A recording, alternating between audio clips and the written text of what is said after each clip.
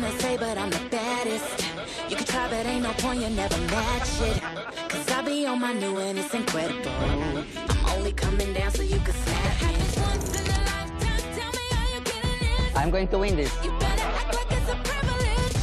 I'm your friend, I'm journey like a pilgrimage. Can I get a witness? I'm all in. And he is all in.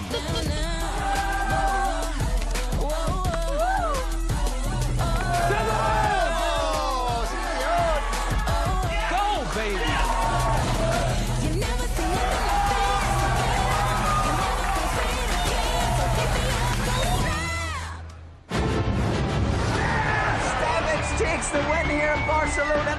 Jason Mercier, he went with his instinct, he made the call. There's the professional level, and there's the Ivy League. Sebastian Pauli coming to terms with what he has just achieved.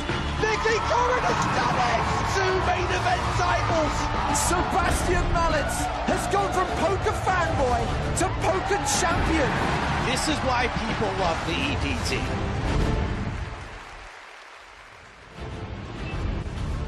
Welcome once again to Barcelona and the PokerStars European Poker Tour. We are here for live cards-up coverage of the final table of the €100,000 buy-in Super High Roller as we kick off our EPT coverage proper. Super High Roller today, main event from tomorrow. So day 1A was played yesterday, day 1B played today. Looks like it's going to be a record breaker. We're going to pick it up tomorrow with the bubble and we'll follow it through to the final table on Sunday. So you still have 6 days of streaming from EPT Barcelona to come.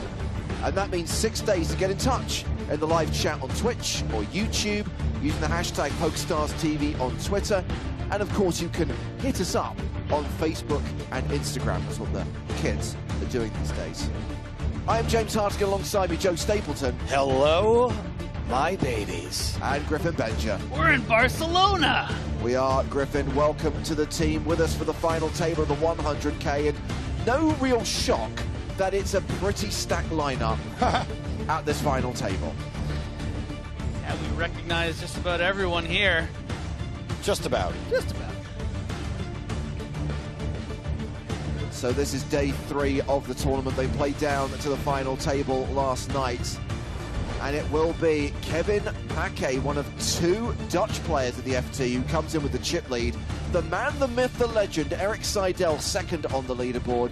All the other Super High Roller regs are there. Mike Watson, Ben Heath, Tuan Mulder, Spirit of the Horse, Tim Adams, Mikici Bodziakowski, and the short stack is Nicky Petrangelo. He's in the danger zone. Danger zone! Just 7 big blinds. Playing for not insignificant money. 9 got paid. David Pieces cashed out in 9th last night. €6.5 million in prize money with 7-figure scores for the top 2. 1.28 million for the runner-up. Close to €2 million for the winner. And here are the players arriving before the start of play. There are the 2 Dutchmen, Kevin and Tuan. Tim Adams, one of Canada's finest. Ben Heath, representing the UK today. Gotta get his Wordle in. Yeah, running some sims. We saw Mikici Bodziakowski at the final table of the Super High Roller in Monte Carlo, and here he is again, making the FT in Barcelona. Nick Petrangelo has some work to do. Nearly went out on the last hand of play last night, but will be the short stack coming into play. There is the chip leader, Kevin Paquet, 4.7 million, 78 bigs. Just getting a snack in before the photograph for the 8 finalists at the table with their chip stacks, with the trophy that they will be playing for, along with that first prize of nearly €2 million. So let's see the players in seat order. In seat 1 is Mikici Bodziakowski. Pretty sick poker player. Total live earnings of $35.6 million. 10th on the all-time money list. Jeez. Right. Well, Nick Petrangelo starts the day 8th in chips, has total live earnings of $24 million. His best place finish here in Barcelona was a third in a 10K high roller back in 2015. Hey, Nicky Petrangelo, I'm glad you made it. You're right. That's what I used to do. Mike Watson currently being microphoned. I feel like So Watts, one of 2 Canadian players in this final. 16 million in live earnings. Won the 50K high roller earlier this week for just shy of 900K. Don't feel good. Go Canada. Tuan Mulder, Spirit of the Horse, plays as Tino Mulder online. Came 7th in the EPT Prague main event earlier this year. Eric Seidel's doing all right for himself. $40 million in live earnings. Cashed a 25K earlier this week for 81,000. Not yet. We're not worthy. We're not worthy. I'm saving it maybe for like Vegas 300. Is it a shirt from Tom? Yeah, but I left it. Wearing I his flew from Barcelona Cyprus, or from FC Madrid to jacket, Vegas, and I left it Tim there. Adams And I left was, from of course, Canada to a Vegas. soccer player So before he I'm, like, became a trying to poker bring it, pro. and I'm like, it was in Vegas. Fuck. Ben Heath Any instructions on how many buttons you're allowed to do up? None. 0. came 12th in the Barcelona main event back in 2018, third Yeah, on maybe I England's can send him all-time down money his list. third And then we have Kevin street of stores. Paquet. 2 million in live earnings, busy today? is a former professional footballer, played for It's Feyenoord. busy for him, right? Yeah, the one player I'm very excited about today, simply because it's quite rare for us to see a, someone on the final table we're not used to seeing of a super high roll, let alone having the chip lead. Still $2 million in live earnings. I mean, That's first place in this event. true. It's nothing. It's small potatoes when it comes to the super high rollers. So they played to the end of level 18 last night, so we kick off the action today with a full 60 minutes on the clock of level 19. Blinds are 30,000, 60,000 with a 60K big blind ante, and we will play back-to-back levels and then take a break. So 2-hour session to kick things off.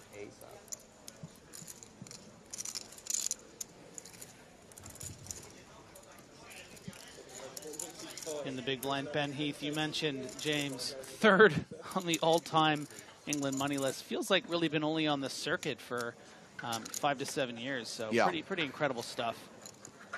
Phenom. So 68 total entries in this 100K super high roller at EPT Barcelona. Now down to the final 8 and playing down to a winner today. A trophy will be awarded on this stage. A player will be paid nearly $2 million. And we have Mikita Bodziakowski with queens under the gun +1. Yeah, that's really how you want to start a final table, playing for $2 million. We've seen so many times Mikita come into these final tables, and even when he finds himself, on that near danger zone chip stack, finds a way to battle back into it and finish in the top 3. Yeah, Nicky's in trouble. Just 7 big blinds for Nick Petrangelo. And this could be triangle time. And it's really troubling for Nick because this is probably, the bottom of Petrangelo's shoving range here. I think with ace-10, we're probably be able to find a fold recognizing the, strength of Mikita's open. But ace-jack just a bit too good. There are going to be some raise folds. And now Mulder behind. We could just see an absolutely massive first hand here on the final table. Gonna have to imagine Mulder's gonna ISO and then wow. Just give us a couple hands to warm up, We've also got a lot of action behind still. There's still kings out there, aces, maybe the other 2 queens. All in from Tuan Mulder. So Petrangelo has shoved. Mulder has reshoved. Action on Ben Heath. He's folded deuces in the big blind. It's back on Bodziakowski. Yeah, and Mikita has to find a call here simply because Mulder is going to ISO jacks. So it does make the call with queens. But not super thrilled given the situation because there's not a ton of hands. Mulder's going to be third man in here. So a 3-way all-in, 2 players at risk. Mulder has both Petrangelo and Bodziakowski covered. Mikita does have the best hand, though, with queens, 53% equity. Hey, Nicky Petrangelo, I heard you're looking for a couple of jacks. I got a couple that fell off the back of a truck. I mean, I would like this board rather. Flop is probably not good, but like the board. They might not play it, though. They didn't play the other one. It's a nice looking pair of queens. So much It'd be a shame if something happened to them. Here comes the flop, which has a jack. Oh, my! Too many clubs. So, And 2 clubs. yeah, Nick all but out the door here. Wow. Petrangelo. Just less than 1% chance. So much drama. Mulder with the Broadway draw and the nut flush draw. Wojciechowski, 68% equity with the set of queens. 9 on the turn. 9 of spades, that is. And Nick Petrangelo is now drawing dead.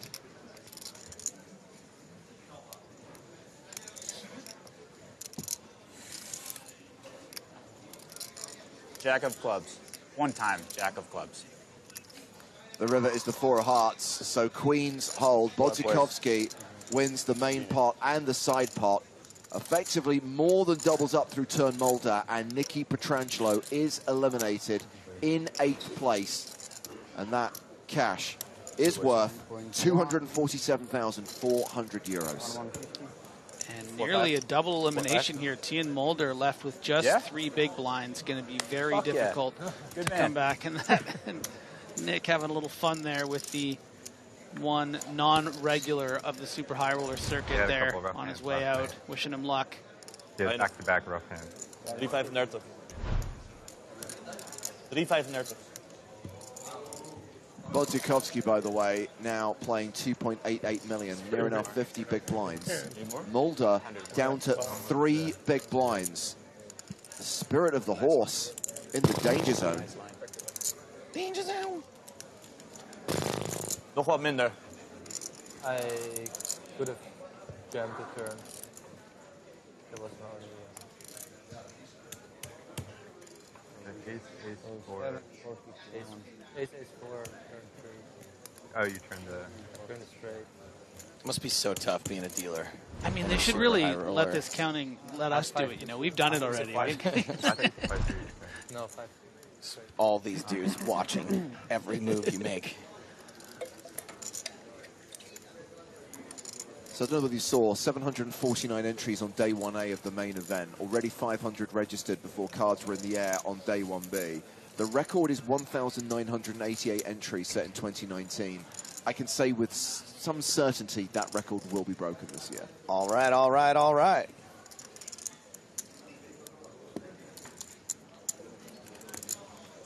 And probably the last thing that Kevin Paquet wanted was for Mikita to much more than double up in the first hand on the direct left. Like, also, like, sitting I don't think anyone wanted to see Mikita win that pot.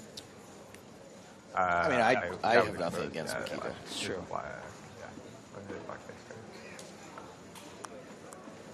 Yet. So action starts with Wojciechowski, who's folded under the gun. Mike Watson, Jack 4, also passes. Mulder is now super short. Pocket sixes.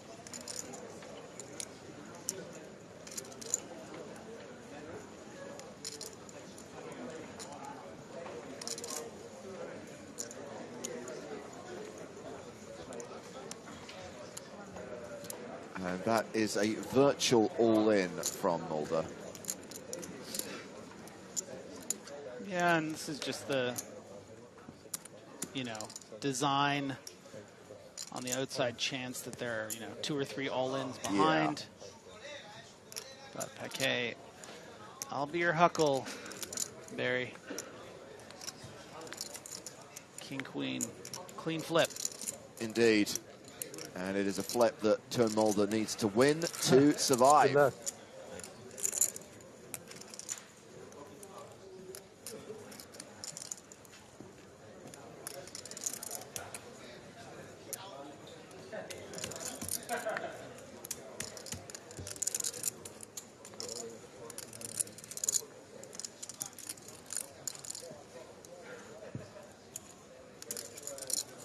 So if we're going to do a flip from the perspective of a horse, like a carrot versus an apple, one of these two things has a slight mathematical advantage. Well, sixes are holding. However, Paquet has 8 outs. Has the straight draw, so a jack works for him in addition to the kings and queens in the deck.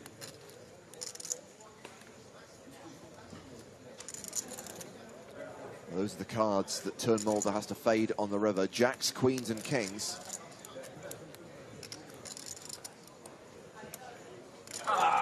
It's a 6 on the river. It is a set for Mulder, and that will see him double up through the other Dutchman at the table. Mulder now playing around 10 big blinds. Kevin Paquet still has the chip lead, still has more than 70 big blinds. Ik wilde deze ook niet winnen, hoor. And when you add up those, you know, antes and blinds, 3 big blind double up, suddenly you are, you know, getting towards that 10 big blind range and can really claw your way back in. So that was a huge moment for Mulder. It's no longer a situation of, oh, definitely going to bust next. Real opportunity here to potentially ladder, see some collisions between other players, maybe get a double up here and there. What happens? Do you gain any fold equity at 10 big blinds? Yeah, a little bit, right? Absolutely. Yeah. Yeah, you can find a, you know, get a hand at the hijack. You get a king jack off, shove it in, and, you know, folds a bunch of hands out. Big blind's not going to call you with even queen 10. You know, ace rags sometimes, but you're going to fold out a lot of hands. So there's opportunities to increase your chip stack along the way, not just, you know, have to be actually all in and called. Round to the button. Ben Heath passes, so it's blind v blind. Chip leader Kevin Paquet with queen 9 in the small.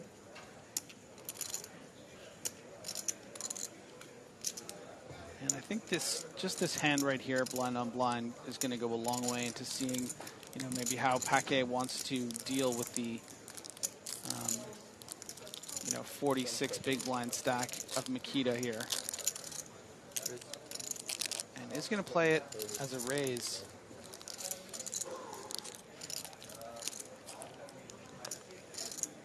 Makes it 200,000. Tchaikovsky with the same hand.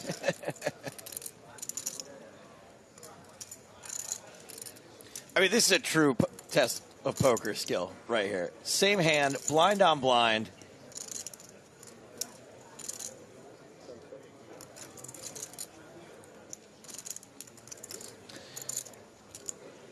Yeah, going to be a bit too strong for Makita to fold. But not a ton of incentive to really battle as this sort of top of the middling stacks. You know, I think queen 7 might get a fold to this 3x, and would you look at that?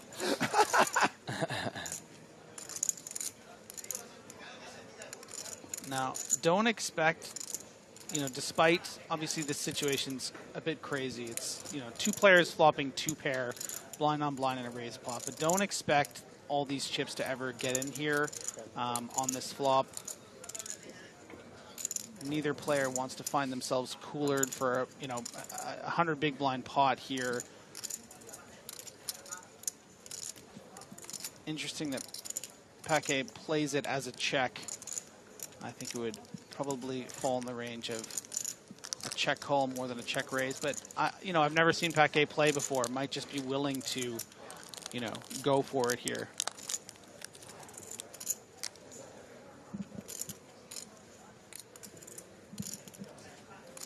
I don't know a lot about Paquet. I don't think many of us do. The sports stars, former sports stars, tend to be pretty aggro, pretty fearless.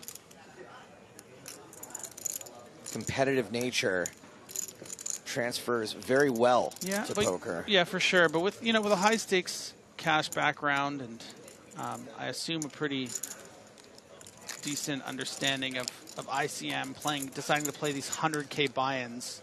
You know, I don't think this Paquet was necessarily making millions of dollars playing football. So to have the kind of money to play this, you know, there are a lot of ways that these high stakes cash game players can find themselves in these tournaments. But I think you're going to have a lot of understanding of why you don't want to play this as a check raise. And we do see Paquet just check call. And now we have the turn card that's going to surely slow down the action. Yeah. Dat is tweede. Yeah, I mean, a few people That's pointing out that he is widely regarded as one of the best cash game players around, playing 100k, 200k. Wow. Wait, what? 100? 100k buy-in, I think. Oh, okay, not big and small. No, not blinds. No. Okay. No, I don't know if that exists. Or if I it don't does, think those games run anywhere other than the money plane.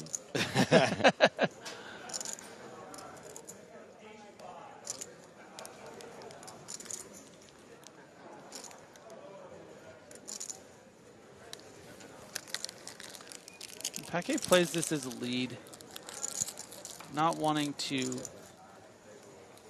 face a big bet on the turn here from the bluffs. Going to freeze up the 10s to just call, sort of set the price. And when you do get raised here, when you lead with the queen-9, you just can quite comfortably fold. So I really like the way that Paquet's played this so far, but the board has just kept on getting worse for each player. And I mean, that's the thing. Can someone actually be bluffed off their queens and 9s here? it's an interesting question, James, because at this point, you're not really liking your hand either way. I mean, strictly speaking, we're talking queens and 10s with the jack kicker. Even though my campaign to make 3-pair a hand will continue into the next year. 3-pair chops with trips. Correct. In our version. What do they do? Chops with trips. They chop? Chops. Oh, they chop. Chop with trips. Chops? Nice. Not against a set, but against trips. So, for example, if you have a 10... Sorry, just when you said that, it reminds me of a song I heard once. If you had a 10 here, Griffin, you would chop with queen 9. You still lose to a boat. Obviously. I think this has been checked to showdown, which means this will be a chop pot. And guys, we have no excuse. You know what they say? Everyone loves a chop pot. See what we can do when we're all in the same room? Nice hand. I have a feeling this is the only reason you guys bring me out to live events, to clean up the chop pot song. I mean, that's literally what they put on the line item for the plane ticket. Why can't we do this remotely? Chop pot song. Oh, right, okay.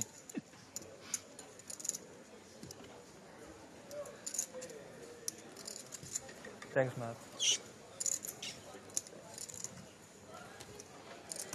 We only played 2 hands? Yeah. Yeah, you have. So 3 hands so far at this final table. We had a 3-way all-in, which gave us the elimination of Nicky Petrangelo. We had a double up for Tuan Mulder. We had a chop pot. What will hand number 4 bring? Bad beat jackpot. It's amazing how small that pot even was that was chopped. If you think about it, the raise pre-flop was about 3.5x from 60k to 200k, which is pretty standard and on the large side. And then bets of just 160,000 with 2-pair, and then a block bet of, what, 175 into, at that point, over 700. So you can see how cautiously the bigger stacks are going to play against each other, because there's no reason to really, you know, go at each other too hard with all these players that are going to get, you know, inevitably often eliminated. Then you can really go at each other.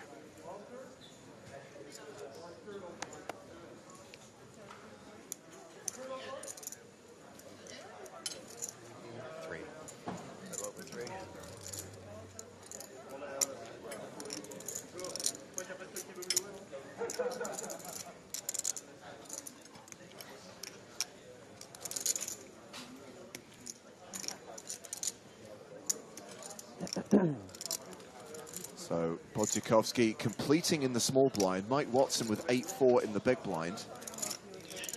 And you can see how the strategy changes between, you know, Kevin with the queen-9, with the chip lead, and Badziakovsky, you know, with a slight chip deficit against Watson, going to play a stronger hand as presumably a check call here as opposed to an aggressive action pre-flop. And that's just the power of ICM. When you have less chips than another, they can put a lot of pressure on you. And right away, we see Mike Watson with a significant near 4x raise. That's Michael Watson to you. Oh.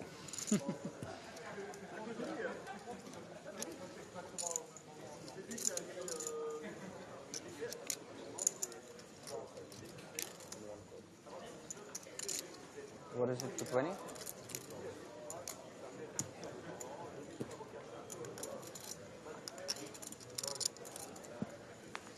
So with Bodziakowski calling the raise, we go heads up to the flop. Not ideal for Watson. Was hoping to get a lot of sort of limp folds in this situation. And it's going to be aware of the certain textures that Nikita is most likely on. And this is really one of them. Top pair versus the open-ended straight draw. A lot of hands like King 10, Queen 10, Jack 10, Queen Jack, King Jack. Hands that will continue. So with that straight draw for Watson, I wouldn't be surprised if we saw a bet, but I also wouldn't necessarily be surprised if we saw a free card. But instead, Nikita's going to flip the script and just lead out for a small bet of 100K. You'll love to see it, the tricky nature of these players. You can't do much here. If I bet 100,000.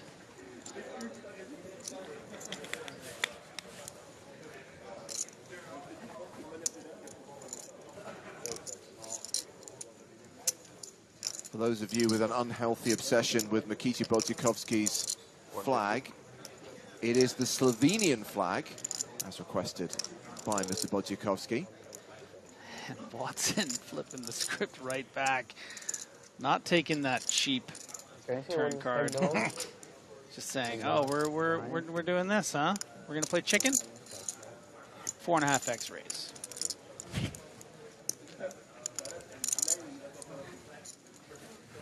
If they're playing chicken, this raise is clucking huge.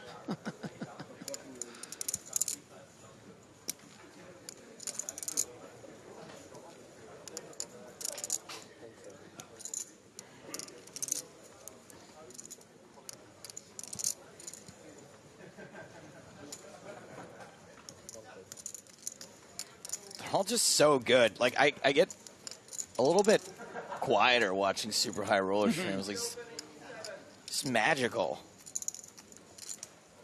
Do they ever make mistakes?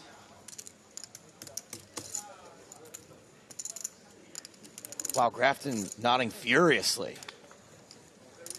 Teasing the fact that the squid will be joining the stream in just a moment. Let's just see how this hand plays out first. 7 of diamonds on the turn. Bodziakowski now a 4-1 favorite. And a little pause there from Nikita. Do I want to lead this again? But does rescind to the aggression. This pot is so inflated now.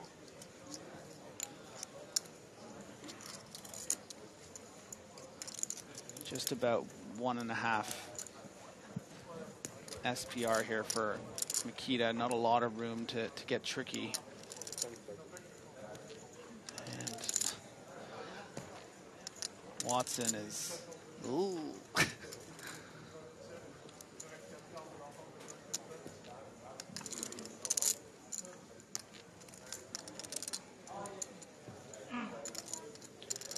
Really a worthy opponent is Michael Watson against Nikita.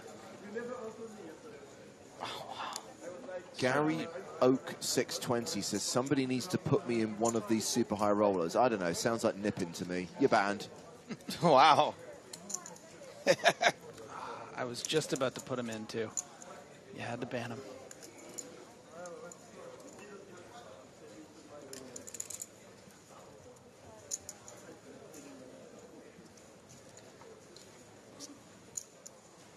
Watson not giving up. Yeah. So this is the same as his raise size from the flop, right?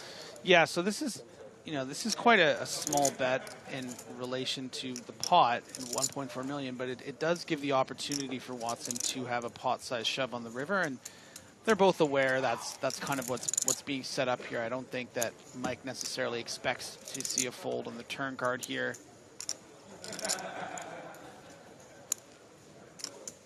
Wojciechowski has called the 450K, 2.3 million in the pot as we go to the river, which is Barry Greenstein. Ace of spades changes nothing. Neither player has a pot-sized bet left. I know what you mean by changes nothing. It doesn't change the result, but absolutely it changes perceptions.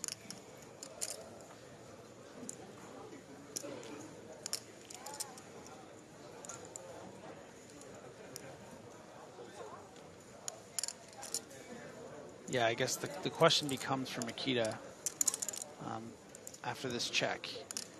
If Watson does, in fact, go all in, are there a lot of aces, ace-X hands that Watson would play as, you know, an ISO to the limp, a raise on the flop, a small bet on the turn? You know, Watson did this with 8-4. Does he do it with ace-8, ace-jack,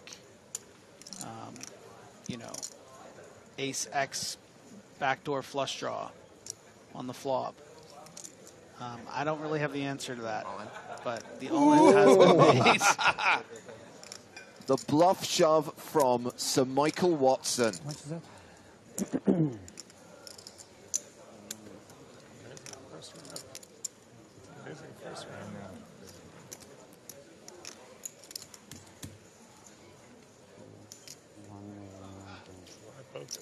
I don't know how any human being can do this.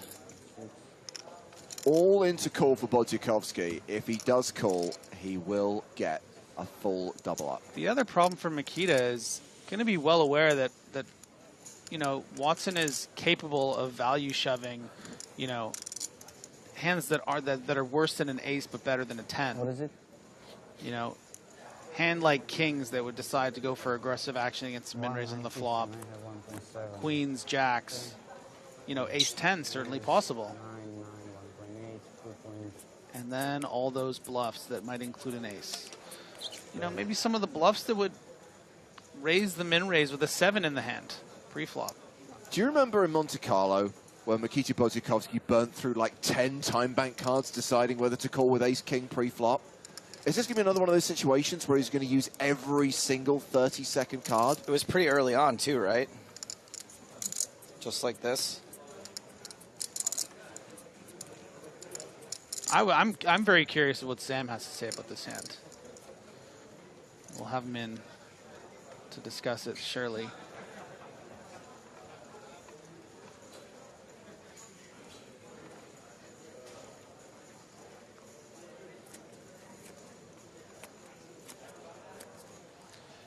All the permutations. What are all the hands that Watson is going to ISO with me pre?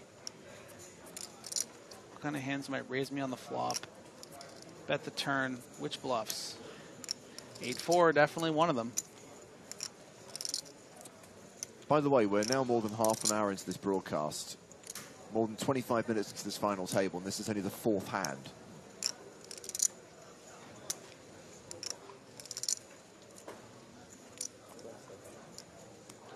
How many I used? The second one. Yeah, okay. Nice. Looks him up. Makes the call, gets the full double up, and will leave Sir Watts with crumbs. Wojciechowski's now the chip leader with nearly 6 million, has nearly 100 big blinds. Mike Watson down to 3 big blinds. Great hero call from Wojciechowski. And yes, we are going to get the thoughts of Sam Grafton. We felt we needed to get a UK poker legend into this booth. I did spot Simon Ace's trumper, but he's playing the main event. So Sam's going to offer his insight instead. That was wild. What a hand. Was that an all-time hand we just witnessed right there? Yeah, it was great to see. And credit to Mike Watson, who obviously is left in big, big trouble in this tournament. But, you know, it takes amazing gumption to pull the trigger like that with 8 high on the river against, you know, a very intimidating opponent. And so, you know, incredible bravery and the technical ability of Mikita working through the problem and coming up with the right solution in this instance. It's just a shame someone had to lose that hand, right? I mean, Yeah. both played it just Both so flopped, yeah. superbly. Yeah, absolutely. Absolutely. Yeah, strange river, because obviously at that point the king stopped playing. So he, you know, now all 10s... Well, that's the question. Do you find yourself checking a something like kings there?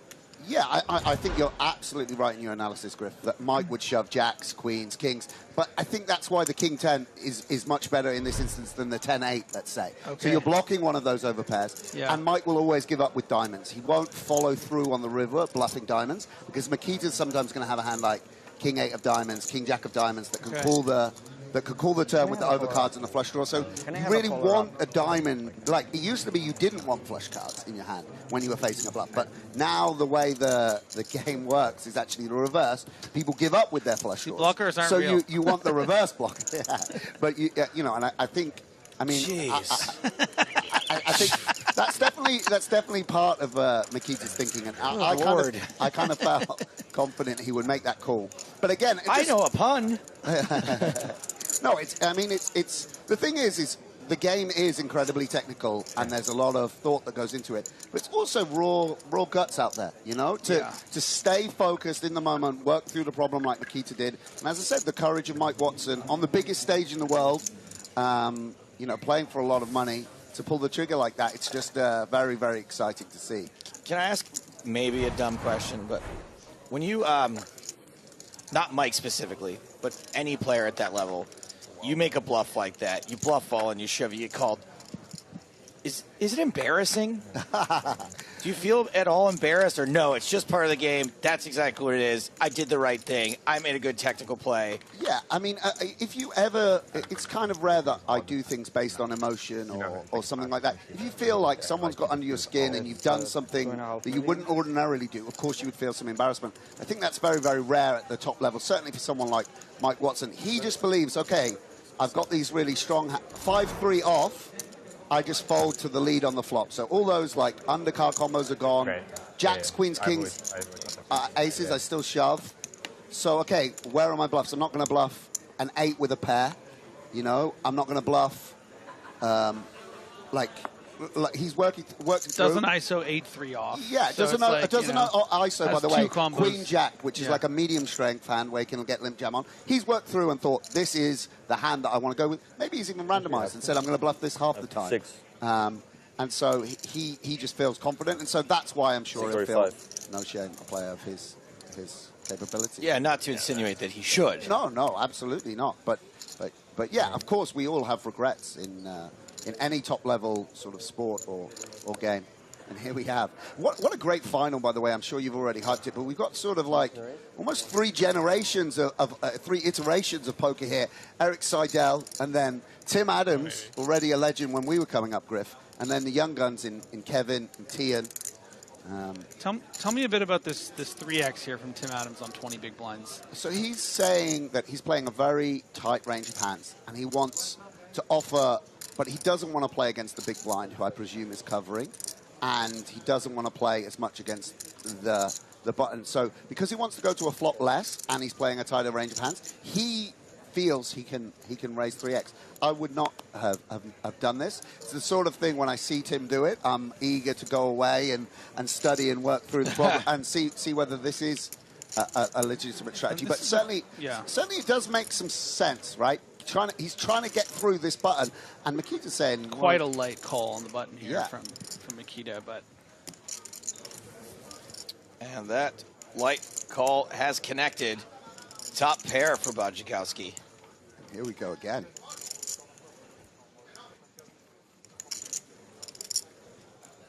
And Adams probably not too thrilled with this board. Of course, you know, technically is going to be better for the aggressor here. Not a lot of, you know, small pocket pairs Badzikowski is going to be flatting with, however. Going to be on board here quite often. A decent amount of queens, I guess, in Badzikowski's range, but similarly for Adams. Yeah, I think this kind of splits their range here, this board. Well, yeah, I mean, Badzikowski's obviously going to have like hands like, I guess, 9s, 8s, 7s. And Tim's sort of matching up here. A lot of players would be tempted to bet this King 10, right? Yeah. But I think I'm going to be interested to see whether Tim's going to play it as a check call and sort of play it in a similar fashion to how he would actually play an Ace 10 or whatever it might be. Whether he could check raise here. he could check call. I presume he's going to go into the check call line. And then if you check call and it goes check, check on the turn and you were to bet the river, you're not going to be perceived to have too many bluffs. So it's interesting that he's taking the line. Again, these guys, very precise with their strategies and also randomizing to some extent. So interesting hand here. Makita with the light flat call It's pre-flop. precisely random. Yeah, it's precisely right, yeah. Ooh, Wow, Jack there on we the turn go. is a straight for Adams. Gin Daddy. Merry Christmas. And I mean, if you know the turn's going to come like this, it's even more appetizing check call. Pretty clearly a not great card for Budjakowski. Yeah, I mean, ace-9 doesn't need any protection here, right? So that's going to be on this board, or doesn't need much protection. Hard to get called by many with any worse hands. Maybe 180. But maybe, and he goes for a very small bet. 180. If you get called by kings, Yeah, king that's jack. what I'm thinking. And of course, sort of setting the price against those queen X. Yeah, queen taking advantage of being the chip leader and being able to dictate the pace of the hand, dictate the size of the pot as the covering stack. And now Tim's got to decide whether to continue with the check call line, sort of disguising the strength of his hand and sort of matching up with the weaker holdings he's going to want to check call on the turn. Or if, you know, we could see Budjakowski in all likelihood will just check back behind and he won't get any more money. Yeah. So whether he wants to put in money, pressurize an ace, and obviously get full value from a queen. Really interesting. And this is probably a genuine tank from Tim. I would be a little confused. It's unusual to end up here, obviously, with a straight in this line and have such a strong hand. Maybe a full house wants to, say you have aces, you just continue to check call, let them bluff off sixes, sevens. So, you know, that's the other thing. We obviously know Makita has an ace. What if he had pocket fives or something like that? Would you want to let him keep firing? Yeah, if Makita is bluffing here with something like sixes, sevens, you know, you want to give the opportunity for Makita to shove the river against your perceived sort of maybe ace, king, ace, 10 kind of hands, but Adams is going to shove. Hope to get called by a queen. All in for 885,000. Just under the size of the pot. And I think this decision does make some sense. If we imagine like the king queen, queen 10 part of Makita's range, you just stack that now. And the ace 9, the medium strength hands.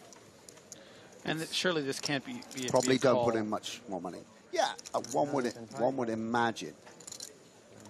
Obviously, only really chopping at best, and even in that case, would Adams really check shove here with something like ace king, ace 10? Actually, ace king would not be a chop. And Budjakowski's trying to think, okay, where do the bluffs come from? Okay, so you know, king 9 of hearts. Does king 9 of hearts bet the flop? Does king 9 of hearts always open? Does he have enough queens in the sizing to call off? Does he have jacks? Does he have boats? Doesn't obviously bet jacks on the flop. Working it through. Ace 10 would be an amazing hand for you to have. Yeah, and as you say, Griff, I think that hand, one of the weakest hands Makita's going to bet on the turn. That's not a bluff, and so. Yeah. And Tim Adams breathes a sigh of relief.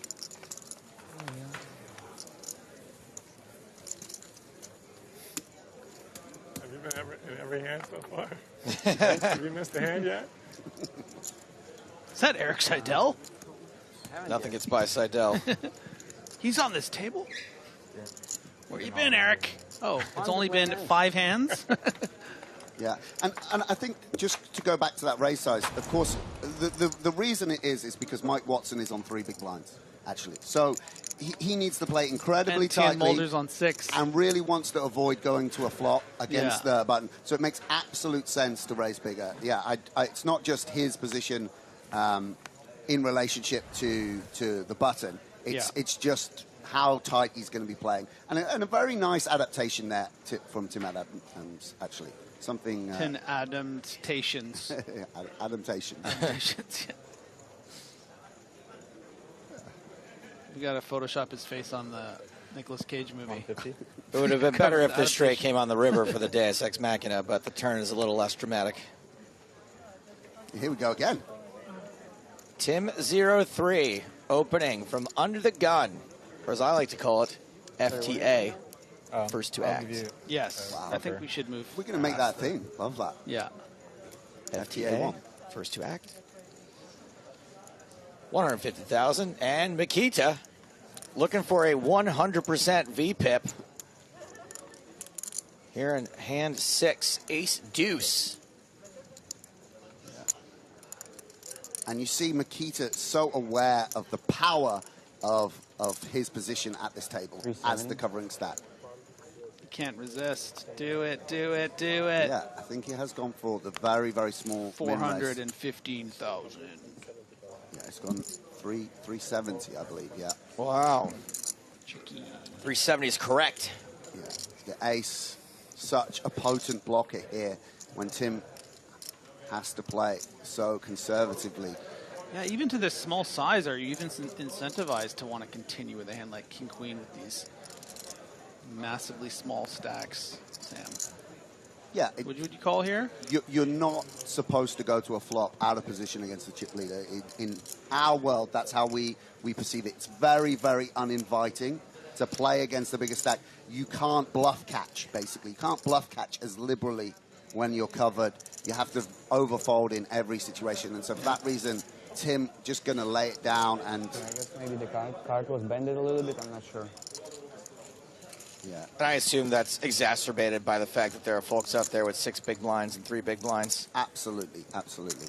Yes, you're completely right to do that, Stapes. Exactly. The table dynamics, the distribution of chips at the table, so disadvantageous to Tim Adams. He's just forced to relinquish, even though, of course, he knows Makita's going to be doing exactly this. The one from the applying pressure with the bare blocker there. And that's the reason you could pick the ace-deuce off. You don't want a playable hand like 9-8 suited. You just want to block the ace-5 suited, ace-4 suited, which will make up Tim's 4-bet shoves. So you're just like not supposed to open King Queen and just... Well, it's just you open a tight range and it's 2 strong blockers. So you open this and this yeah, Makita doesn't always get... Because he still needs a hand like ace deuce to do that, right? And not every chip leader will he's got to fold his that. 8-4 offsuits. And also, it's lower in your range than normal. Normally, you're opening Jack-9 suited and 9-10 suited. So if you're folding Jack-9 suited and 9-10 suited, you can't fold King-Queen because you'd be folding too much. But when the bottom of your opening range is King-Jack suited, now King-Queen off doesn't become such a strong hand.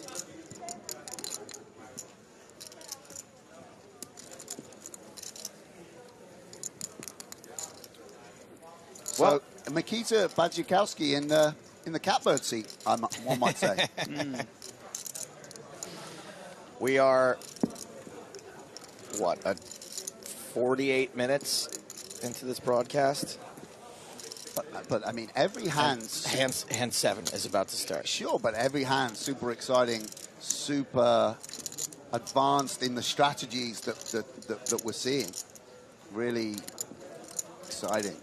I mean, if they played out 3 streets, bet, donk lead, raise, check call, all in, hero call, 1 pair versus, then I'd be more than... Yeah, I don't think anyone's complaining based off what they've seen. It's a slight disparity from me playing against True Geordie last night. I'm sure that was thrilling in just a different way. We call it different. We say it's different. Not better, not worse, just different. Old Ben Heath, FTA with Queen 10 suited. And this is just speaking to what you were just talking about, Sam, this is going to be a great example of, whether Ben wants to enter this. And, like you were talking about sort of King Jack suited maybe being what the bottom of your range would be. Queen 10 would be a notch or 2 below that. But maybe because Ben has been so quiet, once you get past Makita, things get a lot easier to manage. But yeah, it's nice to have Tim in the big blind, who's not as incentivized to defend, and and Makita's actually picked up the legit hand now, and very interesting to see. Actually, because Ben's playing so tight, he doesn't want a 3-bet call ace-queen. Exactly. So you wait towards bluff. And Michael Watson. 3 big blinds. The hooks. Yeah, it's interesting how, you know, if Badziakovsky had ace-deuce again, might be more inclined to 3-bet fold than you know, 3-bet call ace-queen. And does this reopen the action? No, it doesn't, No, right? it doesn't, no. Okay, so going to be a very unusual situation at a final table. Very... Oh, wait, 135. No, it doesn't reopen it. It's 50K more. Yeah. Yeah. So... I can raise, right? It's more than half. More than What half. is the rule on? Does not reopen. Doesn't? It's to be a full raise. I just want to check the rule. Would have Sometimes to be 210 to reopen. Yeah, and I'm glad he doesn't know. And obviously... You know what? I think that might even be a bit of a strategy here. Ben wanting to maybe appear quite prepared to shove. I don't know. Yeah. I mean, Like... for sure. He does know, and he's just asking. Yeah, that's what I'm thinking. Maybe Ben would never not know this. A bit of dinner theatre from Yeah, Ben Heath. Is that what you're applying? I can't reopen. Oh. I think he's just checking. Obviously, and how much is it? And Mike Watson's falling asleep on us. The jet lag, it's too much. Hey, I real- feel that, Mike. This poor guy. maybe, feeling that maybe right he's now. just doing the honourable thing and trying to not give away the shake of his head. That's quite a funny image, though. Yeah, and let's root for Mike Watson here. Obviously, we're going to see a very interesting hand play out between Ben Heath and Mikita. But I do hope that at the end of it, Mike Watson trebles up because, you know, incredibly brave bluff, and it would be nice to see him stay around. You know, Ben's fiance is an actor, so maybe she's been teaching him a thing or two. There you go. 5-5-4 on the flop, 1 spade. Jack's holding so far for Watson, who would be way more than doubling up, more than tripling up. Yeah, very neutral flop, of course. Not many. Neither player going to really have a 5 or 4, so it's just a case of range versus range. And Ben has no reason to bet this, right? Yeah, I mean, firstly, he's got to win at showdown versus yeah. Mike Watson. I already knew the answer, but I felt like I was like, yeah. he's convincing me with this acting thing. I'm like, what's he thinking about here? But I guess you need to balance your... Yeah, of course. Yeah. I mean, he might want to think, do I clear out a king-queen or a king-10 suited? And I think that the answer's no. And ooh, king of spades on the turn. And that is a very interesting turn card, because now Ben really needs to make sure he gets to the river. You know, if this had been an offsuit king and with the pot somewhat dead, as in he has to win against Mike Watson's hand, as we've said. You don't want to check here and get fed a 270,000 chip bet from a king when you could just bet 200. Yes. I mean, I don't know. Maybe Ben feels that he can't bet into the chip leader in this instance at all. Has to play. You know, he as the out of position covered stack, you're very incentivized to keep the pot small. And Mikita will check down, and nice river for Mikita Badziakovsky. And this is very sad outcome for Mike Watson. Yeah. I mean, no offense to Badziakovsky, but we like Mike Watson. We do. We like Jack's holding. We do. We don't like people getting rivered. You don't like that particularly the most. You think that the best hand should always win. Correct.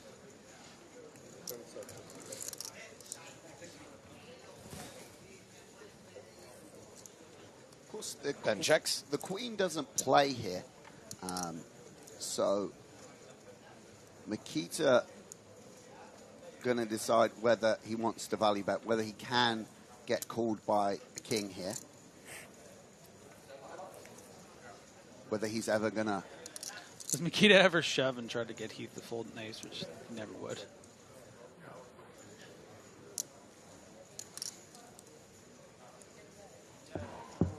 Well, Mikita checks back. Showdown time. And Badziakovsky is gonna scoop it the all hope of the check back. We You say see goodbye Watson, he has a little hope. to Mike Watson. Yeah, and second player eliminated from this final table. Yeah, and obviously Mike won the 50K just a couple of days ago, so an incredible Barcelona for him. You know, would have loved, I'm sure, to add a second title this stop and put together an all-time sort of back-to-back performance, not to be only slightly more rich than he was before he came to Barcelona. Just 319,000 euros. You see how he did that little look back to the table, just on. Did anyone call? Did anyone call? Did someone say Mike? Yeah. Okay.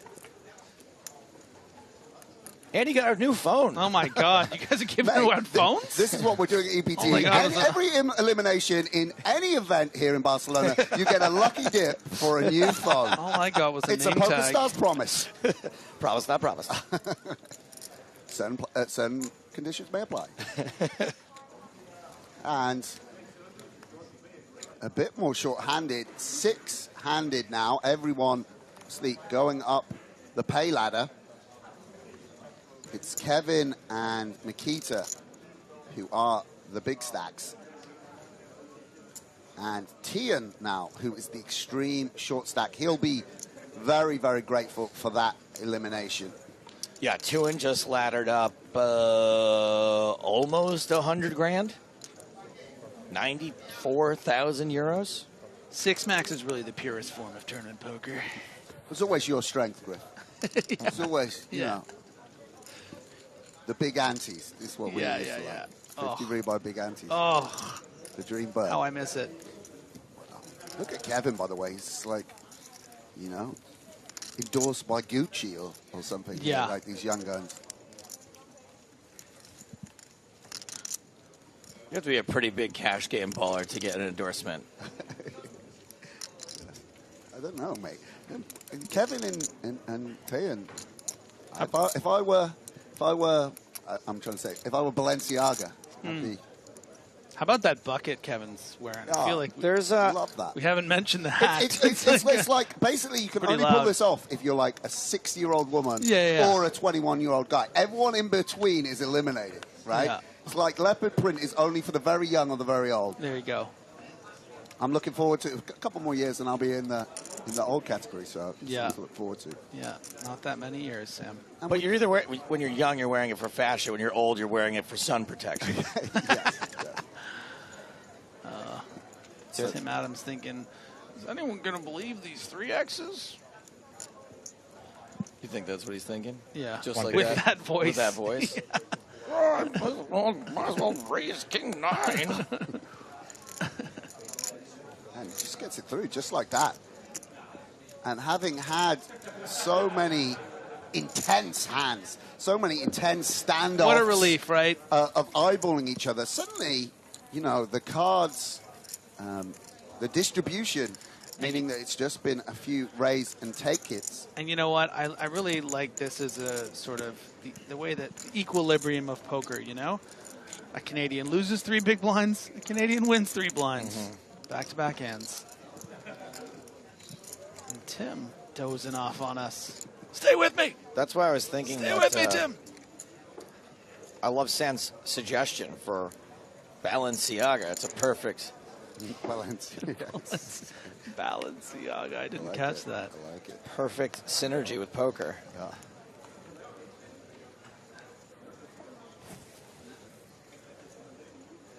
Everyone did get very swaggy these days, these young guys, really showing us up. Yeah, John Mulder wearing a shirt that the only person on the table that could pull it off, surely.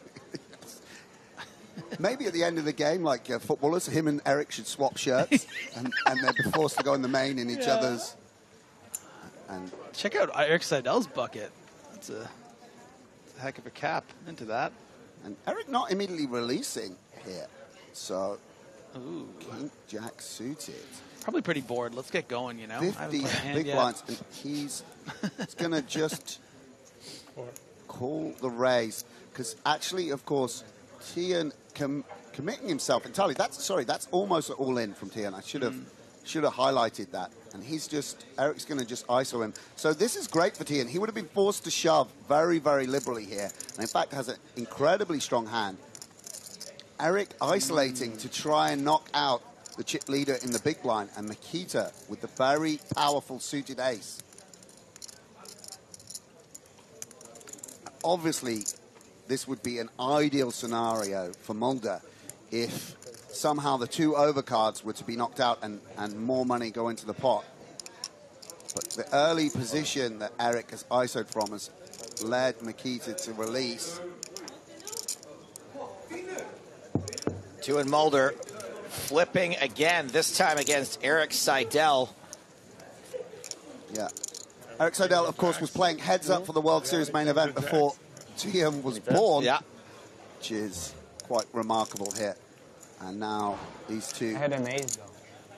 Classic race underway, like a margarita versus a mojito. One of these two things has a slight mathematical advantage. Dude, I had that dilemma last night at dinner, and I was really torn. I went with mojito because the waitress preferred mojitos. It's a flip. Come on, Mulder. The 10 is out there. Okay, all right. The Dutch crew railing their boy. That's really nice to see. We don't see as much. And There we is go. a 10. Oh! But what a draw for Seidel. Very funny, dealer. Very Up funny and one. down and strawberries. Unbelievable. 40% against the flop set. Absolutely incredible. Mulder going to need to fade. Wow. Nope. Needs to pair the board now or will be eliminated. Insta flush for Seidel. 1 card left to come. Not a board pairing card. 2 and Mulder. 10 of hearts door card. Love that. The spirit of the horse being sent to the glue factory. Off you go, boxer. Your time's up. Thank you for your work. Yeah, some good runs for us, but Disappointing one once you've already cheated. Card. And the remarkable start to this man's career continues with another big score and another big final table. 6th place, 415,000 euros. Everyone else just laddered up an insane amount of money. oh, look at that bag. I can't even, just for not going out, everyone else just made another 125K. And now the dynamic shifts somewhat. The 2 extreme short stacks eliminated. See, Makita and Kevin still have a commanding position, but now the shortest stack at 19 big blinds. A little bit more room to play. Eric, of course, 59 big blinds. Not like you can just go crazy attacking a stack that big. Can't just blast off for 60 big blinds, even as Makita. And so we've got some poker to play here. 5 of the best remaining.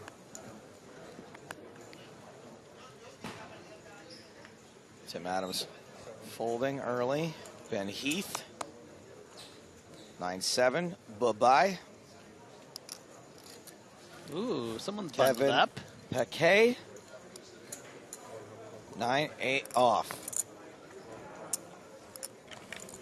Raises. Gets rid of Bajakowski. Seidel in the big blind.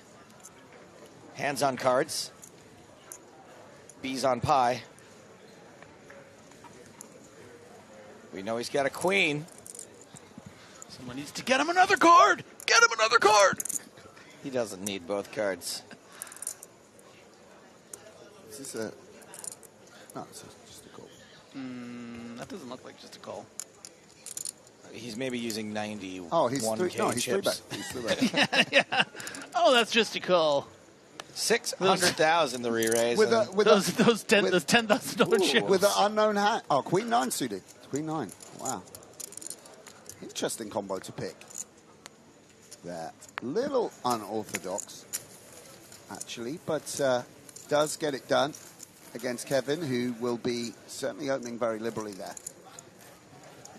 Yeah, just one of those spots where, you know, you're probably supposed to just call that combination, but it's also just like, it just feels like you just 3-bet there. You're just always going to get through, you know? Like it's just... Mate, let's play the momentum. Yeah, let's go. I love that.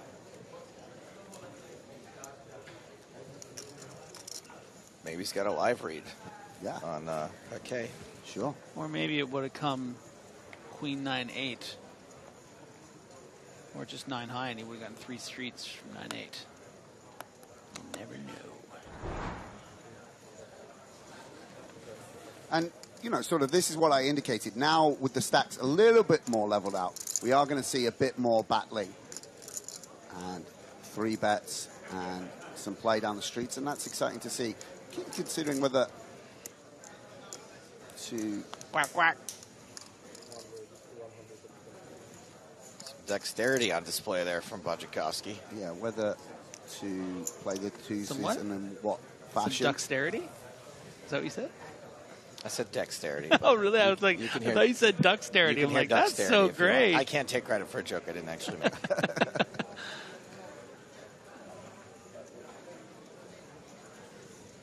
Man of Straw on YouTube says, if anyone read Maria Konikova's book, you know that Eric's most important tip of the table is pay attention. It rings true. Have you ever seen Seidel on his phone during a hand? No. First of all, everyone's phones are collected in a bag. Second of all, I'm pretty sure Eric has a flip phone. There's not much he could do on there except maybe play Snake. Sure. Actually, Eric did want to make a call yesterday during the 100K, and they brought in a table and a rotary phone, and he just dialed the... You know what? That as much as we're making fun of the comment, it is actually pretty good advice. I definitely It's great advice. By the way, loving that from the Twitch chat. Like, yeah. they're just like... No, that was YouTube, which is incredible. Just giving us cribs. the rule. Yeah. Just giving us cribs on a book. I love that, yeah. I think if anyone's read Crime and Punishment, you'll find Raskolnikov's tip is... Oh, dear.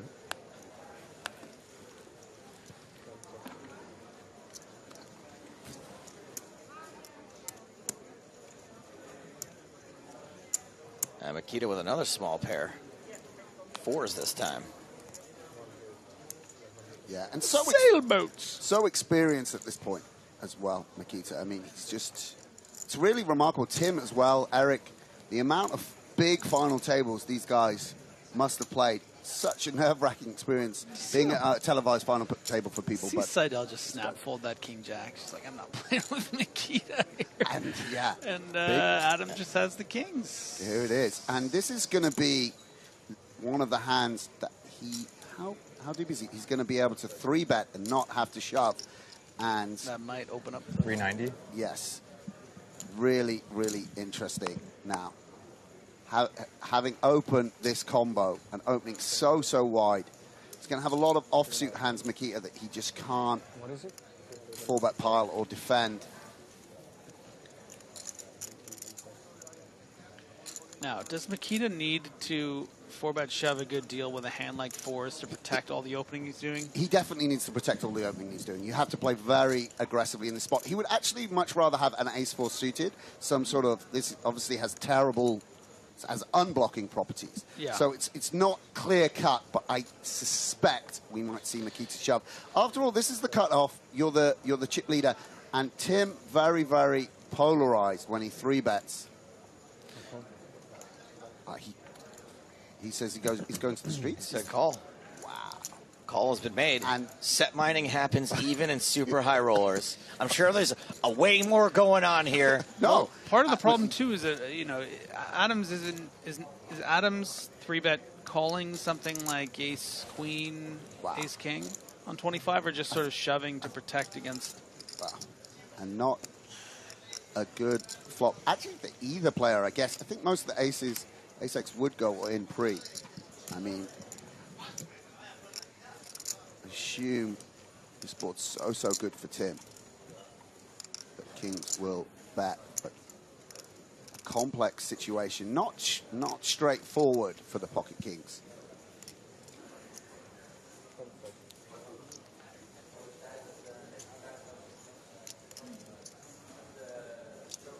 Tim just takes his time over every decision. What sizing does he want to go for? Just likely a very small one. 200 maybe?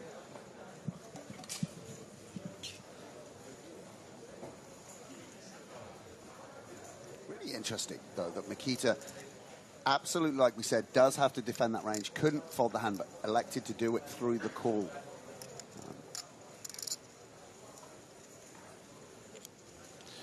Yeah, you know, had Makita shoved for the effect of 25 big blinds, would find himself. Tim, finally a check. Tim checks. And Makita has a hand he could think about blasting off with some of the time.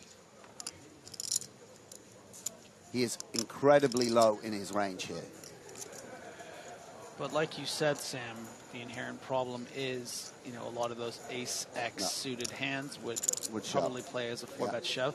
But, you know, you might have thought that as well about pocket fours, so maybe Makita would be prepared to mix in some calls with those hands as well. I don't know. Well, probably not, but... I think the call would be like a maybe an ace-jack or an ace-10 as well. So that's interesting. And so Makita does check back. We have 900K in the middle. Tim, obviously, SPR 1.2. Very valuable chips in the middle. Has the king of clubs as well and the king of hearts. So wasn't as worried about the front door flush or the back door flush. And it's got to be a bit of a weird spot for Adam. Checks again. Breaking down Makita's range, because Sam and I both surprised to see just the call pre-flop. So Adam's not necessarily putting a lot of hands like fours in the range. So it is going to be, you know, most of the time hands that are in some way interacting with this particular flop. Maybe not the ace-X, but... yeah, queen or jack X. And, yeah. And again, Makita, obviously you have to be careful with your bluffing frequency. Checks again. Another check, and we're going to the river. That river is the 5 of diamonds. Truly does change nothing about this board. And will Tim go for some value here? See, we can see. Are you afraid of any kind of slow play from Wojciechowski at this point? I think with the flush draw and the straight possibilities, it's quite hard for Makita. Yeah. The only hand is aces, of course, potentially, but I think that's of little concern. Even that, with the straight draws, the gut shots out there might want to bet at some stage.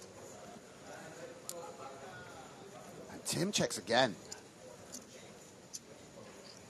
And what does pocket four show down for here? Nothing, but Makita realizing the strength of Tim's range and how much you protect it. But surely whistling almost in celebration of not shoving pre there and dodging that bullet. Yeah. And another interesting hand between these two great players.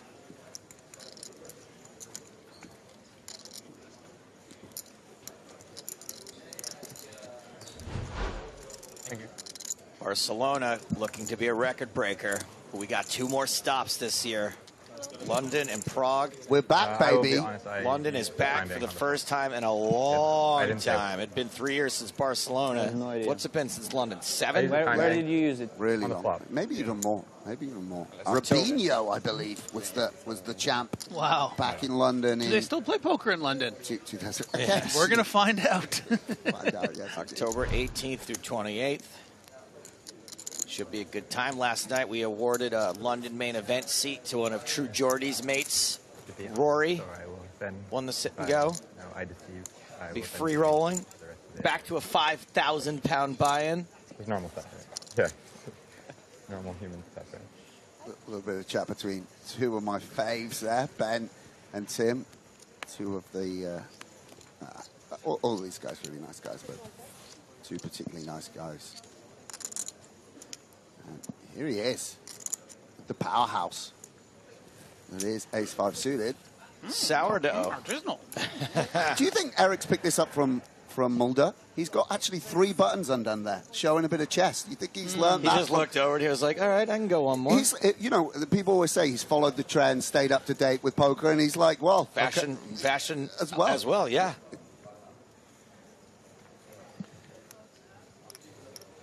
He's got a message from one of our favorite high rollers from years past, Ali Reza Fatehi. Writing in to say he is watching the broadcast, wants me to say hello. We miss him. We miss you very much, Ali. It's like a full 5-6 years since you humiliated me on national TV. So. And Eric flops pretty good here after Piquet defends out of the big blind. Top pair for Seidel.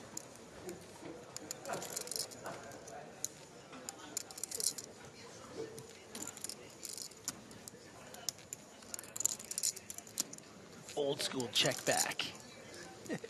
They'll never see it coming. How can I have an ace when I check the flop? And the turn. Check, check, check, check. Jack on the river. Side L still good. Yeah, of course you are supposed to play a little bit more cautiously against the chip leader. A little bit weird now, though, when backdoor flush comes in. We'll go for value, though. Seidel does go for some value on the river. Do we have any... What's the sort of scorecard in terms of both Barcelona super high rollers and all-time EPT super high rollers? How many of these... Ben and Kevin haven't won one. Eric has a win in a super high roller. Do Tim and Makita, obviously their resume is so rich and full. I'm pretty sure Tim has one. Yeah. Tim's won Prague twice, actually, 50K. I do believe. I'm trying to think when the Makitas won. Tim's best Barcelona finish is third in a super high roller here in 2016 for 600K. Sure. I don't remember ever handing a trophy to Makita. Yeah. That's the metric by which However, I am wrong because I did hand a trophy to Makita, possibly. 100,000 euro buy-in 2018, Barcelona super high roller, first place, 1.6 million. Makita Bachelor. Oh, he won Barcelona. He won this exact. Wow. one. Going for a second title, that would be a remarkable achievement. And gets to meet Joe Stapleton for the second time. Second time. Maybe Joe will even remember him this time.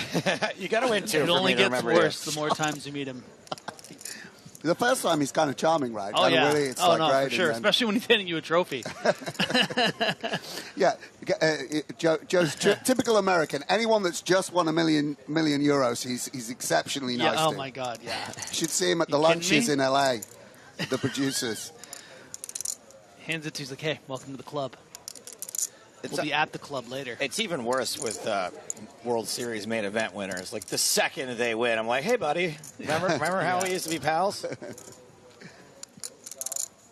Queen, Jack 5, the flop here, 2 spades.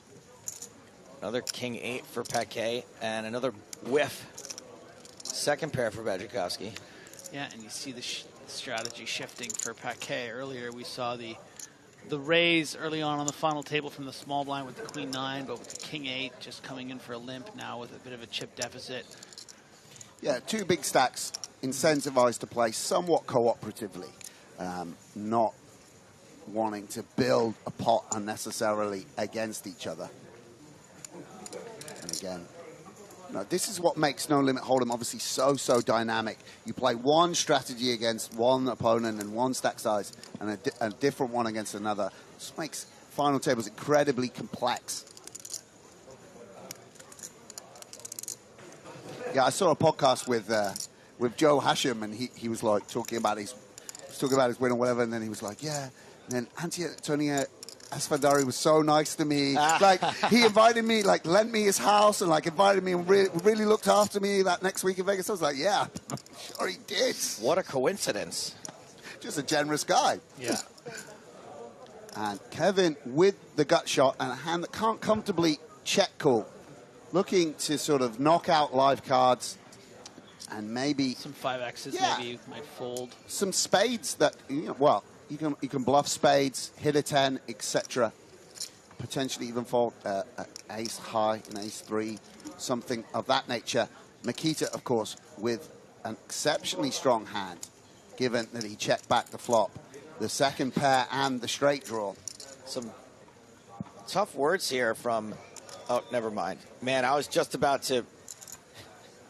This dude Shiki on YouTube just wrote, wow, Makita running so good, which I was about to be like, he's got second pair. I'm not really sure.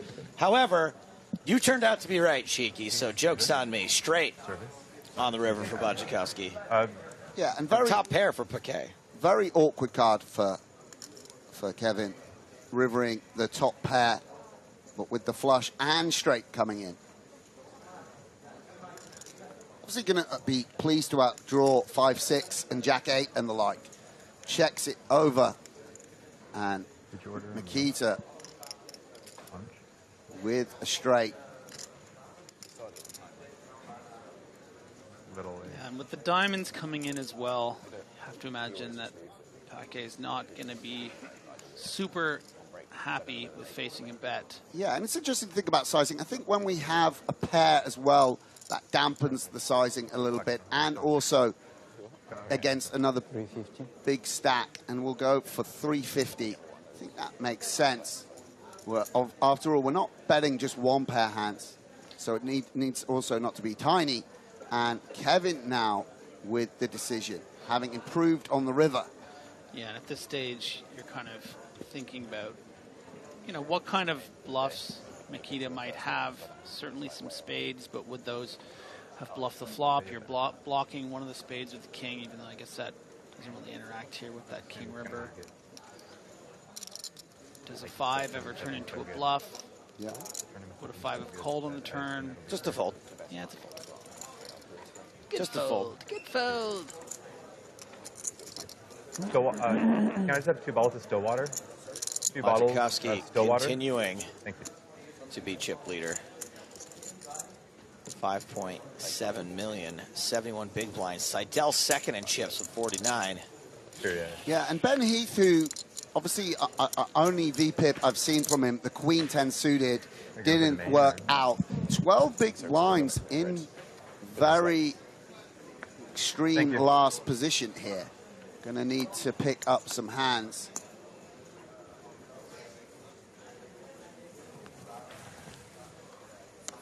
UK's finest. Would be great to see him build the stack a little bit. Sam, we were talking about how Ben Heath is third on the British all-time money list. Where do you fall on that? I think I actually, it's kind of embarrassing to know, but I think I did break into the top 10 and someone told me that. So because I'm 10, I do know now. Finally took over, I don't know, Surinder Sunar, who did it playing, you know, 1K Midlands Masters and you know, 2K stud tournaments. I managed to do it by min cashing 50Ks. Where am I on Canada? I'm going to look this up. Oh, my days. Eric Seidel flopping top pair in the big blind. We interrupt this broadcast for a vanity hour. I was talking about this last night. I used to have a Hendon mob that was so bad that if someone would ever like criticize my commentary or my poker play, I would go, I believe my Hendon mob speaks for itself, and I could link to it, and it was like $150. Yeah. Then I had to play that 5K and cash in it, so now it's like $11,000, which is like neither funny nor impressive.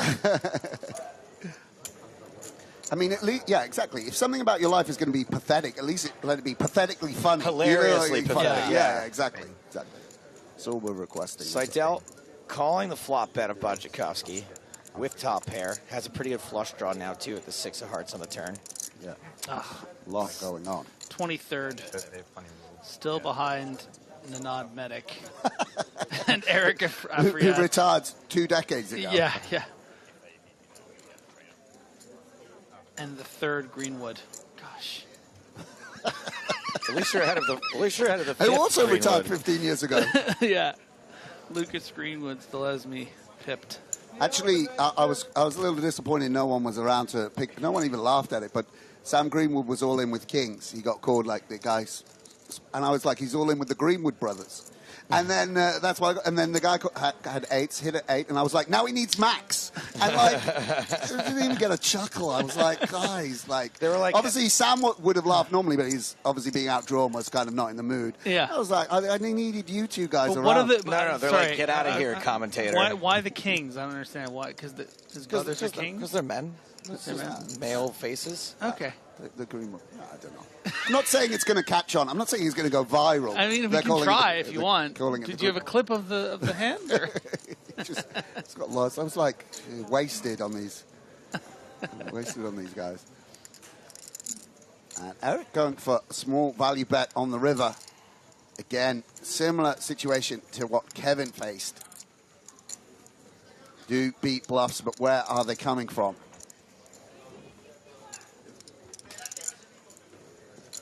Is there a 7-9 or a king 10 that just checks back the turn and goes for this very subtle delayed bluff?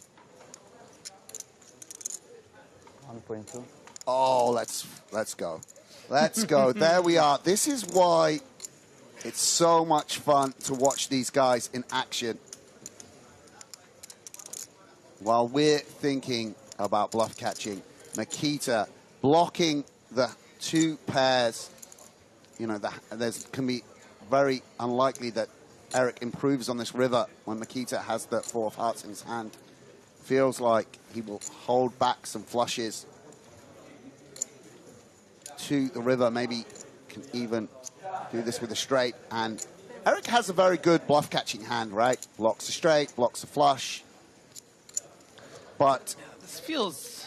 wow. And a very quick fold there. I thought it might take a little bit more time about it. And Makita. Another sick move. Such a dangerous opponent. And I don't necessarily think that's going to work against a great deal of opponents there. Like, I don't know if that's going to work against a Mike Watson or a Ben Heath, but probably has an idea that, you know, this is a good player to do this move against, will be willing to fold, you know, a strong hand is something like Queen 10. Yeah, interesting. You don't fold there, I don't think, very often. You might, but it's like, you know, what was that? Check down to the river and then the 6-6. No, there was a bet on the flop and Eric called and then check. But yeah, it did seem like perhaps I was a little bit surprised at the speed of the fold there. For sure. I mean, Eric maintains his position in the middle of the pack, yeah. But yeah, it's really... There's so much incentive to fold, I completely understand. But yeah, I mean, I definitely don't mind you being a little bit surprising there. Eric, I think, is very high in his range. And this is one of the problems of playing that more passive strategy, is it doesn't automatically always get you to showdown just because you take a couple of streets out against the chip leader. Yeah. Oh, now that's okay. I'm going to be able to value bet the river. They'll find a way to if Makita wants to pressurize you, he will find a way, exactly. It was almost cruel to let it go that far. And so close. Taking the aggressive action here with the ace. I like that. Now, fellas, obviously our main focus today is the super high roller. But you got to check this out. Other things going on in the room. Well, one other thing. The main event. I'd love to see it. And it is very, very likely this is going to be the biggest EPT main event ever. We won't have official numbers until tomorrow because registration is open until the start of day 2. But every single table in this room working for day 1B. Yeah, great to see. I donated 5K to the prize pool just yesterday. Are you doing my bit for the push? Are you going to re-register tomorrow? Of course. Yeah. No, today, of course. Today. When I finish commentary with you, fine fellows, I'll be hopping in.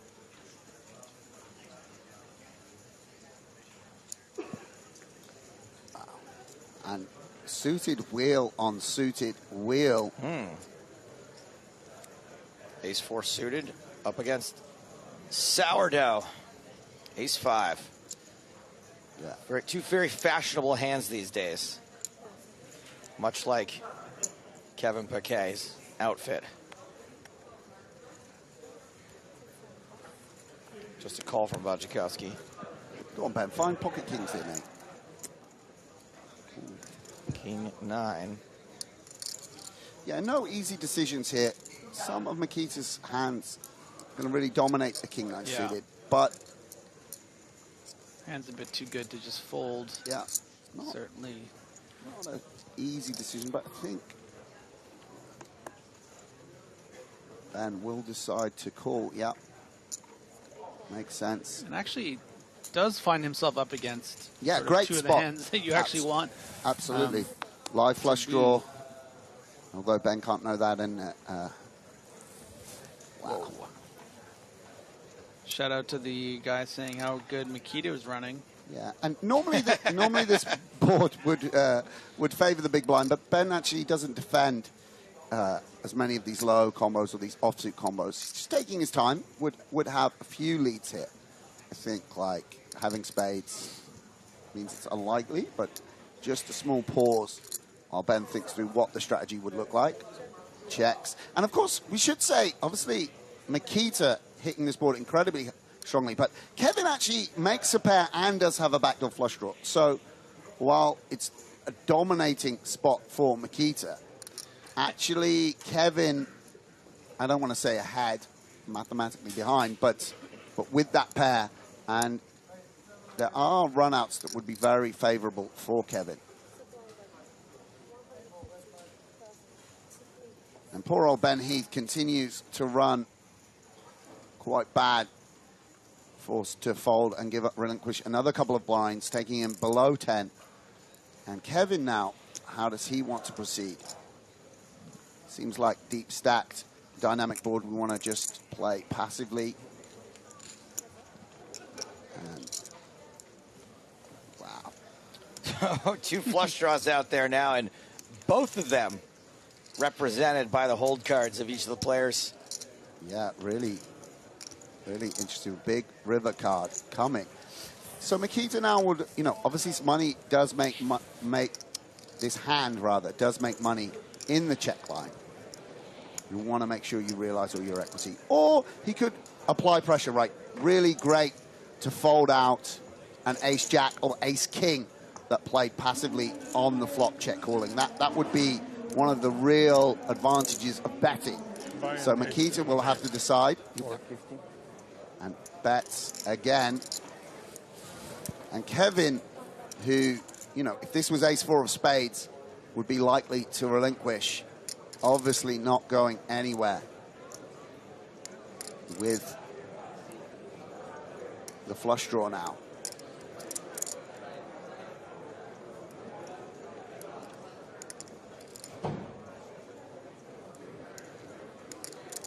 Alia Dieri asks, hey guys, how much does the winner get? This is always fun. 1.2 million for the runner-up. 1.9 million for the winner. There's going to be 2 millionaires. Yeah, unbelievable.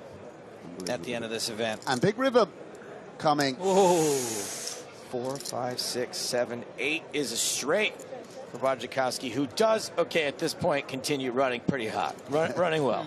Yes. Willing to concede that at this point. Yeah, had that easy call with the King 10, right, on 10, 7, 7, 6, 9, Jack. Ace. Yeah, like. Well, top pair. Some of us would kill to have top pair. Yeah.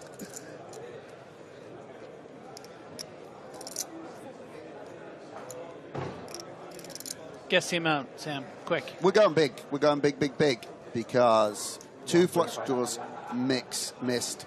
And we don't have much 5x. He goes, what? 1.5 into 1.8.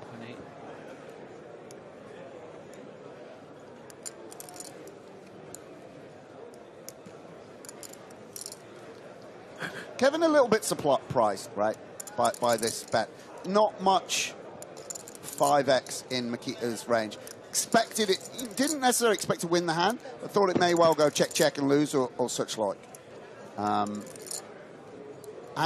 you see again, Kevin, you know, I spoke about the hand with Mikita. Having diamonds is pretty good. Diamonds will always give up, never going to be bluffed by Mikita. And he actually considering making the call here, right? On this river, Mikita's value range is narrowed a great deal. Yeah. Can't value bet an ace-queen. Can't value bet jacks or, you know, king-queen or whatever it might be. Mainly just going to be a 5 and occasionally a set. 8s probably wouldn't bet the turn, so it would be a set of 7s, 6s, 4s. Pocket 5 is probably not going to bet the turn a great deal. Yes, so, makes sense. You know, just the ace-5 suited combos. Which you block one. Which you block one, yeah. So this is a genuine, these guys playing at a very high level. He needs to defend a decent amount versus a bet that's under pot.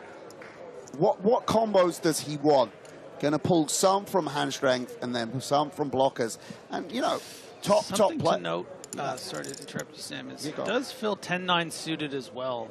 You know, if the 10-9 of clubs, The Grafton, 10-9 of diamonds. otherwise known as the Grafton. Sure. You know, even 10-9 of spades might have taken this line as 2 bets and then hit the river. So yeah, that's certainly a consideration. Absolutely, absolutely. Just want to give a little credit to Shook O'Neill, who said the same thing. And let's I was go. about to bring it up. Let's go. Might have stolen it from me.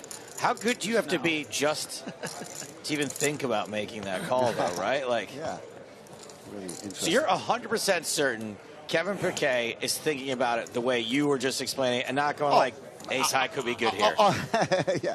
Ace High could be good Yeah, here. I've got a pair of fours. Pair of fours. Pair of fours could be good. Sorry, I think he'd be bluffing.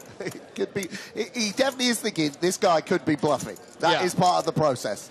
Okay, good. No, he wasn't thinking Ace High could be good here. He had a pair of fours. I like it. If he was thinking that, he's really in trouble in this field. Wait, and then I'm just being insulting.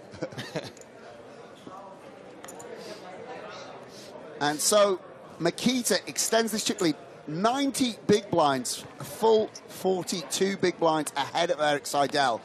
Increases his command. And real big problem for Kevin, you see this, he was the second in chips, and having the big stack on your left, you know, real problem.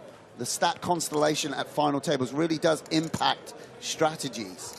And Tim Adams with the dusty 10-4 off. Come on, Heath. Here we go. Come on, mates. Finally. Ace-9 of hearts.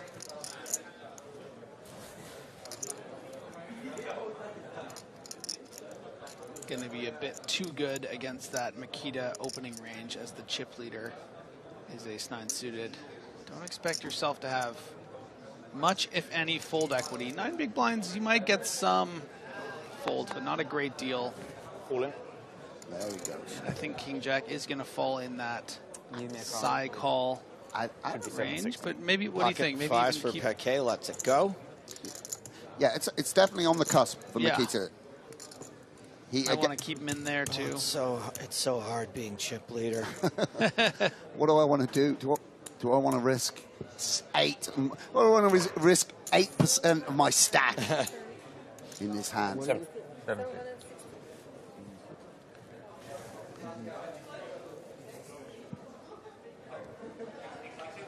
Yeah, and again, you know, as studied as these guys are, there are tough decisions, and this one, Makita feels right on the cusp, in the tank.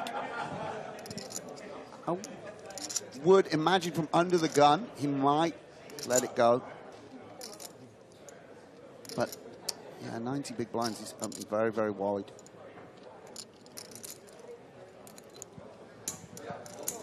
Makes the call. Yeah, it does make the call. Yeah, you were right, Griff. Just a little too strong. Ben, unfortunate not just to have a couple more big blinds that might have forced Makita out. Is the favorite, though. Yes. Is the favorite. And I've got to root for Ben here. Koning Boer Aas 9. Yeah, the problem with, you know, being in the spot and having to make this call is that ultimately you're never going to be winning. Heath doesn't, you know, probably doesn't shove the King 10, King 9 suiteds. There is the Johnny. Boer 9 6. Yeah. Jack high flop. 1 heart. Ben hit a 9. Come on, Ben. Have a go, Ben. There we go. Another Have a 9. Call the police, 999. Ah, little. Trip 9s. 9-9 for Ben Heath.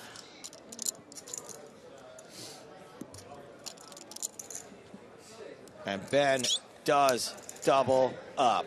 Love to see it. Straight whiskey. Over 20 big blinds now. Every time I win it all in this 100K. I was just thinking, you know, when I see 9 in a window, it feels like it's whatever. It doesn't make me feel worse, kind of. But turns out there is a second one. Cool story, bro. Yeah.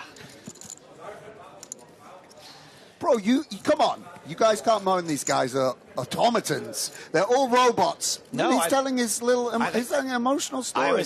What I was saying was what Ben was thinking. Ben's like... I wasn't thinking that. Yeah. Ben No, was thinking we that. weren't thinking that. That's what Ben was thinking, swigging his whiskey. I actually think, you know what they do, like the section in People magazine, there's like celebrities, so like us. When I hear Makita do that, I'm like, oh, that's like a normal person would say at the poker table. It's just an Oh, ordinary, I cared. It's just an ordinary, down-to-earth genius. Yeah, that's why whenever I play super high rollers and there's like, you know, two Yes. sixes on the board, I say, I folded a 6. Exactly. You guys, I folded 6-3. Yeah, exactly. Yeah. You just I nudge wanna- Tim and be like... yeah, I just "Folded want everyone to 6-3." feel like, you know, no, but like you when want we to all do it, you want to started. do it mid-hand. Makita and Kevin are playing, and you're like, I folded 2 clubs. yeah, to you, to my left. Folded a 5. Yeah. You'll never believe what I had. Where was that flop last hand? Do they say that in the super high rollers? Yeah, that's a go-to. So Kevin with Eric. a premium, and maybe going to be close between just a jam here some of the time here with the ace-king off. It is just a jam. Look at you, Sam. No, it's just, it's worth telling Some the of viewers. us have to wait for the things to happen and then Yeah, say what they yeah, are, and then yeah. Sam just says what's going to No, happen. but this is just the mechanic here with ace-king off. That was actually one of the 3 cardinal million? rules when Sam and I first started working together. We'd always say to each other, don't predict the Yeah. action. Yeah, no, I said might be just a jam. I know, it's a great prediction. It might be just a jam for top boy Kevin. Mate, drinking champagne on the rail, rooting in your mate. Yeah. That's absolutely. But the times have changed. Back we were just ordinary guys. We had a tin, right? A tin of red stripe when we were on final Yeah. tables. Now it's champagne. Yeah.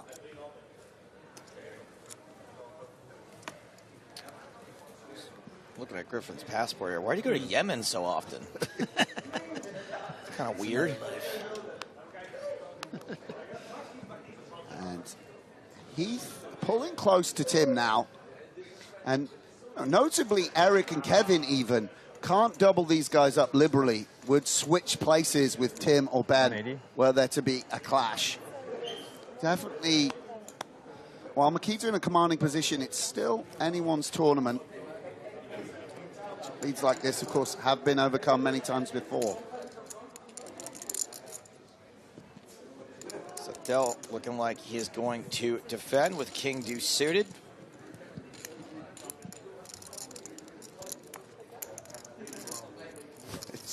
Tim looks in pain always. Like it really is like takes it out of. So Dell flops a deuce.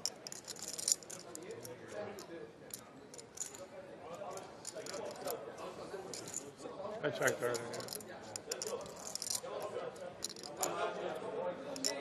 Just to answer some of the more common questions coming through right now. I haven't done it for a while. Yes, this is a live poker tournament happening right now, 30 minutes ago. The images you see on screen were actually recorded. Myself, Griffin Benger, Sam Graffin, all live. We are seeing it live. It's live to us. It's on a 30-minute delay for game integrity reasons, but it's near enough live. Thanks for tuning in. Adams bets 100,000. Yeah, and not exciting with the King Deuce with no sort of backup, backdoor flushes and the like, but almost certainly will be part of Eric's continuing range. Just such a small bet and have the power, obviously, to make the two pair and the trips and outdraw some very strong hands. So Eric will continue. And Eric does make 2 pair on the turn. Interesting card. Of course, going to make both players feel a little bit happier with the strength of their hands. Reduces the likelihood that Eric has a queen. And was for Tim. Doesn't it feel like it should be lowering his outs, but he has the same amount? You know, like the queen pairs, but the same thing. Deuce or king. Doesn't change. Doesn't change. And Tim deciding whether to go for more value and protection here with the 10s. And this is the strength of Tim Adams. He knows he's going to have some Queen X he can bet again. Unafraid to bet a slightly weaker holding.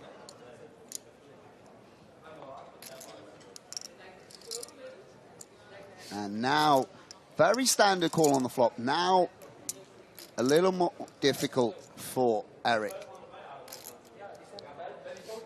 I mean, if he were to fold every 5 and deuce and pocket pair here, again, would he just be getting sort of run over by Tim's ace-3, ace-4, you know, king jacks and the like, and just decides that he can let the deuce go. Obviously, we can see absolutely the right decision against Tim's holding.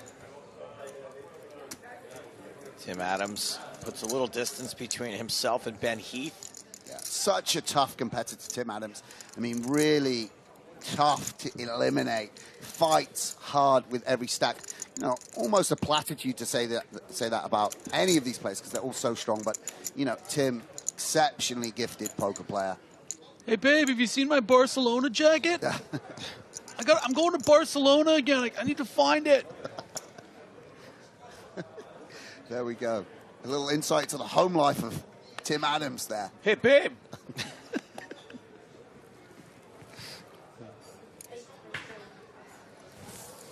You think Mulder's like, hey, babe, have you seen my Gucci shirt? I'm on another super high roller final. Have you seen my Balenciaga flip-flops? I know he's definitely saying, hey, babe, to her, not texting her.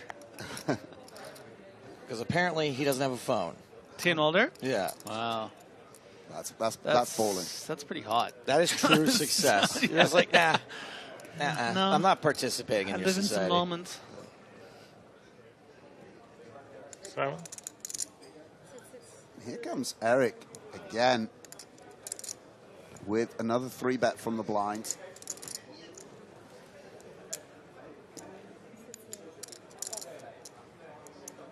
And finds, again, an opponent with just a sort of offsuit connector. Very, very hard to continue. Makita not going to immediately release, but don't think can continue. Unsilent Ninja says, if I was at the final table, I would have bought a Real Madrid jacket just to get in that dude's head. Can you imagine if that's all it would take to rattle Tim Adams? No one's figured it out. This son of a... This is like top 0.0001% of players in the world, and then he sees an opposing team's jack, and he's like, oh. He's like, I shouldn't really call him. I just can't fold to I'm this. all in. I can't fold to this Real Madrid. Yeah, he's guy. on break with Mike Watson. And Mike's trying to tell him a hand history. He's like, did you see the guy with the Real Madrid? I'm sorry, I need to... Who is that guy? Apparently he's from the Twitch chat. Yeah, he gathered $50 from every viewer. And look at this for Ben you're Heath. wearing the Shout out a jersey. bit of animal equality, one of the charities Ben supports, wearing the hoodie, repping the brand. Ben, a longtime vegan. Oh, yeah? That's why he doesn't believe in flopping anything with a face. Wow. He's so good. Going to be sad when we lose. I always, you know, like Goodwill Hunting. It's like, I just hope one day I turn up and you're just not here, bro. Turn on the Don't tell me. Just you're not. The chair's just empty. You hear my voice, and it's just me doing monologue jokes on the Tonight Show. Yes, exactly. Getting booed. Yeah. Just you on a big billboard with Will Ferrell and I don't know. Bajakovsky opening from the cutoff. Ben, 5 suited. Ben Heath.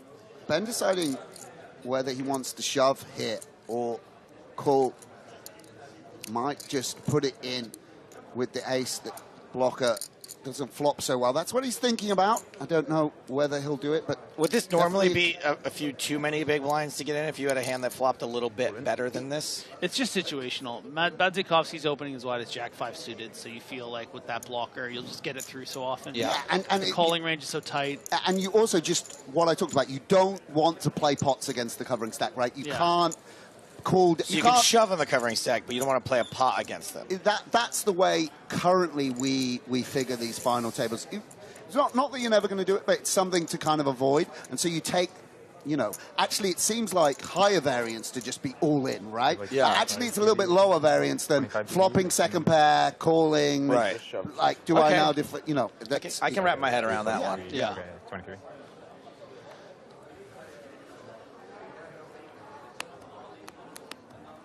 I think that by the time I start understanding strategy, the new strategy is developed. Yeah, that's kind of how it works. Because I'm just like, oh, like 19 big blinds, like seems like too many big blinds to be shoving here, and that's like a 3 years ago thing. Yeah, it's brutal. You've just got showdown value, and now no one's using it. So Right. it's brutal, right? Wait, is showdown value gone?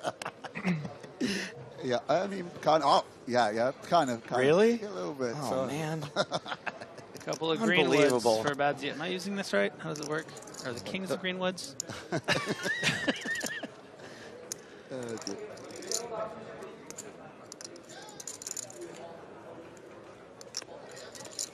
Okay, defending against the raise from Budjakowski, ace-9.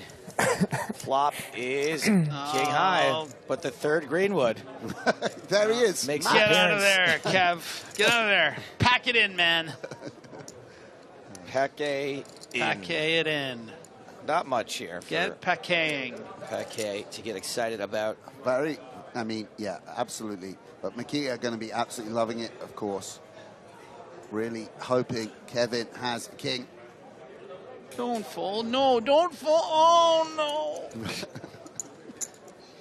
No, every time I bet my mid-sets. Okay, we can't agree that Mikita Budjakowski's running hot. However, I always feel like the more times we mention it, the worse I feel when they finally just get bad beat. Like, just get worked. Yeah, that's good.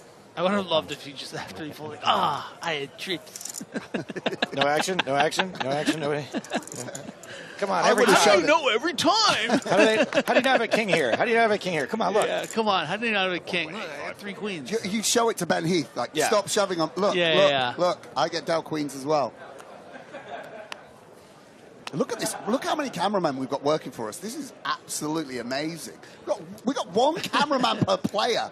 We got one cameraman. We got one commentator per 1.2 players, and we got one cameraman per player. I mean, PokerStars pulling out the stops here. Best coverage in the world. Proud to be a part of it. Eric Seidel opening ace-jack. Budjakowski in the big blind, queen-8. Yeah, and again, obviously we're not going to feel too much sympathy for Makita, who is in this amazing position, but it's very demanding being the chip leader. Your job is to push the action. You'll raise it. You're playing the 4-3s. You're playing the jack-5s. There's no time off when you're defending every hand because of the advantageous situation that you're in, and really no respite. No. Eric. Come on, man. Eric. Ja, en die andere hand, dat die river 1 per 5 miljoen zet. Ja, die A little bit strange, this queen 8. I don't think you don't get to fold out ace queen or king queen. Get that much clearance. Does have a diamond. Don't fold 9s. It's not feeling great. But let's just start betting big. Yeah. Exit strategy later. Let's just start betting big. Yeah. 325. I guess. Pretty big. Well, exactly. I think clearing out ace king is one of the objectives here, right? Because you want to make your queen a clean out. You need to knock out ace king so that the queen is good that bit more often. Eric check back for exactly this reason, and really interesting river card because Makita has a diamond, and obviously the 8 is somewhat sort of card matching 8-9, 8-4, etc. Knock at 6-8 doesn't need to bluff now. 6-9 maybe doesn't need to bluff. 6-4 doesn't need to bluff necessarily. And so Makita might go for it on this river. 1.4 million. Overbetting. Prediction. 750. 750 is the size. Not gonna do it. Yes, and actually having said sort of, Eric's tendency to just play that bit more passively, gonna work out for him here. Yeah.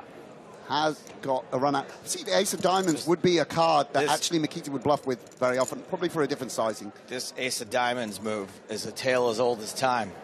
Seidel knows it well. Yeah, and Eric having a little think here, one presumes that having checked back a super strong hand against an opponent who's incentivized to be very aggressive, we wouldn't want to be folding here. But Eric having a little think about it, not letting his sort of ego come into play or or, you know, sort of disrespecting the fact that Makita is going to have plenty of value here. It seems possible to me that even King Jack might occasionally, nah, maybe not. Maybe it goes a bit small, but maybe King Jack could certainly the same hand. If Makita were to flat it pre-flop, would be going this sizing. Maybe not on diamond. I don't know. But yeah, Eric is going to call. Makes the call. Yeah, and I think that's the way it always has to go with this holding. And this is classic Eric Seidel. Silent killer. Just waited for the right spot. And we finally see Bajakovsky dethroned. No longer chip leader. Only. Oh, wait. Nope. Looks like Bajakovsky does still have the slight edge over Seidel, but we're talking about literally a chip difference between them. And actually, a very, very significant pot. I hadn't noticed that, Stapes, but yeah, brings these guys neck and neck, really weakens Makita's hold on this final table. And we talked about it with like Kevin. Eric acting after Makita will also slow him down in terms of opens, blind on blind aggression and such like. You were 7 seconds. And Eric's check on the flop, let's give him some real credit there. The sort of domino effect down the streets meant he had a strong bluff catcher. You know, Makita a little unlucky in the run out. I think it was a very good bluff candidate that he found. But it changes the dynamic very much at the table. Makita, as you say, retaining the chip lead, but only by a hair's breadth. Is that the word? Hair's breadth? Hair's breadth, yeah, it sounds familiar. Hair's breadth. Hair's breadth. Breadth. The width of a hair. Hair's width. Because a hair doesn't breathe, does it? Right. I'm only working it through mine now. certainly doesn't. Anyway, so But think about how thin a hair's breadth would be. Way thinner than its breadth. Yeah, absolutely. Okay, Heath. Whatever they pay you for this, Joe, it's not enough. I'm just saying. Really isn't. They think it's enough. Oh, dear. Oh, dear. All right, we're raising take it for Ben Heath, who is now no longer bottom stack. Timothy Adams, shortest now with 23 bigs. Yeah, and Kevin very handcuffed. So Kevin, middle stack, opening into the two chip leaders.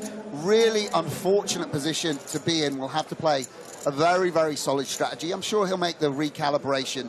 It's the newer player on this super high roller scene. I think maybe it was his first 100K just a couple of months ago.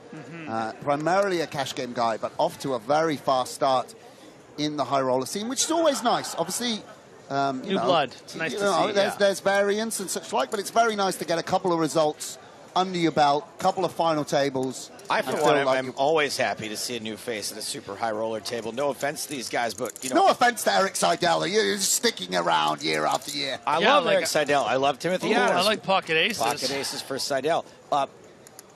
However, as a commentator, I've done a lot of commentary on most of these players, and I've said everything that can be said about them. Yeah, I remember. If you could arrive and also have a name that I could pun on and riff off. Thank you. Or wear a bucket hat. What am I supposed to do with Adams? There's nothing. I've made all the Tim Zero Thee jokes you could make, like in the first 7 years. Like, give me something. Give me an $8,000 jacket and a $3K bucket hat. Yeah, and I'll be happy.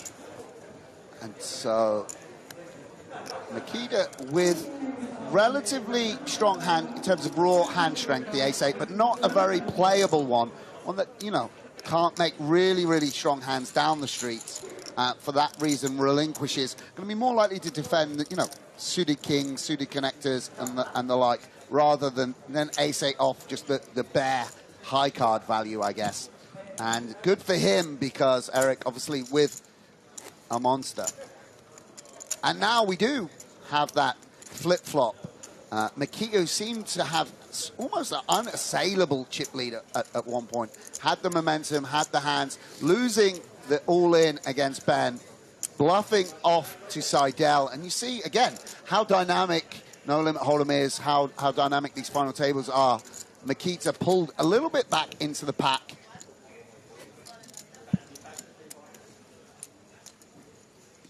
You know, the other thing to say about these guys, of course, this is coming at the end of 3 days of very, very intense poker. Playing against, you know, very tough lineups. Very draining to be playing poker at such a high level over such a period of time.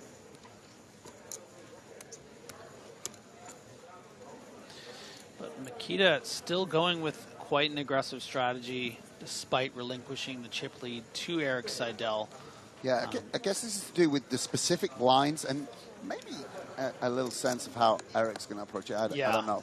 But definitely, and Ben again with an ace.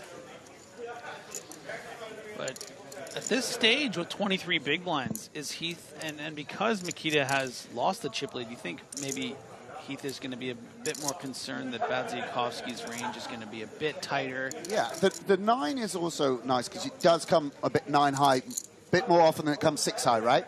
You know, you dominate an 8-9 or a 9-10 a bit more than with the 6. And so for that reason, he calls as well, I think.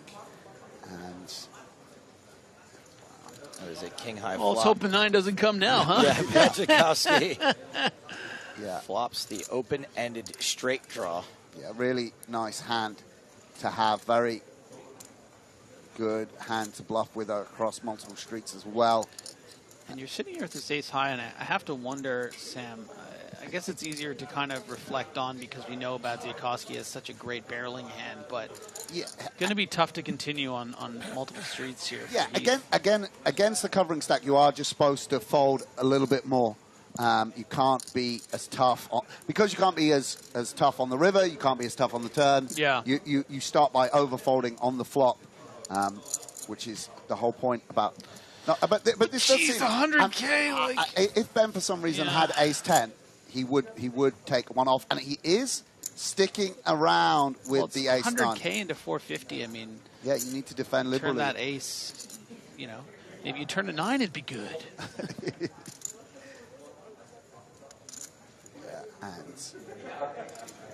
And a great comment here from Unsilent Ninja, who seems to be a star of the chat today, says, I jam ace-9 off all the time, but I'm also bad. Thank you for that, Unsilent Ninja. Yeah, and McKee obviously doesn't want to get check raised off his hand. Does play, you know, does make money in the check line, but I think in all likelihood we will still see him far on this turn. 475. Yeah. Yeah.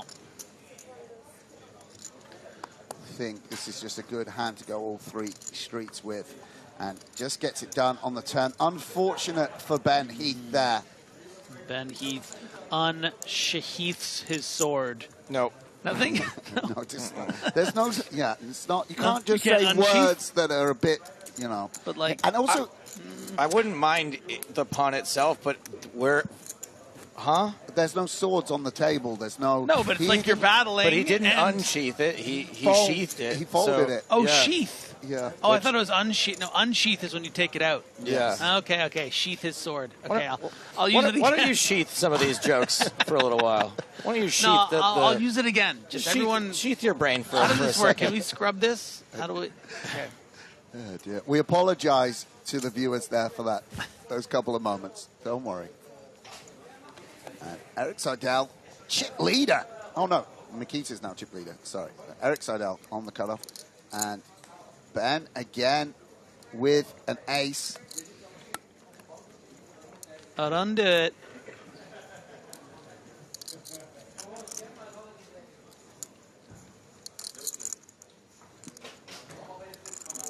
Gone a little bit shorter after that defense. And lets it go. Yeah.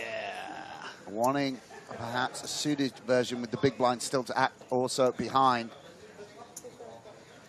Kind of a loosest defense from 34 bigs. I guess it's got the tennis fine. shoes, man. Yeah. The kicks. Well, it was a good defense. Top pair for Piquet. Yeah. Seidel with a backdoor diamond draw. Backdoor straight draws. Like the delayed 15. Right. Mole Man wants to know, what was the name of the bad guy from Casino Royale? Was it Lashith? It's a lot more relaxed. Nice. Yeah. Tip of the cap. Top of the table there. Good. And Eric, obviously aware of the differing strategies, having checked a lot against Makita, who was then a covering stack, against Kevin, who he covers, beginning things with continuation bet. It's going to be a hand that you can bluff with on a variety of turns. 2 pair now. Seidel does have a gut shot.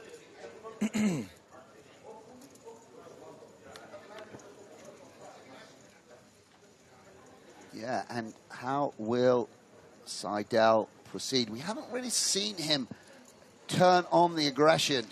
But we know he's capable. Will he, the hands you would be trying, a queen 7, queen 8, decides just to check it back. Nice. And Kevin now going to have a very clear value bet with the 2 pair. Very strong holding after Eric, well, very strong holding anyway, but particularly after Seidel checks back. 3, not going to change anything.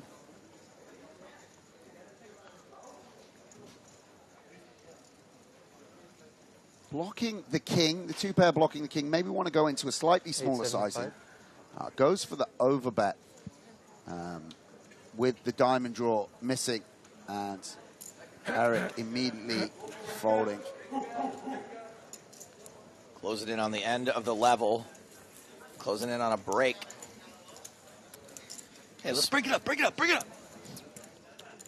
With the speed at which these players are going, I think it'll be 1 hand and 1 hand only to take us to the break.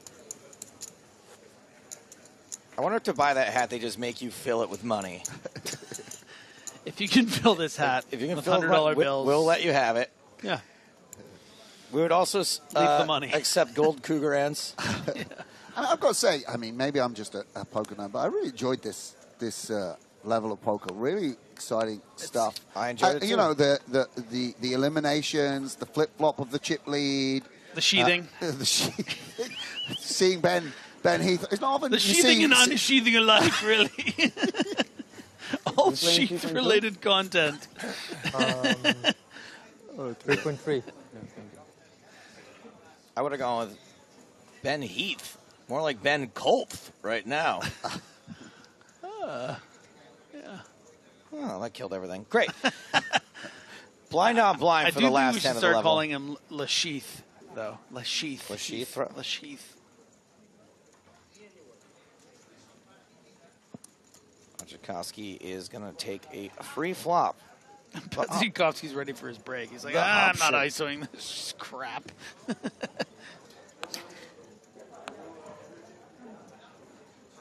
And yet again, we're going to have at least something of an interesting hand. Kevin with the very weak ace. Going to decide whether this is just still a sort of range bet or a frequent bet for a board that very much favors Kevin, or if he wants to hold back his weakest ace and put it in the check line, particularly against a covering stack. And he does indeed check it to Makita, who has the bottom pair.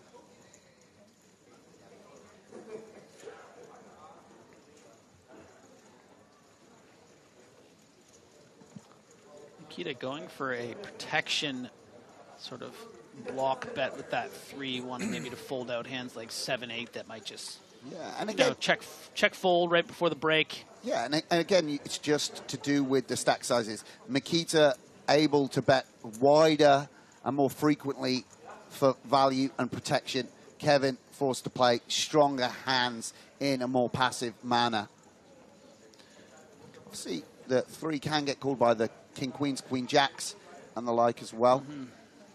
Sam, I really feel like I learned something during the session. Oh, yeah. Thanks, bro. No, I hate learning things. Sorry. It's a criticism. Yeah. No, that was not a compliment. You're pushing the comedy from my brain. My brain is dedicated to humor. I pushed the comedy out of his brain with the sheath comment.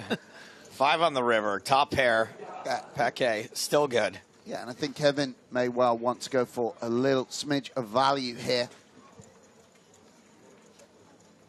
the ace. Pretty strong here. Again, after the check. Tough to read is Kevin. Really opaque. Yeah, absolutely. I mean, not opaque, because, yeah. The stare I just got from Joe. He did the slow head turn like Stewie from Family Guy. 120,000 at the bet. Yeah, very small sizing.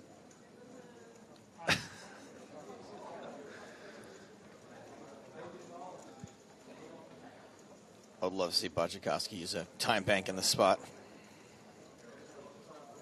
Makes the call. Just forced to pay. Reluctant pot odds. Is going to pay get off. shown. Yep. Nice hand. Every single player at this table, impressive, including the ones we hadn't heard much of before. That will be the last hand of the level. Yeah. Where is our phones? Before we get out of here, let's take one last look at the chip counts. 5 players remain. Everyone guaranteed over 500,000 euros at this point. John Delano writing in to say how much he enjoyed the level as well. Thank you, Sam. Thank you, Griffin. Great analysis. Now, if you missed it yesterday, we gave away a platinum pass. Woo! Yeah. And it was 3 years in the making. And we're going to show you clips from that as we head to break.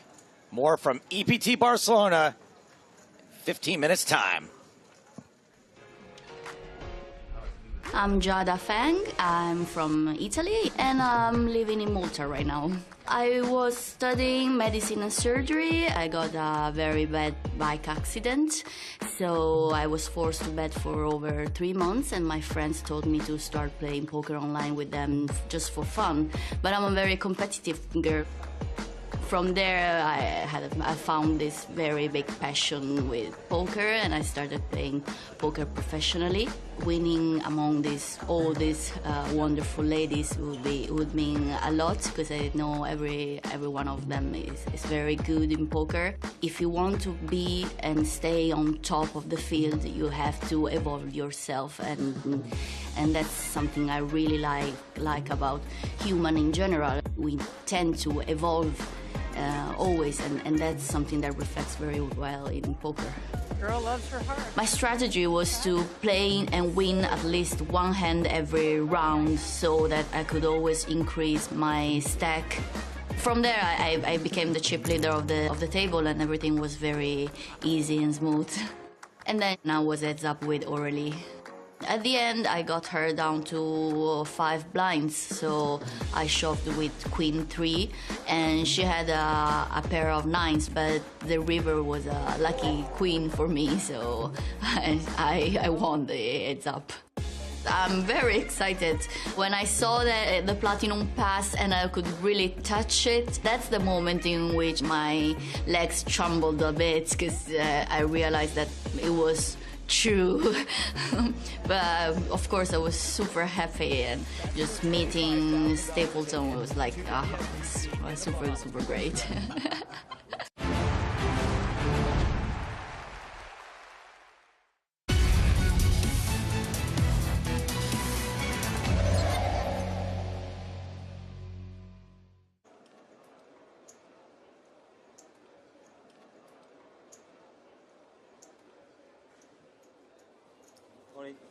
And we get a shove from one of the small stacks at the table. Petit shoving for his last 11.5K.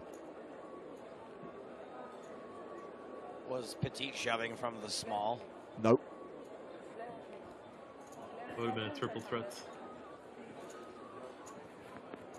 Well, just Phil Ivey in the big blind, looking as interested as ever. I think that early Ivy has some like Tom's one tendencies with the looking around, mouth open. That's so weird that you call them Tom Dwan tendencies. I would say Tom Dwan had Phil Ivey tendencies. Yeah, that's true. So Ivey calls the all-in with ace-7. He wants the dealer to turn the cards just a little more to the side. Uh-oh. Flops a gut shot. See ya.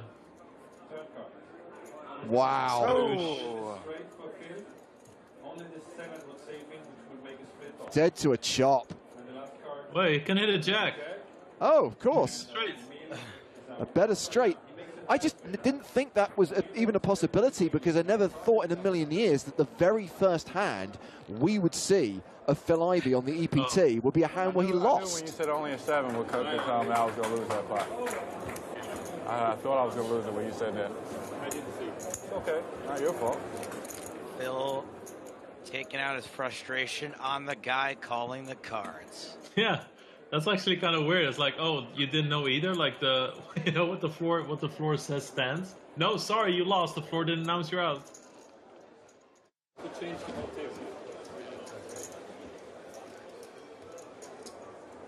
Ivey nonchalantly raises the button with King Queen. Have you done that because you have a hand, or it's because you're duty on the button? You picked the wrong guy, buddy. Yeah. Punch him, Phil.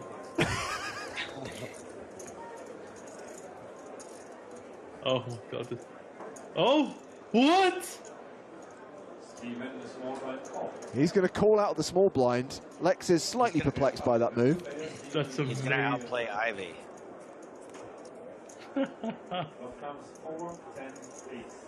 Oh, please do it. So Ivey with the gut shot to Broadway. Pierce laying the trap. Here we go. So we all want the check raise here, right? That's what we're all hoping for. Ah. That's why we remember Ivey and not Mr. Pierce. Yeah.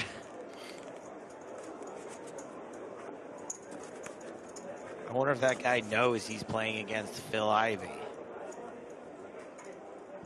I mean, I remember when the American guys, when they would come over to Europe, I remember seeing Doyle for the first time. I believe it was in EPT London somewhere. Yes. But anytime somebody made their debut on the European scene, it was always kind of a big thing. I mean, I can't believe that there was anyone playing in this event who would not know who Phil Ivey is. Mm-hmm. So what do you, that, I mean, boy, I really hate it with the 7-9, huh?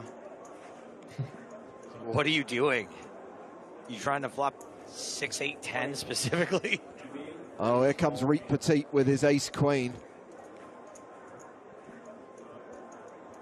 Is it from the little blind this time? No.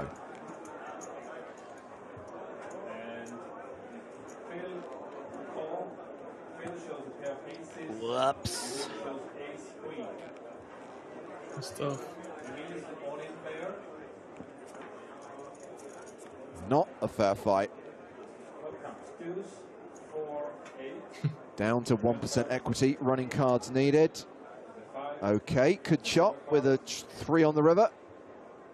But it's a 6, aces hold, and Petit is eliminated by Ivey.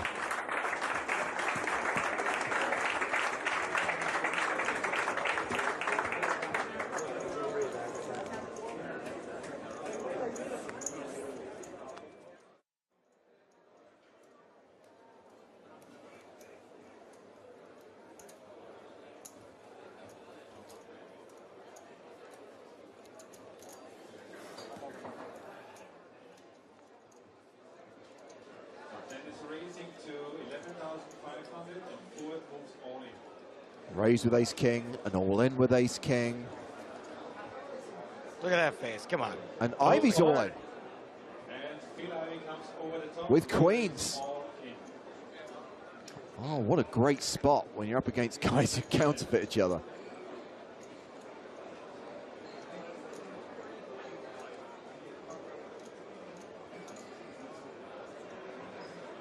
Is this the age of, oh my god, I can still fold ace-king pre-flop?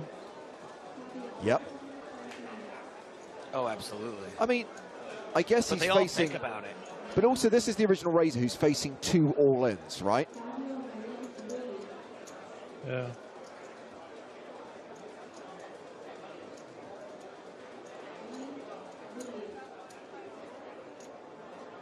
He's going to let it go.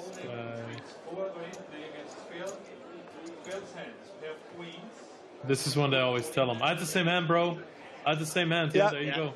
Just did it. That's really made him feel better about himself. Scheiße. I'm really not going to like that when the ace peels. Oh. Clubs aren't working for him either. Because... You see the club? Okay, that's kind of funny. Oh! Oh, my goodness. That's why he's Phil Ivey and you're not. Ivey looks like the kind of guy who just spiked a set on the turn. And we can't. He's out. Oh, shake hands. Yes.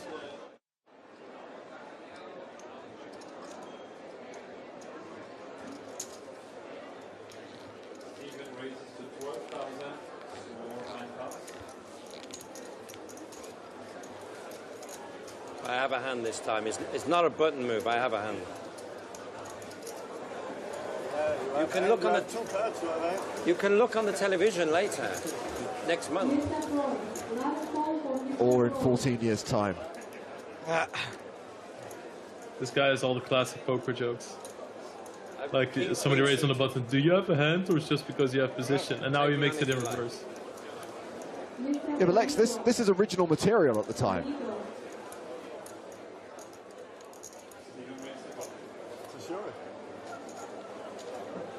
You can look at the television next month, but they probably won't show this hand. I love that. So this guy basically said we're not going to show that hand on TV. We're obstinately going to include it, even though there was no consequential action.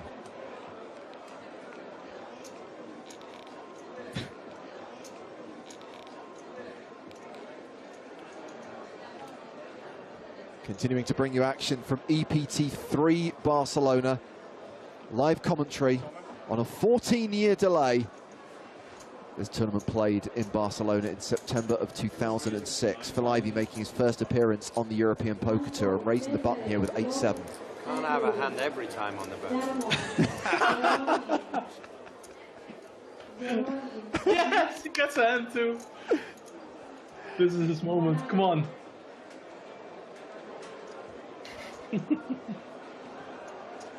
Is he going to do it with or without more chirping, though? That's the question. Yeah.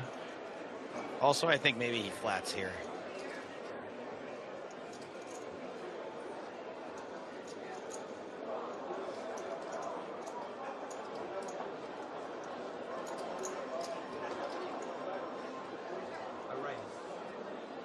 Steven announces a race.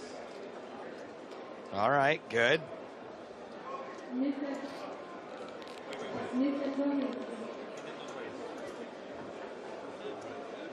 It's not big enough for a race.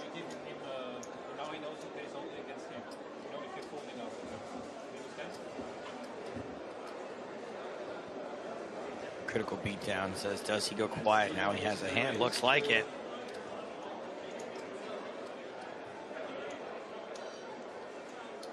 All of a sudden, not so chatty. He had a hand before, though. He said so. You can see it on TV in a month.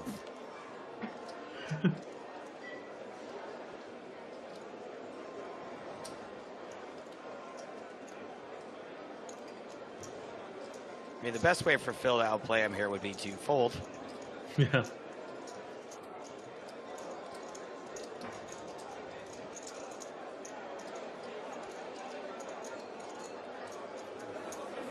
I would like you to call me. Oh, God. Well, now. No, you don't.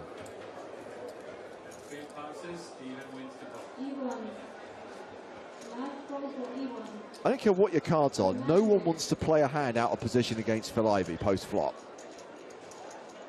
I love Well, this. it depends on what the flop is, but yes, you're mostly correct.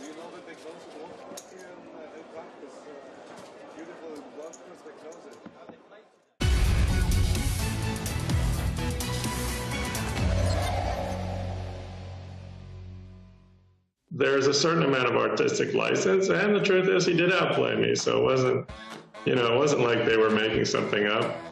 Jan was a much better player than I was at that time.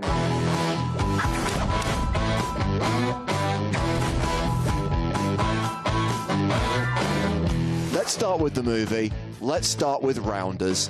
What did you think when you first saw this film? Oh, when I first saw the script, I didn't react well to it. I was like, wow, that's really up. That's understandable, for sure, because I think it gave a bad impression of you to a lot of people. I'm the donkey here, yeah. But it didn't take me long before I realized, first of all, I was a fan of the director, and there's a certain amount of artistic license, and the truth is he did outplay me, so it wasn't like they were making something up. Chan was a much better player than I was at that time. And, I think overall it's been a good thing. And it's, they haven't made very many good poker movies.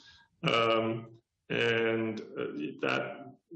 I think Rounders is a decent one. You're saying it's like pretty good is actually an even better review coming from you because your circles are sort of being represented there. So I think it would be really easy for you to have hated it and said this is nothing like what things were really like. Does part of you feel that way? I think they did a pretty good job at capturing what the Mayfair was like. Obviously embellished, but and I haven't seen it in a while. But I mean, my impression of it was, it was a decent enough movie that people could see. People could see it and get interested in poker, and I think it did impact. I think it did bring a lot of people into the game. It's very hard to tell what was Rounders and what was Moneymaker and what was just the online explosion. When the boom hit, anyone who, like yourself, was a consistent winner became a poker celebrity. I know that's almost like an oxymoron, but how do you feel about that? How do you feel about being one of the people who is recognized as one of those poker OGs? If I'm walking down the street and somebody says hi or somebody recognizes me, to me, it's almost always a pleasant encounter, and I feel like, it's a nice thing that, that I've done well enough that it gets recognized. And it's kind of the level I'm comfortable with. I don't know that I could handle a greater level of attention. so I don't know. I think it's been fine. Well, I have to say that part of your reluctance for that level of attention has made some of the things that you've popped up in very, very entertaining. For example, the full tilt commercials back in the day, the black and white full tilt house. I don't know if you know this. Your commercial was far and away the funniest one. And that, of course, is you dealing, wearing all of your World Series of Poker bracelets, and then just like clanging. And I don't know if you knew at the time, but that was so funny. That was a great commercial. That really was. I mean, they hired some really. Errol Morris directed some of those commercials. Oh, wow. I don't think he directed that one, but he did direct a few of the full tilt commercials. So they hired really good people, and they had some good ideas. They were fun. They had some good ideas. So when you say you don't like playing on TV that much, how much of that is don't like exposing sort of your style and your thought process versus just not wanting to have attention? Yeah, I just prefer to play poker, the way it used to be played at a table, without a million people watching. I don't know, plus you make a dumb mistake, let it be your own dumb mistake. You don't want it playing on YouTube for the next, for the next generation. Well, the good news is that any mistake you make now, because you're Eric Seidel, we'll just figure out a way to try to say it's not a mistake. We'll be like, Eric Seidel did this. Obviously, there's got to be level. Yeah, exactly. He must be on the next generation of poker strategy. Let's figure out what he's doing.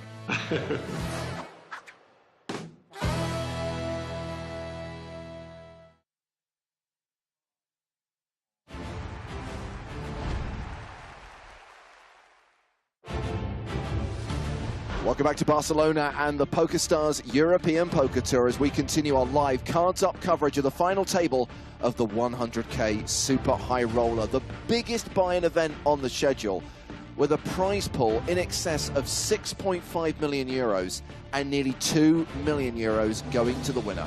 I am James Hartigan. Sat alongside me is Nick Walsh. Hello, hello. Thank you for having me. Nick, great to have you here for this final table, which is still five-handed. A lot of action during the first level. We lost Nick Petrangelo on the first hand. Shortly after, we lost Mike Watson and Turn Mulder. But since then, everyone wants to hang around. Although Ben Heath and Timothy Adams are both relatively short right now, I guess you could say everyone is relatively shallow. Even the chip leaders have less than 50 bigs each. Yeah, absolutely. It's going to be really interesting to see these guys navigate this final table. And Ben Heath coming up in the rear there with 16 big blinds remaining. So we'll see how he can gamble that one up. So the new blind level is 50,000, 100,000 with a 100K big blind ante. And of course, we will continue playing through the levels, seeing players eliminated until we have a winner. This is the last day of the Super High Roller. We will crown a champion today before we switch our coverage to the 5K EPT Barcelona main event. And Nick, I didn't have a chance to check out the poker room today. 749 entries on day 1A, already in excess of 1,000 on day 1B. Wow, I hope we see some big numbers. We saw some big numbers for the Estrellas. Hopefully we'll do the same thing for the main event. So these are the payouts. We can see what Petrangelo, Watson and Mulder cash for already, and the sum still in play. 7 figures for the runner-up and the winner of this Super High Roller. 68 total entries, 5 players remaining. They are returning from break. And then it'll be time to get cards in the air once again. And a reminder that you get to see all the whole cards right here on PokerStars TV, whether you're watching at twitch.tv/PokerStars or youtube.com/PokerStars. You can use the live chat on either of those platforms, although right now Twitch is on emote only for reasons I'm not sure about. And you can tweet using the hashtag PokerStarsTV. Final table, baby. Let's go. Yeah, I mean, obviously, whatever will pay for you. And you So Bodjakovsky, the biggest stack. Seidel not that far behind. Kevin Paquet was the start of day chip leader. He's got just shy of 40 bigs. And then Tim Adams and Ben Heath with sub-20 big blind stacks. Same thing with I'm really glad we got to watch that little VT, your interview with Eric Seidel on the podcast. And it's so funny how he talks about how he really prefers not to play on TV tables. Oh, and welcome back to EPT Barcelona 2022. Eric Seidel, cards up, let's go. Yeah, I mean, I don't know whether you remember, Nick, but when we interviewed Eric towards the end of last year as part of the Big 20 celebrations, that was the first interview Eric's ever done for a poker podcast. He does not welcome or attract the limelight. He's not interested in doing media stuff. He hates playing on TV tables. For a long time was very reticent to show his whole cards to the scanners or the cameras because he didn't trust the integrity of the events. Yeah, so it means a lot that he's here trusting us on this table, absolutely. And I, for one, am very happy because we don't get to see a lot of his play for those reasons, especially. And now we get to see a little bit of that Seidel magic. Okay, so I'm going to say this once and only once, and then we are going to move on. Nikita Bodjakovsky, during the break, requested that his flag be updated to represent Ukraine. We have complied with that request, and now we're moving on. Thank you. Solidarity, like it. And Bodjakovsky raising small to big here with 7-4 of hearts. We know Eric Seidel has the Queen of Hearts. We know what you're up to, Eric. We know what's going on here. And there is an ace-ace-7 flop after Seidel defended. Yeah, he doesn't want to leave him in the box there. We got a flash. We got the Queen of Hearts.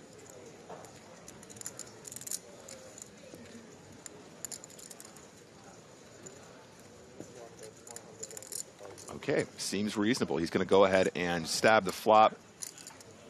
And Seidel's just going to let it go. Bodjakovsky pairing his 7, wins that pot, puts some distance between himself and Seidel. As we established earlier on, Nikita Bodjakovsky is in the top 10 on the all-time money list with $35.6 million in live earnings. He actually won the Super High Roller here in Barcelona back in 2018. That was the first year, I believe, that it was a 100K rather than a 50K buy-in, and that first place finish 4 years ago was worth $1.65 million. I mean, the fact we got 68 runners in a 100K event is unbelievable, James. That just doesn't happen in real life. It's just not a thing.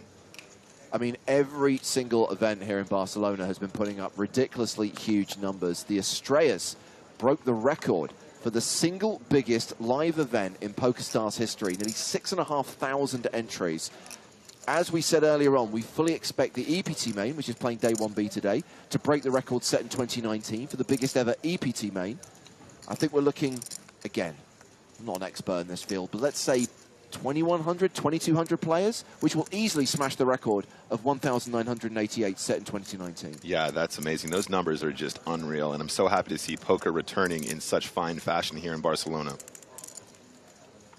So here we've got Bodjakovsky opening on the button with ace-10. Tim Adams with a dominated hand, 10-9 in the big blind. Yeah, he's going to call. Sticks in an extra 100K, taking us to the flop, which is 7-3-3. Yeah, I don't think there's too much danger of him doing stacks here. 9-10 on this texture, not really a hand you're going to want to float with, but I guess it depends how big the c-bet is from the ace-10 off. I think usually at this stack depth, you're going to go for like a quarter, maybe a third, something like that. So there's already 550K in the middle, and he bets exactly 110. I like to see it. I like the size, James. 110,000, and with just 10-9 offsuit, Tim Adams probably forced to ditch this. Seems good. 9-10 off, plenty of equity. You definitely want to be defending that. If you're folding this to the open from the button, you're just going to be giving away too much. You're going to be folding too frequently the big blind. But once you get here, don't be afraid. Just because you know what you're supposed to defend from the big blind doesn't mean that you can't release. It's no big deal. There we go. Yeah. For the first time in the series, we've seen the shot clock brought out today. Of course, the Estrellas main event didn't play with a shot clock. The events we streamed yesterday didn't have that either. So the good news is Bernie the Lizard is back doing what she does best, operating that timer. 30 seconds per decision. However, and we saw Nikita blow through a few earlier on, you do get those 30-second time bank cards. You do get to play those cards, which extend your thinking time. Yeah, I forgot about Bernie the Lizard. I think they've updated their shot clocks this year, James. I saw a big box of them. I was thinking about stealing one for myself.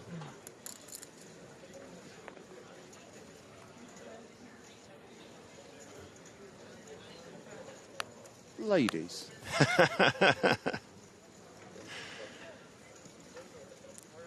All right, hand number 33 underway here.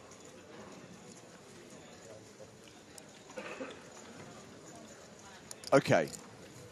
One final comment on flags, and then you can all, you know what. It is not normal policy that players are allowed to represent any country on the planet, but understand, guys, that with the sensitivity around the situation in that region, we are cutting the key to some slack here. And now we are moving on. Oh. 14, 15. Red Dog Big Daddy saying that pullover looks comfy. That fluffy white pullover, I want that in my life. That looks great.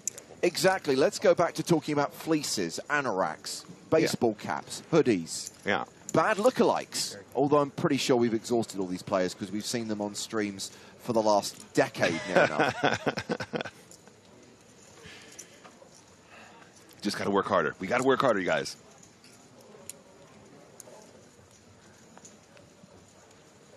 So hand 34 of the final table. Bodjakovsky has worked his way over the 50 big blind mark. Tim Adams, Ben Heath, both edging into the danger zone. Danger zone.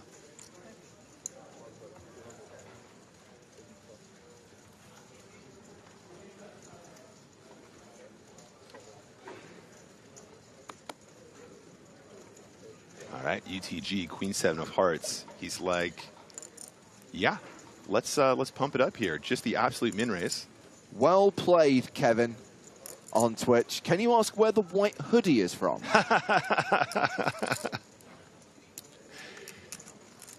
Yeah, I mean, this is quite the look as well, James, isn't it? I actually received my EPT Barcelona bucket hat myself, and I was in the pool, and I can confirm, very, very great coverage. That is not an EPT Barcelona bucket No. hat. That's your designer bucket hat. Yeah, absolutely. That's your spending far too much money on a bucket hat. Yeah, no, that's not the official Barcelona bucket hat, guys. And it was great. It did what it was supposed to do. It's 5.8, right? Kept me from getting burned, except it didn't protect my shoulders, which are now in agony. 5.8. Thanks. Sun protection by Nick Walsh. Yeah, guys, be responsible. Take care of yourselves out there.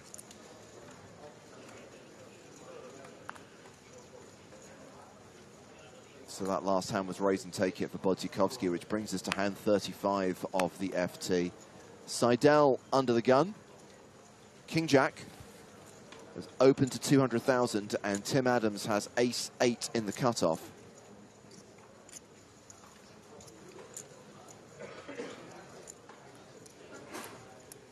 Yeah, just gets out of the way here. Nice comment from Andre on YouTube. Such an honor to still be able to see Seidel playing at final tables. True legend. Yeah, I completely 100% agree. There aren't many players who've remained relevant, in inverted commas, for that long, who've been playing at the highest stakes for that long. Yeah. Yeah, and he's just, you know, he's so humble. You know, he shies away from the spotlight, but I guess in some ways that means he can just focus on doing what he does best, you know? I think it can be very easy for success in poker to detract from the study, detract from the love of the game. And Seidel just keeps his head down and puts his baseball cap on. Seidel always being a fan of this sort of golf hat shape.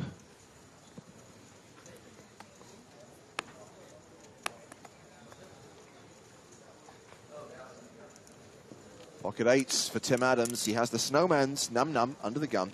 Num-num.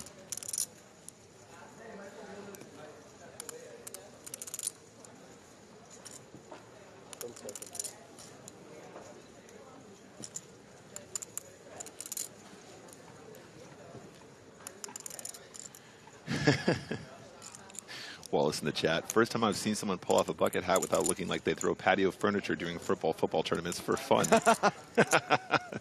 Well played, sir. I like that one. Okay. Yeah, we saw Tim Adams play a time bank card there before raising. Possibly thinking about whether this is a standard open, Nick, or a jam. Yeah, I think that's exactly what it was. And, you know, I wonder if that's a bit of a tell, you know what I mean? Like a pause in this situation, I think, is almost always going to be, do I just ship this or am I going to play this a little bit slower? You know, looking at the ICM final table situations is super interesting here because there's a lot of hands that you would probably just play as a push. Yeah. But you can actually afford to play slower in the context of the final table and these huge, huge pay jumps. Jack high flop. And eight's still good. Tim Adams at 3-1 favorite. Yeah, I feel like if Seidel has a diamond in his hand, probably more likely to float this flop with the 2 overcards. I expect Adams, if he's going to c-bet, would use a relatively small size here. He might also check, though. I don't think it's completely ridiculous for him to play as eights a little bit slower here. On this board, going to be doing pretty good, usually. Although a little bit of protection might be nice, and he does decide to bet 1.1, so very small, not even 1/4. Yeah. And this is something that me and Sam always end up talking about when we do commentary together. I'm reaching for the quarter pot sizing, and he goes, "No, Nick, even smaller." And I go, "You know what, Sam? You're absolutely right."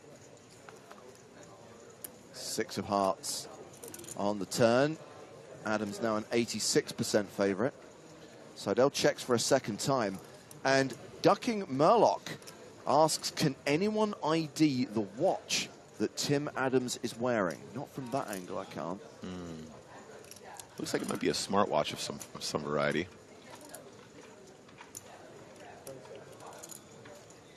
But, you know, one of the things about these really small flop sizings is that people will come along with king high. You know, they'll float with some king queen, 2 overs and king high. Nice and easy. Seidel knows what's up. He has to float the flop, but the turn sizing is going to increase, and then it's a pretty easy getaway. One of the benefits of you having that small size on the flop is you know that you're going to build the pot just a little bit more before you take it down on turns and rivers. Oh, did I? I don't even. Oh, nice. Okay. Tim volunteering time bank cards. Played one pre, but he definitely put it in. Doesn't need to give the dealer another one. Tip the dealer in time cards. Time is your most valuable asset, James. EPH says it's a Casio calculator watch. It isn't, but that would be awesome. Is there some rule against using a Casio calculator watch while you're playing poker? Can you imagine? Yeah, like, you know, I'm always forgetting how many big blinds I have. You know, I just tap it in. Just like, you know, just put 16. Oh, yeah, cool. I'm at 16. That's right. I counted my chips a minute ago. So, question. Is a Casio calculator watch at the poker table real-time assistance? Yeah, exactly. Exactly. I mean, we need to ask these questions. These are serious questions. This is a serious tournament.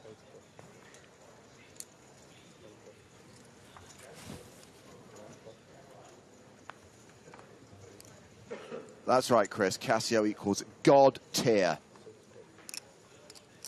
Yeah, James is a big watch lover. Got quite the collection. Do you own a Casio calculator watch? I'm sure you do. I don't own a calculator. I own an F91W. Right. And I have a couple of G-Shocks. Right. But got Seidel completing in the small and Adams with 8-6 in the big. I like Adam's style. He's got good table presence, James.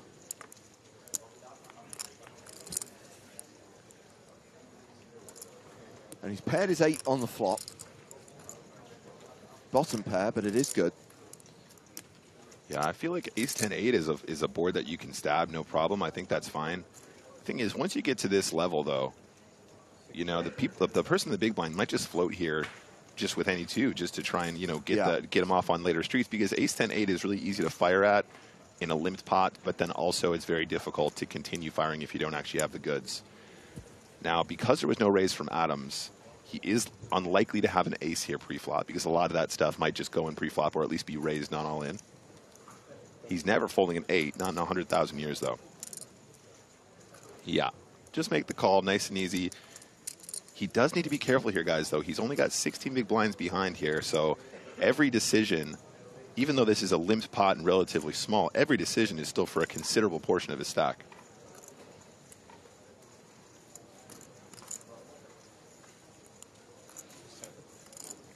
I just want a green tea. Green tea? Yeah. Green tea GTO. Yep, I think Eric's picking up on what I'm putting down here regarding that ace. And it's not completely outside the realms of the possibility that Seidel will limp with an ace here once in a while, potentially as a trap. Although, I have to say, with Eric's stack, I feel like a lot of his aces would have just been shoved pre-flop here, James. You know, a little blind v blind action? Yeah.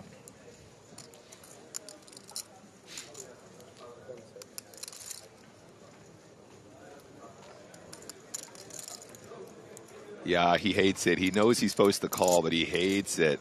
He absolutely hates it. And Eric very effectively taking this pot down with just 6 high. Eric still hovering around the 50 big blind mark. 47 bigs right now. When I was looking? Yeah. Okay, thank you. Tim Adams playing 16 big blinds. Ben Heath, the shortest stack right now with 14 bigs, but he's about to post the big blind and the ante. Thanks.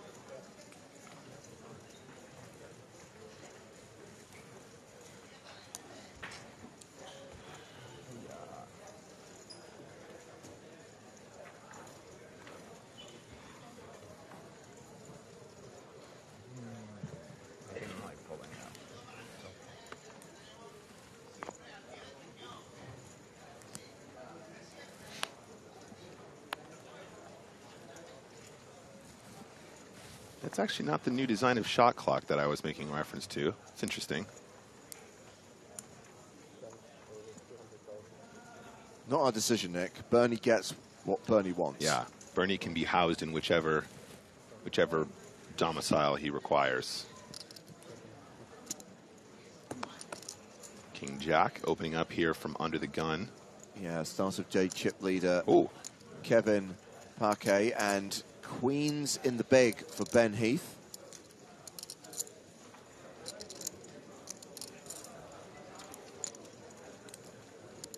So Ben Heath is the shortest stack here. He's only got 12 big blinds. I think on a final table, you're just supposed to ship this in, James. Queens, you know, it is a big barrier. It's the third best starting hand you can have, but it is still very vulnerable. And sure enough, the red triangle. And a quick fold. King Jack off, plenty fine to open, but probably not going to be calling a 13, 14, 15 big blind shove. Seems excessive.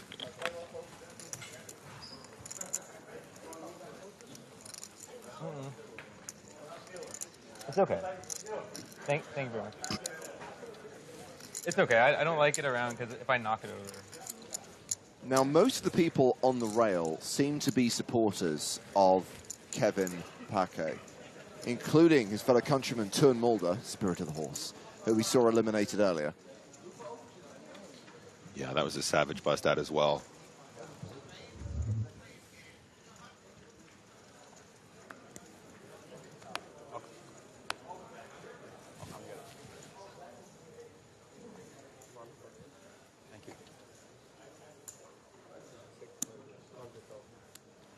Pocket aces for Eric Seidel. Hello, aces.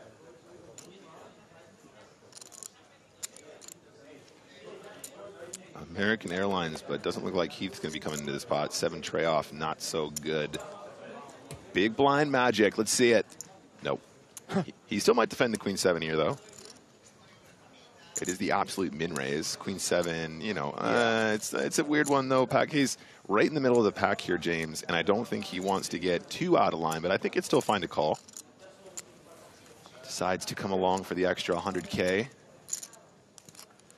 Norm asking how many people joined this tournament. You'll see it in the top right-hand corner of the screen. 68 total entries, 5 remain. And we have got a wheelie board, all low cards, 5 tray deuce. Seidel, 96% favorite.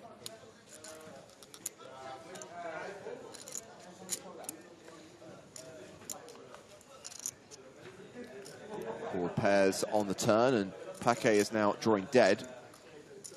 Eric Seidel with the aces check on the flop. I absolutely love this play. Really, really cool.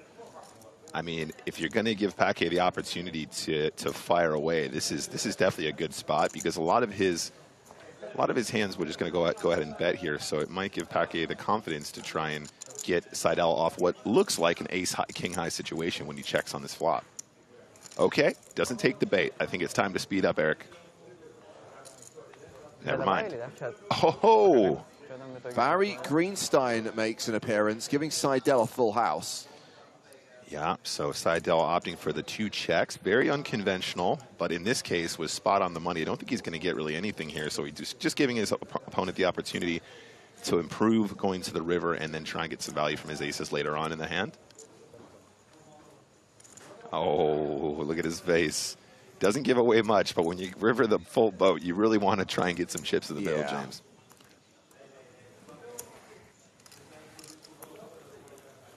And we have reached hand 40 of the final table. Playing now for almost 3 hours, although we did take a 20-minute break in the middle of that block. This is the 3rd level of the day. 60-minute levels until we get to 3 players at the Super High Roller final table, and then the levels will be reduced to 30 minutes each. Okay, so we're keeping the same rules, and I like that. Even for the high roller, that's cool. Yeah, I think if you check out any of the structures of events on the PokerStars Live app or at pokerstarslive.com, you'll notice any tournament at an EPT which has levels of 30 minutes or longer, at the moment that it goes 3-handed, the levels will reduce by 50%. Yeah. So in the Super High Roller, it goes from 60 to 30. In the main event that we'll be covering from tomorrow, it would go from 90 to 45. Cool. I love that. I think 3-handed play is fine. You're going to see a lot of action regardless. you know, making that adjustment when we're 9 left is very, very different. It's a very different prospect, and Agreed. I think it's cool to crack on and get them champions crowned.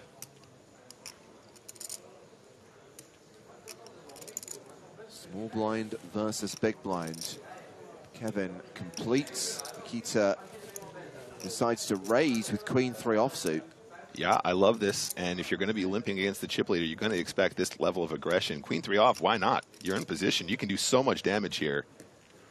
You don't need a hand, really, when you're playing in position against the small blind limper. Now, I wonder if Paquet is actually going to do something here, James. He's got the blocker. He could limp raise this pot. I think limp calling is also perfectly reasonable. And, you know, we're on a final table here, so I think that's cool, too.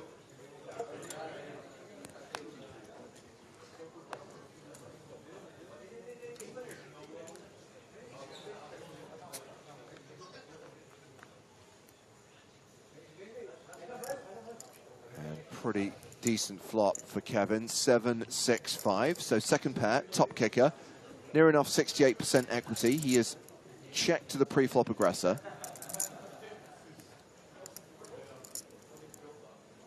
If he does have a c-bet here, James, I'm thinking it's probably going to be quite chunky. Yeah. You know, half pot, slightly more than half pot, 75%. You kind of want to have the big sizes on these sort of low, wet textures, so that you can then also do the same thing when you've got, you know, aces and stuff like that. He's obviously just blasting here with the gutter. Decides to bet 175,000, so actually quite small.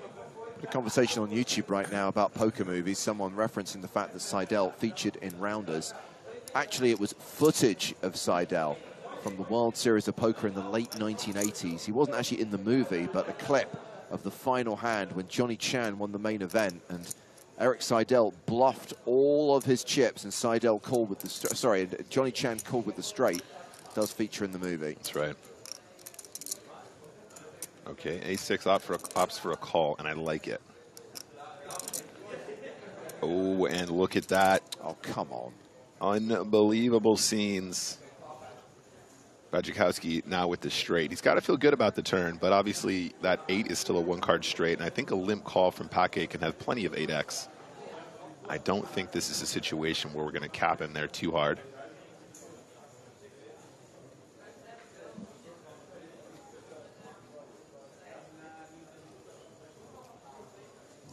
Yeah, slow it down, buddy. Slow it down.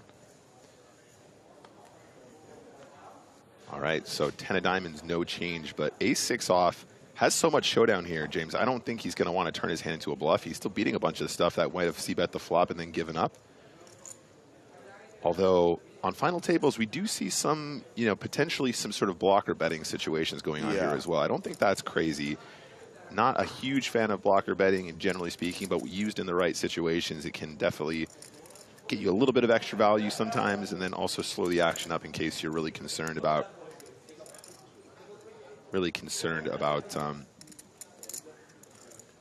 getting more chips in the middle. More chips than you want to. He's got to feel confident about his straight at this point, though, huh? I'm not sure if Paquet would ever check an 8 on this river. It just seems like it's such an easy... Like, if he has aces, he's letting his opponent get away for way, way too cheap, right?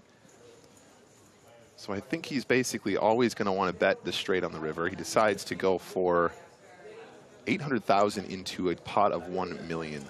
So 80% pot.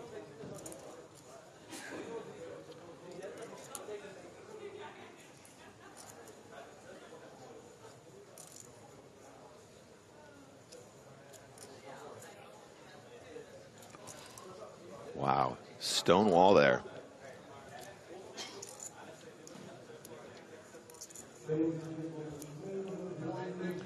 Good fold, sir. Have any idea how many they got in the 50K? Tchaikovsky wins another pot, moves over the 60 big blind mark. The 50K? We don't have our phones. What about it? Any idea how many people are playing? Apparently it's very good. What? I heard it's very good. Oh, really? I was wondering, it's like kind of a strange day to do it, but... It's always day 1B of the... Yeah. It's always EPTs, right? It's just the standards. Yeah.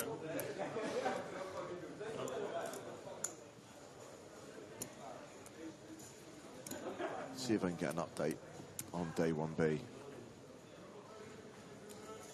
think because a lot of people just who are playing those just choose to reg day 2 of the main if they want to play.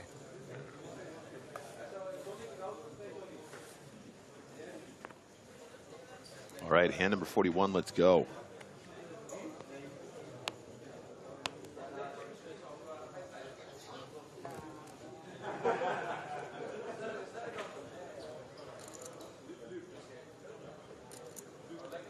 Okay, so Adams here is UTG.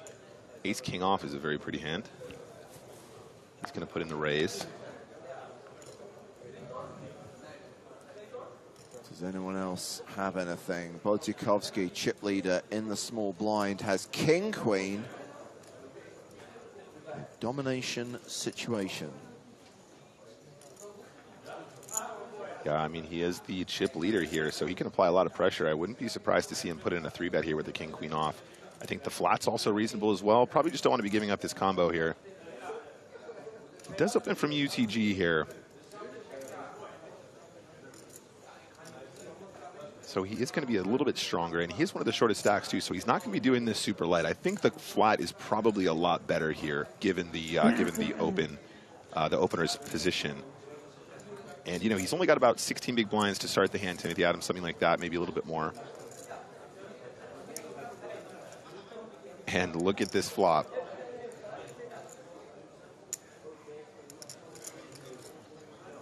Bodzikovsky checks. Seidel has checked. We saw the flop there just for a minute as it peeled out, but no graphic.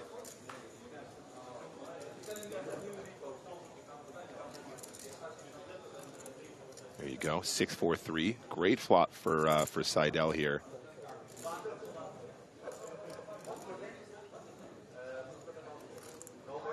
Yeah, Adams in a multi-way pot here. I like the check. I really like the check, James. You're in such a precarious situation with 14 big blinds here. The big blind's going to be all over this flop. If he's not already winning, he's going to have a hand that likes to draw quite often here when he's flatting, completing in the big blind.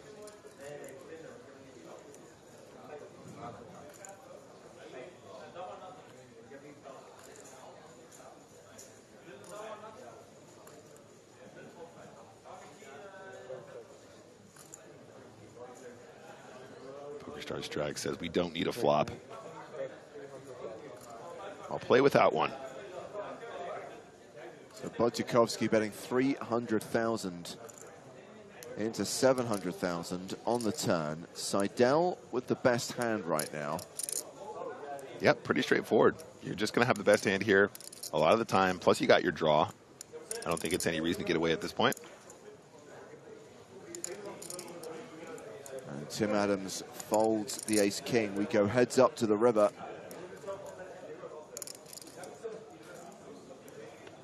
Yeah, Adams is just pained here. And 2 pair for Seidel on the river.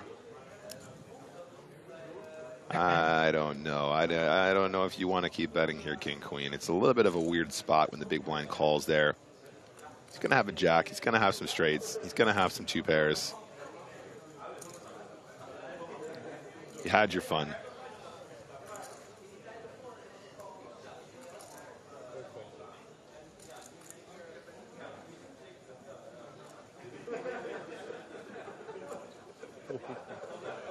Never mind. Prove me wrong. He's going to fire here. 1.3 in the middle right now. Decides to bet 1/4 pot. Easy call for Seidel. Yep. 250,000 apiece.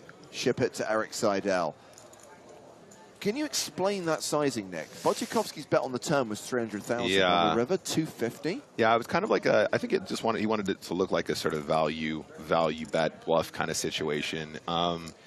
He's probably thinking that a small bet is going to be as effective as a big one there. I mean, I don't know if he goes big enough, he might get the 2 pair to fold in the river. You know, it's not outside the realms of possibility that he has a straight in this situation. But also, I don't know how many 8X is calling from that position pre-flop there. Yeah. I don't know. Maybe like an 8-7 suited once in a while. Maybe like 8-9 suited. I don't know. But you're not going to get 2 pair to fold for 1/4. And Eric Seidel there now, the chip leader with 60 big blinds. He's knocked him off the top spot. Indeed, 6 million for Seidel, 5.4 million for Bodzikovsky. An update on the main event. We're closing in on smashing the record set in 2019. As we referenced earlier on, there were 749 entries on day 1A. We're already up to 1,063 on day 1B. So already we have 1,957 entries. Wow. The record is 1,988.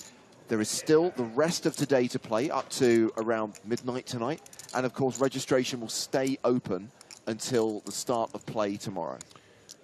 So James, after this session finishes, after this final table concludes, are we going straight to the 2K? Or are we going straight to the main event, excuse me? Straight to the main event. What am I talking about? I meant main event, not 2K, guys. Yeah. From tomorrow, day 2 of the main event, the survivors from the 2 day 1s come together in this room, play into the money. We'll have world-famous bubble coverage for you tomorrow. And then we will follow the race to the final table over Thursday, Friday, and Saturday, with that final table being played on Sunday. Nice. World-famous bubble coverage, my favorite.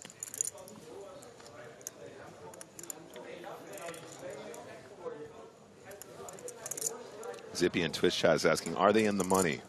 In this event? Absolutely. 9 got paid out of the 68 entries, and they made the money last night. David Peters cashed out in 9th place. We started today with 8 players. And right now, everyone is guaranteed more than €500,000, 540,980 to 5th place. More than $1 million for the runner-up, nearly $2 million for the winner.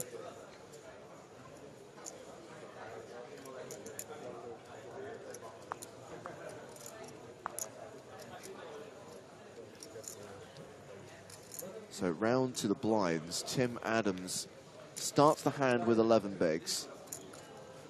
Oh, Otikovsky is open with ace-queen. Tim's got ace-6 in the small blind.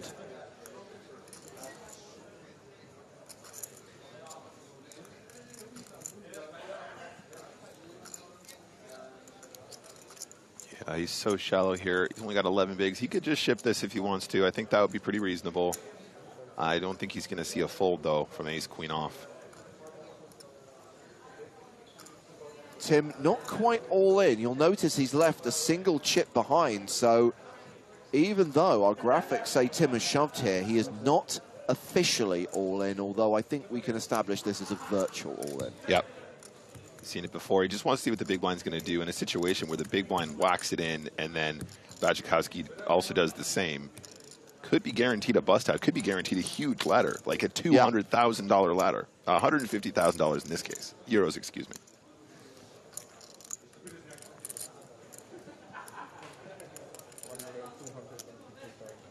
1,250? Yeah, this is a call 100%. So we're going to be seeing some action. And your Otikovsky spotted that Adams still has a chip behind. Yeah.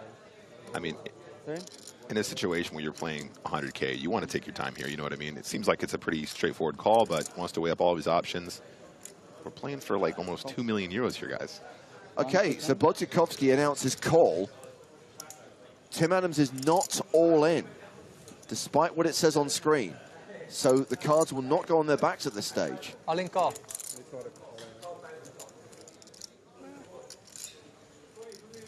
Almost. Oh. It's likely to be all in on the flop. And that is not looking good for Tim Adams. The domination situation has not seen any rotation. Yeah, he's going to need running sixes or backdoor clubs here. Possibly a split pot if it runs out Jack 10.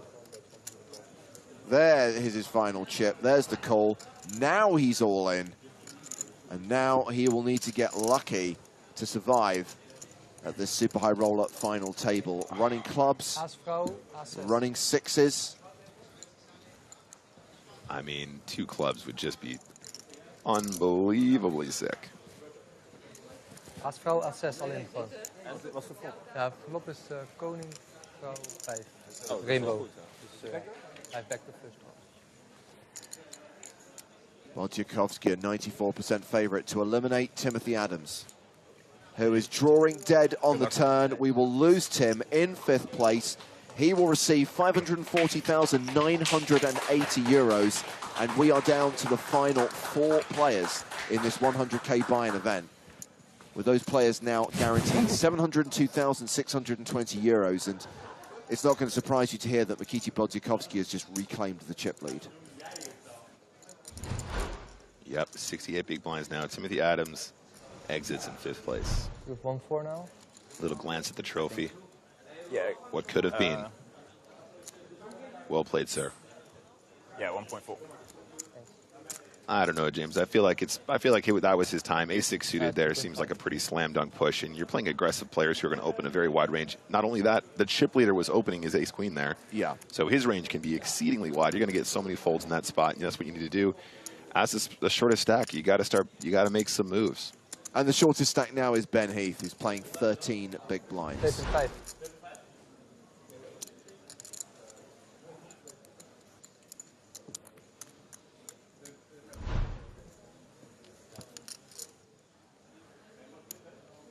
You have greens behind. Sorry? You have greens behind. Yeah. I'll put it. Do find these chips not dissimilar in color. Yeah, tournament chips are tricky ones, James. I feel like cash game colors are usually much more contrasty, which I prefer, being slightly colorblind.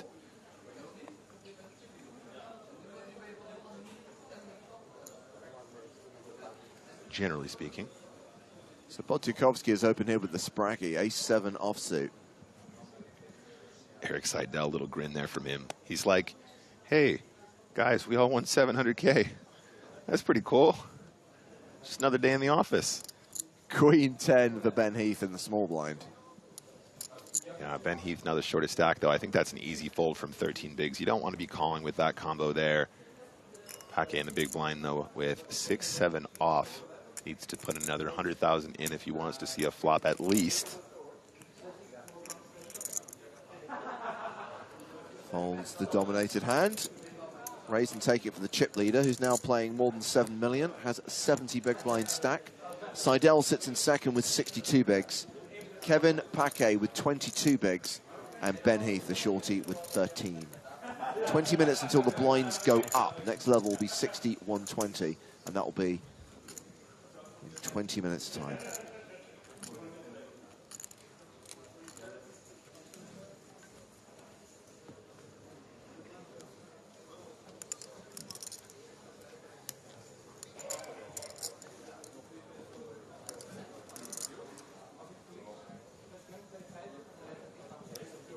All right, new hand, guys. Hand number 45.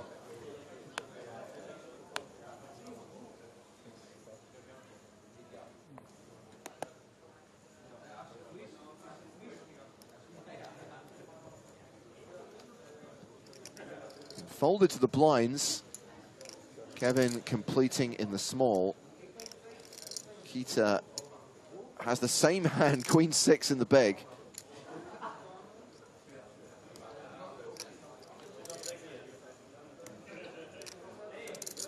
Yeah, we've seen Paquet playing this limping strategy blind v blind. It's just so difficult to play well against the big stack in that situation, but he's going to take a flop. I don't mind it, you know. Queen 6 suited does have some playability. You don't want to get limp raised here when you got a combo like Queen 6 suited. It's just okay. It's playable. You can see a flop. And flop a flush draw. Yeah.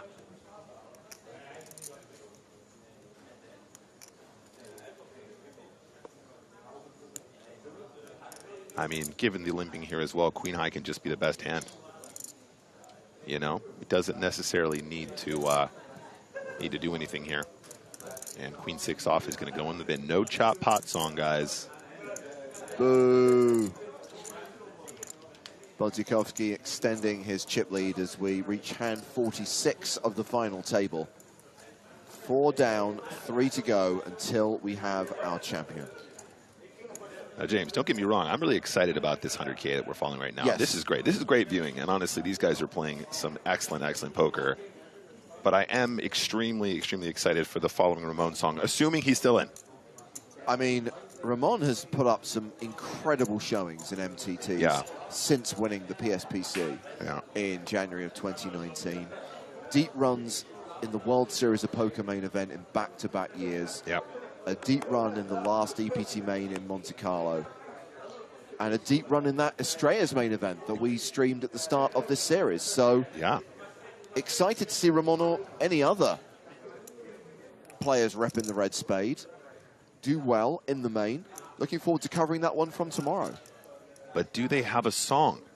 No, Ramon has his song, and I'm looking forward to that. But yeah, of course, good luck to all our team pros out there repping the spade. I'll tell you what, if, and it's a big if because it's going to be a big field, Yeah. variance is a thing in Sure, tournament poker. sure. I mean, not for Ramon, obviously. If any PokerStars ambassador makes the penultimate day, so realistically the last 24, 16 players, I will compose a song for them. Let's go. You guys heard it here first. That's quite the honor. I mean, I feel like we should send that in a group text so everyone's aware what they're playing for. I mean, you know, winning EPTs, sure, whatever, but, you know, a James Hardigan original is another thing altogether. That's the true victory. Button raise with ace, queen, flattered by Bodjakovsky with queen jack in the small. Eric Seidel has folded the big, so heads up to the flop. In a situation that works to Kevin Paquet's advantage. And it is an ace high flop. He is better than a 9-1 favorite.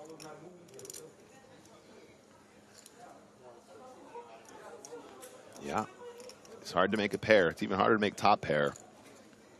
And if you're going to bluff in this spot very aggressively, you should probably be betting when you actually have the goods. And ace queen is a pretty good combo on ace deuce 5. You're doing good here.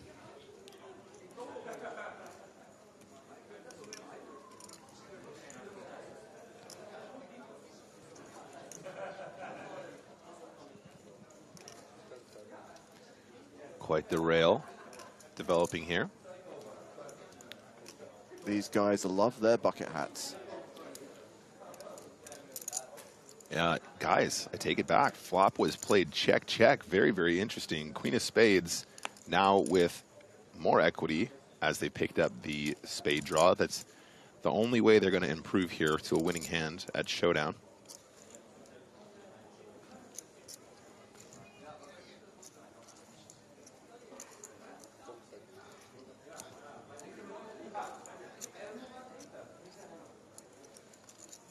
DF Gaming says, did Spraggy play in this one today? Spraggy's learned his lesson. He doesn't play super high rollers anymore. He is playing the main event today. Saw him at the start of the day as he was about to reg the €5,300 main event. Now, given the very, very trappy check-check line on the flop, James, is this a spot where you want to raise with ace-queen now to try and protect from the spades, that kind of thing? I don't know. Just putting out there. Twitch chat, what do you think? Looks like it's just a call. Yeah, I think small blind versus dealer button, you're going to have the best hand here a lot of the time. No improvement. 4 of hearts out there now. So now any random tray is a straight, but in the small blind, I'm not sure how much trays Bodjakovsky is going to have in this scenario. Now, given the check on the flop, I wonder if Bodjakovsky might put Paquet on like a king-high situation. Maybe he thinks Paquet has like king-queen with a king of spades or something like that. So there's a chance he might want to continue betting. Follow-up question from DF Gaming. Thanks. Any live streams of that? I mean, I don't know what more we can do to promote our 5 consecutive days of Cards Up main event coverage. We're probably going to be on air for 12 hours a day for at least 4 of those 5 days. We're going to have a feature table every single day. We're going to have the final table next Sunday.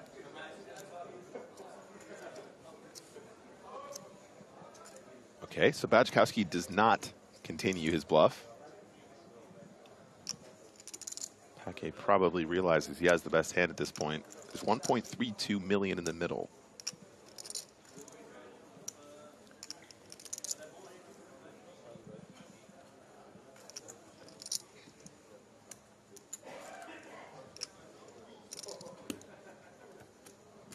So yeah, just a reminder of the betting action. After Paquet raised pre, it went check, check on the flop. Bodjakovsky took over the betting on the turn, leading for 330,000. But now it's a value bet from Kevin Paquet. And I think it's a chunky one.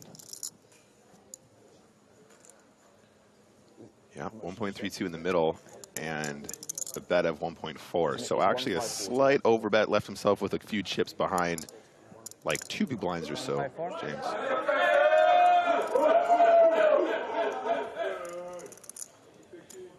All right. Bucket hat, go, go, go. James Hardigan original. And that was with literally 0 effort. So if I actually put my mind to it, imagine the composition that a PokerStars Team Pro could receive if they make the penultimate day of that EPT main event. Go, go, gadget, bucket hat.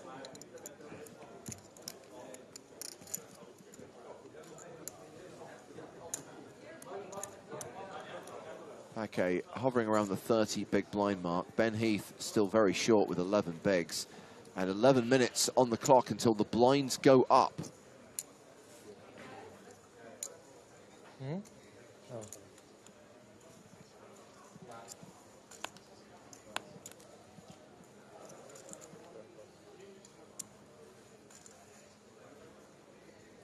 Bontukovsky with Queen 10 on the button.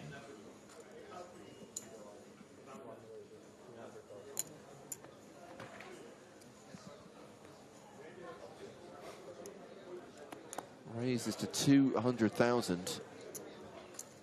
Ben Heath with 10-6 suited. Yep, Heath here just with 11 big blinds. He's got a hand that probably for Chippy V can defend here. But I don't know if, given the ICM pressure here, that he's going to want to continue. It's so hard to play this hand well at 11 big blinds effective. You don't have that much ammunition to actually go and make some moves on later streets, but it's going to have a lot of equity. So I can understand the call as well, and he decides to come along. If anybody knows how to play out of position with a gappy suited connector situation, it's probably Ben Heath. Okay, well, it's all diamonds. Ace, king, 4. Bontukovsky has the 10 of diamonds. He has flopped a straight draw and a flush draw. Has the best hand right now with queen high and has nearly 90% equity. Yeah, this is a huge flop. Unless you're going to get really coolered here and run into the jack of diamonds, queen of diamonds, something like that, you're just going to have a monster draw, and you know that you're going to be good here so often. I'm really interested to see what he does in the flop here, though, because I think a C-bet is reasonable. But also, you know, do you want to get check jammed on? I don't know. Is this a spot where you even get check jammed on that often? I think the bet's cool. I like it. I mean, Ben Heath probably shoving a lot of his ace combos once there's been a raise here pre-flop, right? A bet and a take hit. Ben Heath now down to 10 big blinds. He's in the danger zone. Danger zone!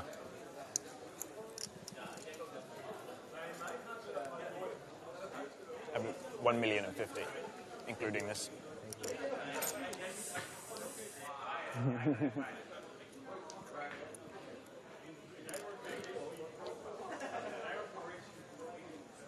Most frequently asked question of the day. Is this live? Answer, yes.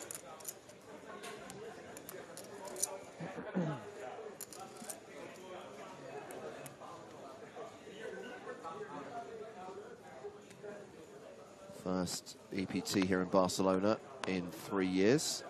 Our third major live event of 2022. We were in Prague in March, we were in Monte Carlo in the spring. And now here in Barcelona for what seems to be a record-breaking festival. That huge Estrellas main event at the start and the EPT main event likely to break through the ceiling set in 2019. I'm thinking this is going to be a jam, James. 8-7 suited, blind v blind. If you can just put this in the middle. Yeah, there it is. Called it. Call. And a quick call. Kevin Paquet calls it. Sorry. Oh, wow. Ben Heath has just run into queens. Oh, no. 8-7 vrouwen. Скажи мне раз, значит, Suited. Там что-то появлялось. So good. It's not over. Чек, надо будет 110. Так, стоп, подожди, а вот это что? Я вот рейсом. Yeah, I think as the shortest stack, you're just going to play this as a jam every single time. Blind v blind, you're going to get so many folds. Just don't run into queens, James. He still has 21%. Well, that's one of the reasons why 8-7 suited, 6-7 suited are so good as jams blind v blind, because they perform some of the best versus overpairs. One club on the flop. So backdoor straight and flush draws for Ben Heath, but down to 7%. I don't know, there's a lot of spicy turns here. Oh, yes! And that is one of those spicy cards. The 4 of clubs, giving Ben Heath 8 outs. If he hits a club on the river, he makes his flush, he doubles up, and he survives. 18% to remain in this EPT. It's the ace of hearts. Barry Greenstein makes an appearance which seals the fate of Ben Heath. Here's our 4th place finisher. He receives 702,620 euros, and we are left with 3 players in this 100K super high roller. Nikita Bodyakovsky, Eric Seidel, and Kevin Paquet. And it has now got significantly less shallow. Now we've seen the consolidation in the stacks. Bodyakovsky, 67 bigs. Seidel, 60 bigs. And Kevin hovering around the 40 big blind mark. So no shorties now. Yeah, absolutely. I think there's still loads of play in this tournament. Ben Heath, what a crusher, though, man. Congratulations. I know it's a 4th place finish. He always wants to go for the gold, but that was kind of a cold deck, in my opinion. A little blind v blind there. What you going to do? After this hand? We can do now or like after this level. Maybe after the level. Yeah, okay. At the end of the level. Can we have 10 minutes break after the end of the level? And then you... Well, the player's asking for a break. There isn't meant to be a break for another hour after this level. Yeah. Starting the next level, they do in 30 minutes clock. Yeah. 3-handed. Oh, really? Yeah. And the player's now aware that the clock will be 30 minutes. I like it. Against you. I wish it were a 5-minute clock. Eric Seidel says, bring on the variance. Exactly. We had that same conversation on Monday, didn't we, James? You know, like, they've upped the levels. One of the players made a comment about increasing the variance. But then, you know, if you're playing against really good players, sometimes that's what you want, a little bit of variance. Although, of course, Eric Seidel, an absolute monster. I think he's happy just to go for it. Is there any chance that they have requested that break, Nick, because they're keen to potentially look at the numbers? You know what? I was getting that vibe too. I really was. I think everyone's feeling pretty good about their win now. Everyone guaranteed now 913,000 euros. Wow. Okay, well, that's pretty definitive for Eric Seidel. Yeah, and it's one of those weird boards where, like, the pair is going to think they have the best hand, and they probably should as well. So probably going to see Bodyakovsky doing a few chips here, unless he can find that 6 here in España.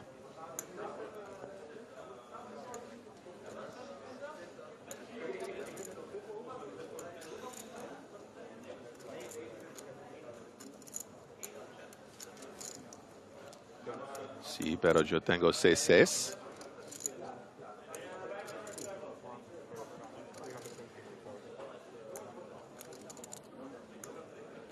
He just sees it all. He's so good. The man, the myth, the legend.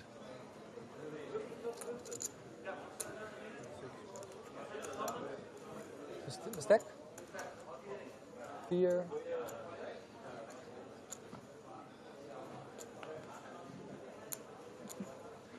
Seidel now a 95% favorite. Yeah, it's such a great card. The 6 is still very confident they're going to have the best hand here. So there's 1.25 in the middle. I would love Seidel to barrel again. I mean, I think a check is quite interesting. Definitely makes it look like a little c-bet give-up situation. But I think Eric is aware of the fact that he has to be pretty sticky in these situations once he calls that flop.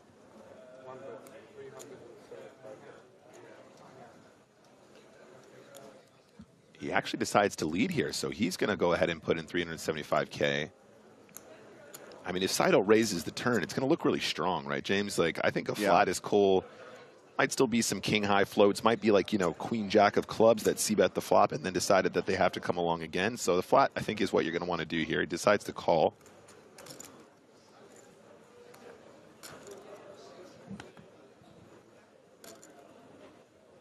And Seidel improves to a full house. Yeah, he's going. I really, really hope that he has like 3-4 of clubs here. That would be the perfect run out for him to get paid with his boat.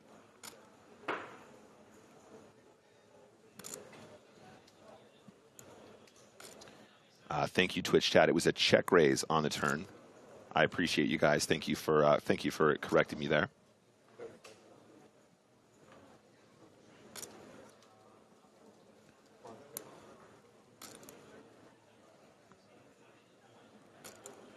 Now, Eric's like, okay, how do I get paid here? You probably just want to go after all the ace combos. You want to go after all the pairs that aren't going to fold, maybe some 9s or some 10s or something like that, even though probably would have played different pre-flop if you had those. Yeah. And, you know, I don't think this is a spot where you're going to get crying calls from king high, so you might as well go for, like, the really big bet. You just want to get paid when they got a lot because they're not going to pay you if they've got a little. So he decides to put 600K in the middle here into 2 million.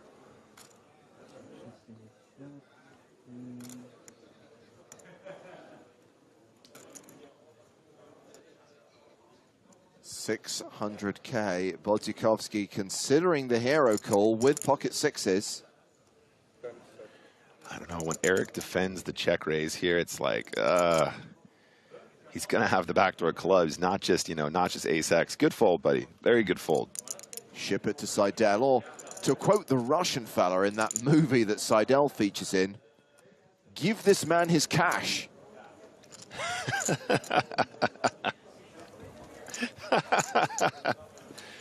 That Russian fella. Seidel has taken the chip lead once again. 7.1 million. 1, 2, 3, 4, Pay that man his euros. 1.8, 5.9. He trapped me. 5.9. 5.9. I have 4. How much do you have? 7 then?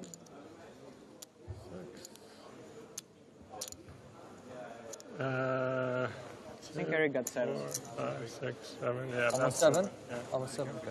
Yeah.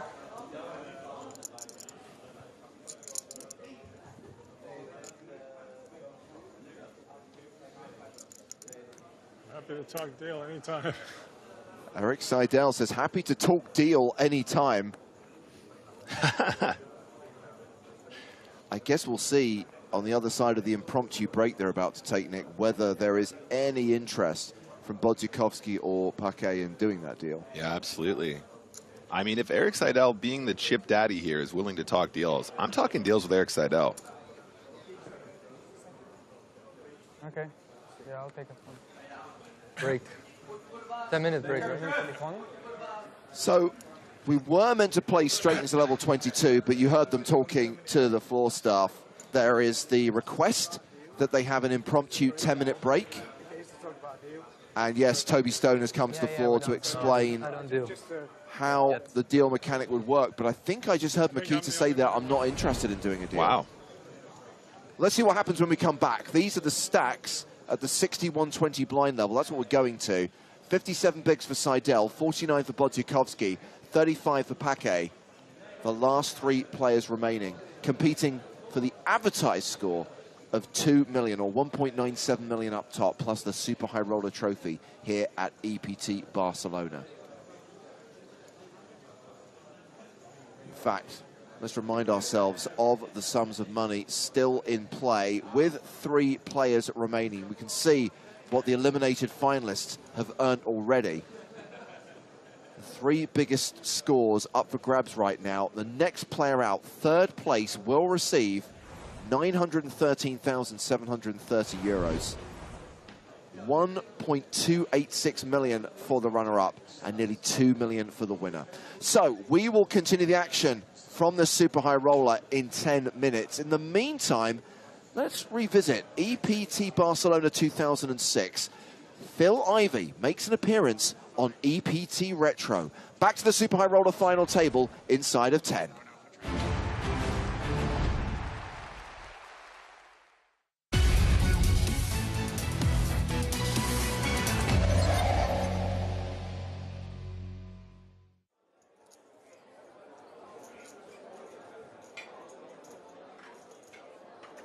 And we are going to sweat with Phil. We're going to play this hand from Ivey's perspective now he's back on the main stage. He's got no choice once he gets down to the final two tables. Dave folds. Action surrounded. Probably fold. Over to Noah. Johnny folds. You know what's weird is a lot of poker terminology obviously has evolved over the years, and a lot of the stuff people said back then doesn't get said now, but we still say sweat with. Yep. Let me sweat your hand. That hasn't changed. Yeah, true. So Ivy elects to complete in the small, and Sjoberg's going to check his option in the big. King, queen, 9. Ivy checks. Well, blind on blind, we like this.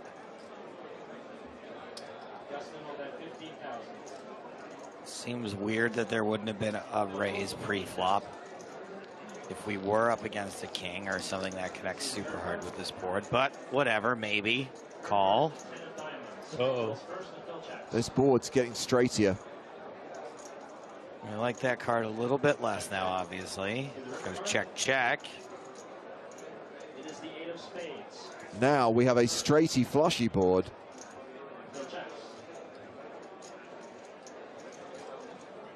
Are you telling me we're just gonna get a free showdown here? Fine. That'd be so hilarious if it goes check, check. All right. I think we're going to get put to a decision. 25K is the bet. Lex, what do you think? I think it's just so easy to be beat here. I'm just gonna fold probably. Yeah, I don't know. I think that flush draws try to bluff the turn because there's a 1-card straight. I don't mind a call here because I think people don't bet a king, so you're not losing to a single king. I think that a flush they will bet the turn with. A jack is going to bet small on the turn, but they could have a jack. And every single set or high two-pair combination he raises pre-flop, so I don't know. Was only like a half pot bet, right? Oh, he does not like the fact that he was called. Good call, Phil Ivey. I fold way too much. 4-5 the hand for Sjoberg, who mucked, which means Ivy wins it uncontested.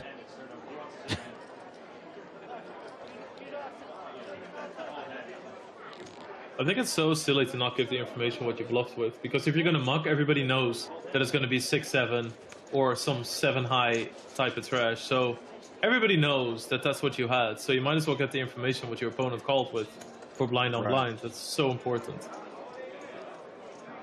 Makes sense, homie. People still do that too. It's like a thing, you know, where people think, oh, I'm not giving any info, not getting it either. 10-9 of clubs here for David Leani. I thought they were mucking out of embarrassment. Yeah. So Leani has limped with the 10-9. Round to Daneshka, who's got Jack 10.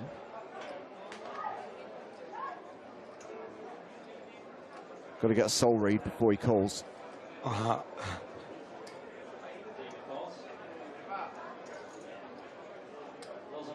Ivy calls as well on the button. Sjoberg in from the small.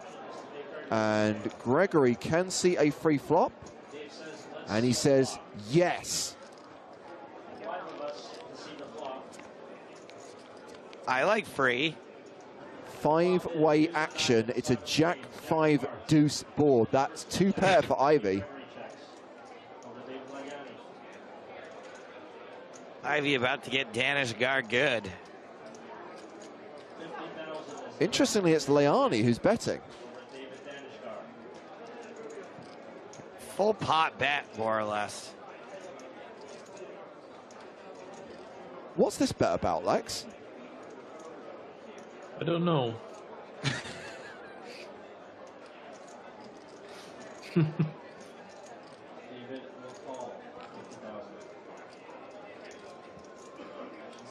I mean, look, into 4 opponents, it looks strong. Yeah, that it does.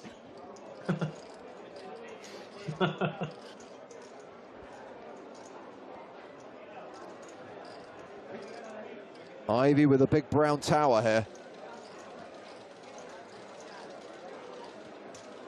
Remember, those are the 5K chips.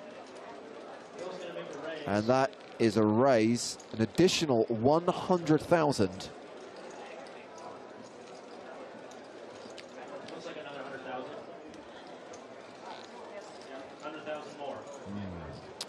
Could still catch running cards to make a straight. Maybe it's worth staying in. Sorry, how is there 300,000 in the pot now? That's crazy.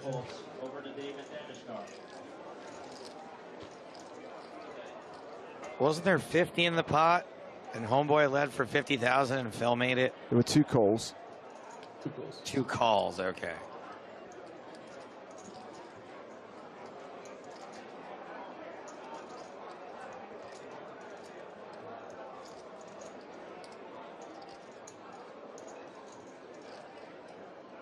How's Ivy's pulse, Daneshka?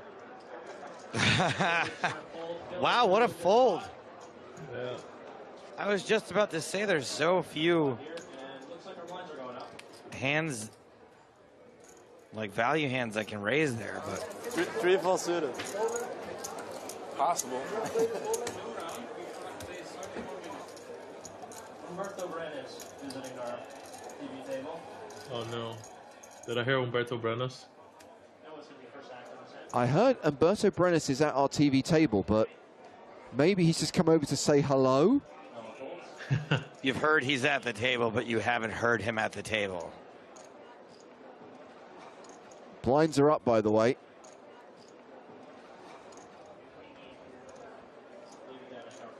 And here is Ivy.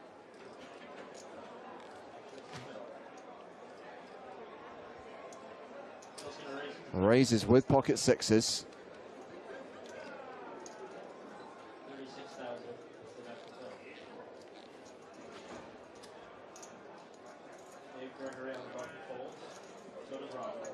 Round to Leani in the big blind, who's got aces.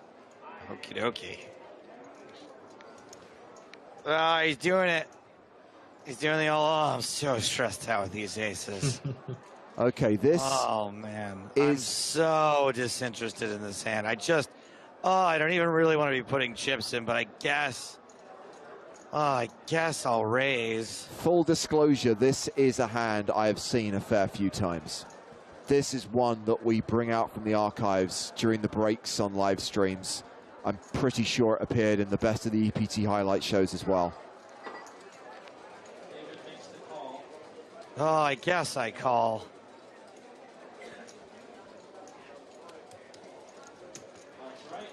Crazy that he slow plays it from the big blind. You didn't really used to see that back then that often. And there's the 6 on the flop.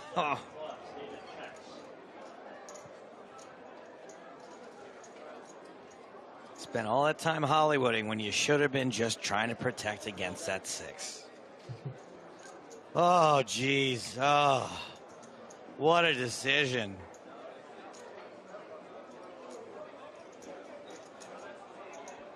This is him pretending to think again. So much pretending to think.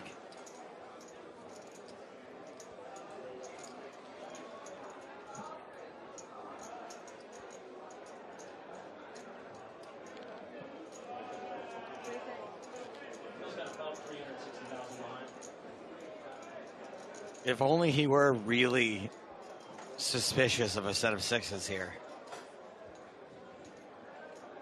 But he's not.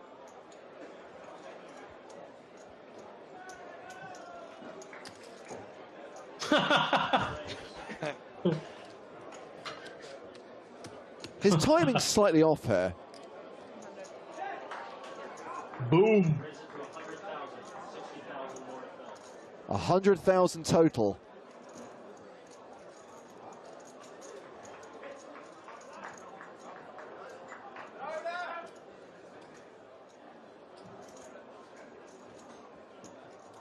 And Ivy calls, and these two go to the turn. I think Leani has Ivy covered here, by the way. That's a pretty big stack for Leani.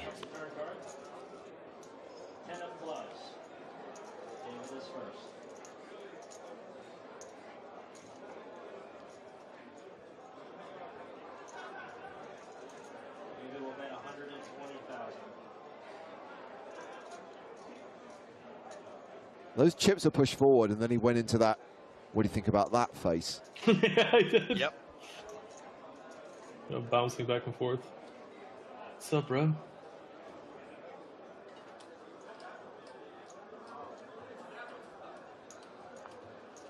Phil's got his face pulled back like that to stop from smiling.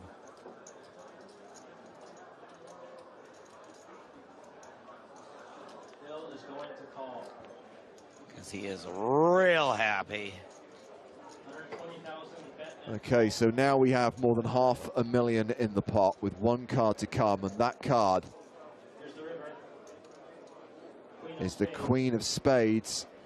Board gets a bit straight here from Ivy's perspective. Leani decides to move all in, shoves on Ivy. Ivy calls it off and is going to get the full double up here and will have more than a milli. Cracked him. Whoops.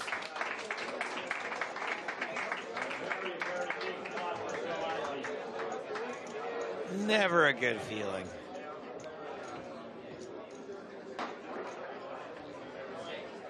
The gloating. Yeah, we talked about people not getting it quietly in the early seasons. Ivy being the notable exception to that trend.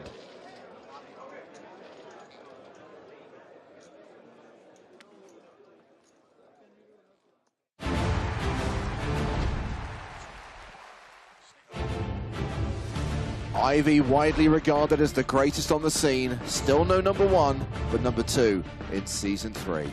And here we are in 2022 for the European Poker Tour in Barcelona, continuing our cards up coverage of the Super High Roller final table. 3 players remaining. Meanwhile, closing in on the 2,000 mark in the main event. I think we can say at this point in time the record will be broken. It is going to be the biggest EPT main of all time. Exciting stuff, Joe Stapleton. Indeed it is. Hello, my babies. Very look how excited I am. Look at this bulge. He is genuinely exciting. His chest is indeed bulging. Nick Walsh also alongside me, James Hartigan. I'm very excited to be here, guys. We're threads up, Joe. We are indeed, and now that we are down to 3 players, the blind levels are 30 rather than 60 minutes, and it does not look as if deal discussions are going to take place. Eric said a couple of times he'd be interested in looking at the numbers. Mikiti Bodzikovsky kind of shot it down. Sometimes when you're a super high roller, pro, shark, it's not your best interest to discuss a deal with a less experienced player like Eric Seidel. Oh dear. When Eric Seidel says deal, I say let's talk. Is it just because you want to talk to Eric Seidel? I mean, that would be great. You know, just he's got a very soothing nature about him. I'm glad that we got Eric Seidel on our podcast. He has not done many podcasts. He said it was his first poker podcast, but then I remembered, I think he did one of my podcasts once like 15 years ago also. However, they're tough to find. So if you want to hear from the legend, Eric Seidel, I would recommend listening to that episode of Poker in the Ears because he was very generous with his time and his stories. Yeah, we ran that interview during one of the breaks earlier. If you missed it, if you haven't heard it before, you can download the audio version from all places that you consume podcast media. Correct. I thought you were going to say, Joe, yeah, I mean, I think he was on my podcast. He just didn't know I was recording him at the time. I just followed him around New York for a couple of blocks. Hey, how's it going? A little bit of clever editing. And there, boom, you got a podcast. The bowfinger of podcasts. So blinds are now 60,000, 100, and 20,000. And we've got the complete from Paquet, the raise from Bodzikovsky, and the stuck fold. for a moment to figure out what is the raise James, size we're of the throw. three-handed. This is where the real poker starts. Certainly where the real money is. Yeah, 913K for the next player out. More than $1 million, a 7-figure score for the runner-up, 1.28 million, and close to 2 million euros for the champion of this year's Super High Roller in Barcelona. Twitch chat says that Eric looks like Nicolas Cage. I don't know if I see that one, guys. He does have an unbearable weight of massive talent. quite right. By the way, that movie, woof! Oh my God! I can't Yeah, believe how bad it was. I don't usually. I usually like to make up my own mind, but I heard so many bad things about it. I was just like, ah. So Nicolas Cage is supposed to be playing Nicolas Cage, but he's not. But he's playing a guy, another actor named Nicolas Cage that has been in some of the same movies, but it's not him. He's not actually poking fun at himself at all. That's right. That's what you said. It's very bizarre. Anyway, back to the millions of dollars being played for here. Paquet with ace-jack off here on the dealer button. Going to go ahead and raise that puppy up. Raise that puppy up. Seidel is going to call that puppy with 7-4 suited and flops something that seems like it's a draw, but it's not. Hello, John Edwards. Okay. Very stylish fella. Like, I don't even know what that jacket is. It's like part sport coat, part jeans. It's like a embossed denim or something like that. It's like a part tablecloth, part tuxedo. Is it Fendi? What do you guys think? It's certainly spendy. Okay, Paquet going to continue on the jack high board. Seems pretty legit. Eric Seidel kind of just has one of those hands you defend and then you cry because you never seem to make a hand in the big blind with him, you know? Other people do. You just don't. Just not Joe Stapleton. Wistern told me that you made a flush this year. I did. I did make a flush. For the first time. I've made a couple of flushes this year, but they're like 4 flushes with like a 3 of diamonds in my hand or something. Oh, okay, as far as like flushes where I like have 2 suited cards, flop the draw, I hit, yes, 1 this year. I made 1 in Scotland. And I flopped a set too, so I've had one set and 1 flush so far in 2022. Running above expectation. Pretty good. All right, hand number 54. Let's see what they got. Eric with the 7-4. Second time, Paquet gets a walk. A walk.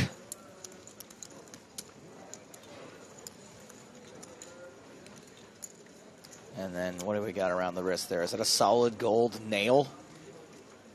Bent into a bracelet. Cool, cool, cool, cool, cool, cool. Coolsies. Cornkello says that hat costs 95 euros. You can all have that. I'm going to take the over. Usually things that are that goofy looking are more expensive. Yeah, that's my experience too. Eric Seidel here on the button with Queen 9 of diamonds. I think this is the hand that you want to play like every single time. Certainly during threads up. Threads up, exactly. And he is the chip daddy here, so 53 big blinds opening here. Probably just going to make it the straight min. He does indeed. 240K.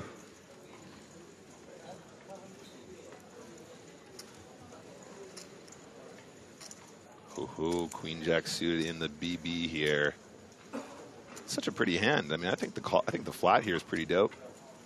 Don't think there's any reason to 3-bet this combo. You just, you know, you're going to dominate some people, you know, like when they have Queen 9 of diamonds on the button, something like that. Oh, when that happens. Yeah. King high flop, 2 spades.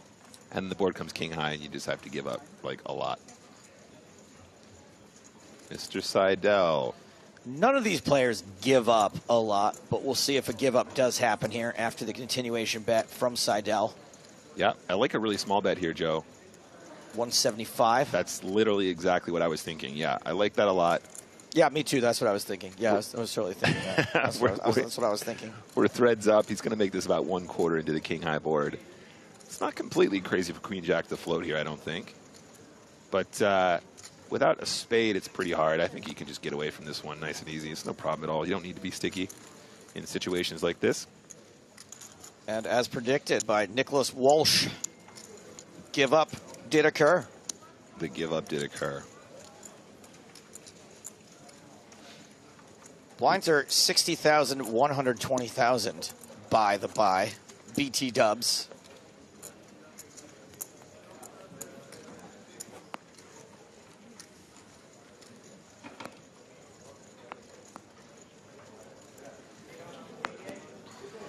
Man, we can't really hammer this point home enough.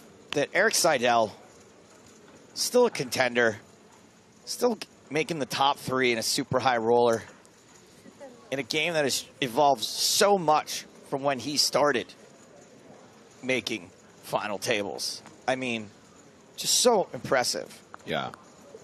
I mean, at this point, Seidel's going absolutely nowhere, right? A lot of people played some cards some years ago, not really relevant anymore, don't have what it takes to compete at these levels, but he's proven time and time again that he can follow the meta and he can stay on top of this game.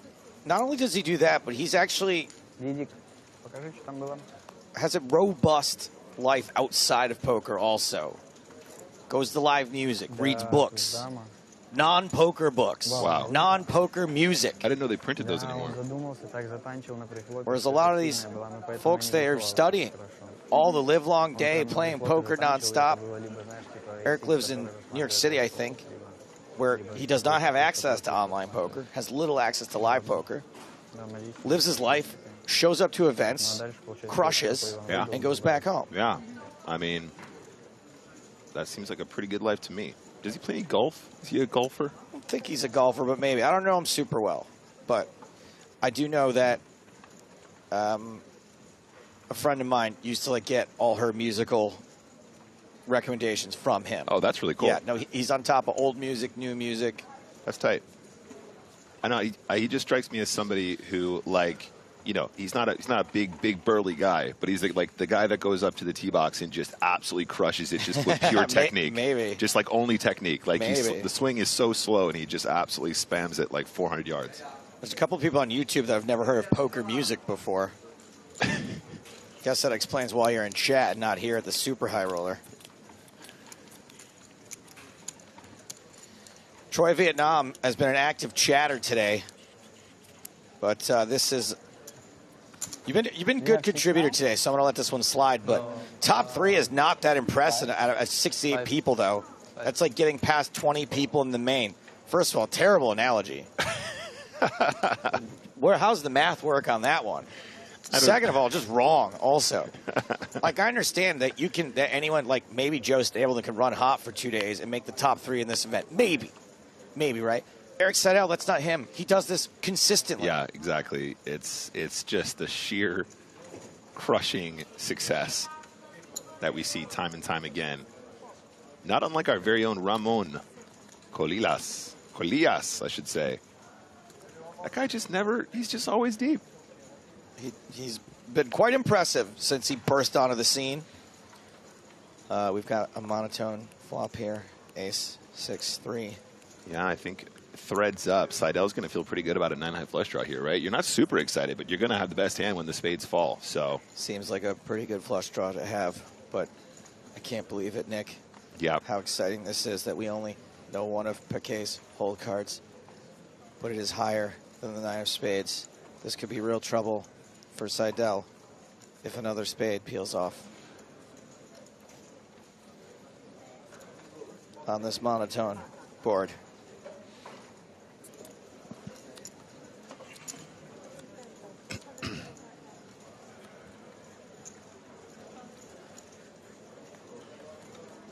Mr. Seidel. Okay, that's 225,000. Yeah, I mean, he probably should be calling here just regardless because he has the king high, right? We're looking at a small blind, big blind situation. King high can just be the best hand. He doesn't need the draw, plus he has the draw.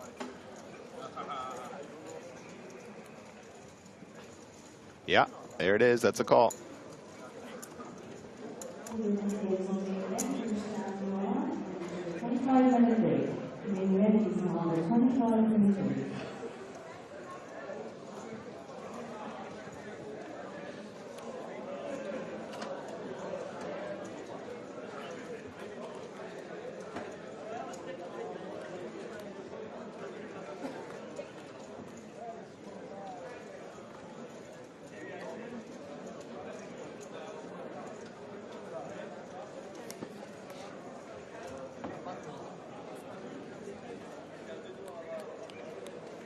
Okay, check, check.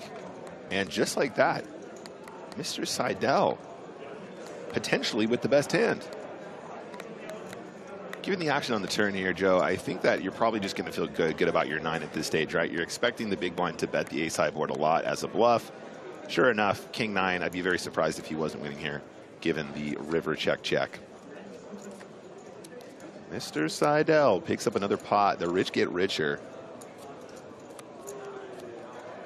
Erik Seidel increases his chip lead, now 57 big blinds. He's about 10 big blinds richer than Mikita Bajakowski. Eric, how many time mix you have? Is it like over 10? Wait, what? How many time mix you have? Is it over 10? 14, I think. Crazy. Saving. Yeah. They might come in handy. And don't forget, guys, Road to PSPC. Live global tournament series running now. Platinum passes are awarded to the winners. Full schedule at PokerStarsLive.com. Come and join us in the PSPC. Yeah, I think come to the Bahamas. Yeah, it's great. And so what? It's a problem, actually. It really is. When they say the full schedule, that's not online. They're talking about PokerStars Live. That's actual land-based brick and mortar.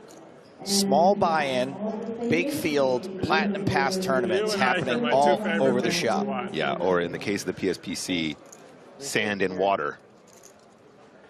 It's made up of sand and water. That's right. There's a lot of beach. It's not bricks and mortar. It's just a whole lot of sand and water. And then, you know, some like waterfalls and, you know, there's like fountains and stuff. So we've got a legit celebrity and Erik Seidel expert on the virtual rail. Maria Konnikova writing in to say Eric does not golf. Not a golfer. Okay, fair enough. But you guys get what I mean. Like I'm not a golfer myself, but no, he's a guy that just walks up and you're like, oh, dude, this guy's age doesn't matter. He's just going to be a consistently. Yeah, he strikes me as the guy that like reads about golfing one time and then just like pure technique is just amazing at it and like never falters. Like, you know, okay, this is for all the jewels and just holds in one, like just hole in one, you know. And he's like, yeah, I don't know. I thought the wind was going left to right there a little bit, but yeah, nailed it. We got Piquet Bajakowski taking a flop blind on blind top pair for Piquet.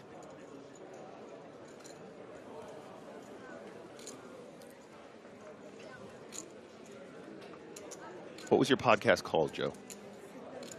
Poker in the Ears? No, I mean the one he did before? Yeah. I've done several podcasts over the years. One of them was called Poker Wire Radio. And then there was Poker Road Radio. Okay. I think it was one of those. Nice.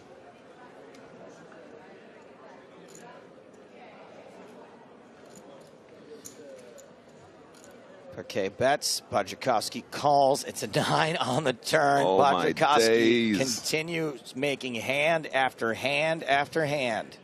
Yeah, that's about as good as it gets on the turn, and it's one of those straights where you got the bottom end, but it's really hard for your opponent to have the top end. You know what I mean? So you're going to feel pretty good about this. There is still hope for Paquet, though. Can easily complete that one-card straight with the Queen of Clubs, going to the King if a King falls, and then, of course, an 8 will give him the second nuts, depending on the suit of the final card.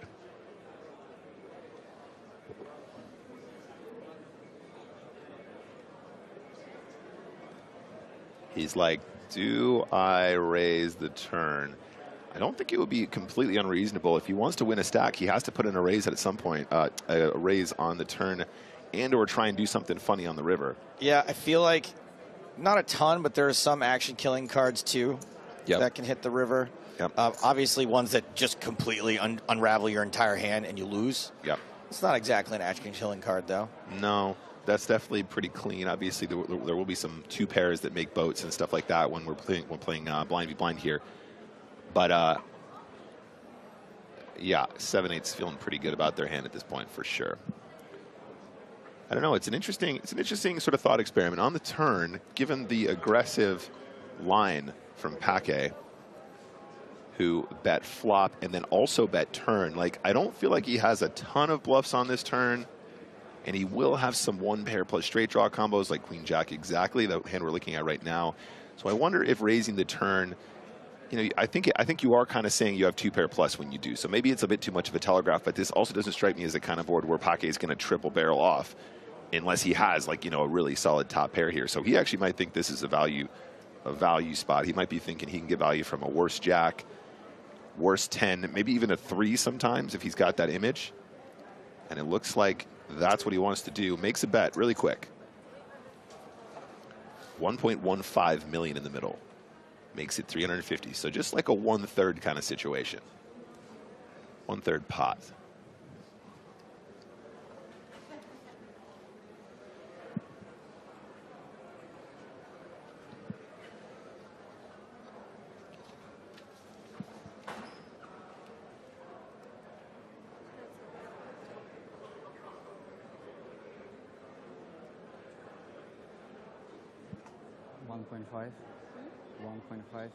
He announces 1.5. So big chunky raise.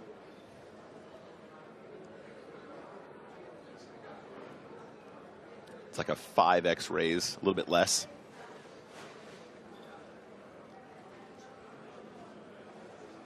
Paquet's probably thinking, like, what if he had a hand like 8-9 on the flop? He had a bit of a straight draw situation and then just backdoored the 9s.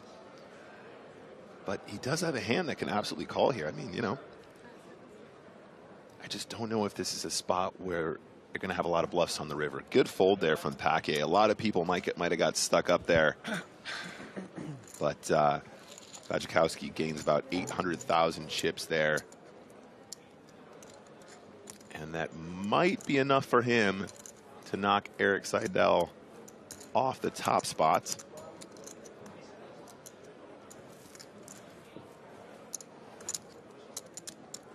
But it looks like Erik Seidel's still slightly deeper for the time being. Still pretty close. Just an update here, guys. Erik Seidel currently with 55 big blinds. Mikita with 52. Kevin Paquet with 31. Still tons of play in this threads up match.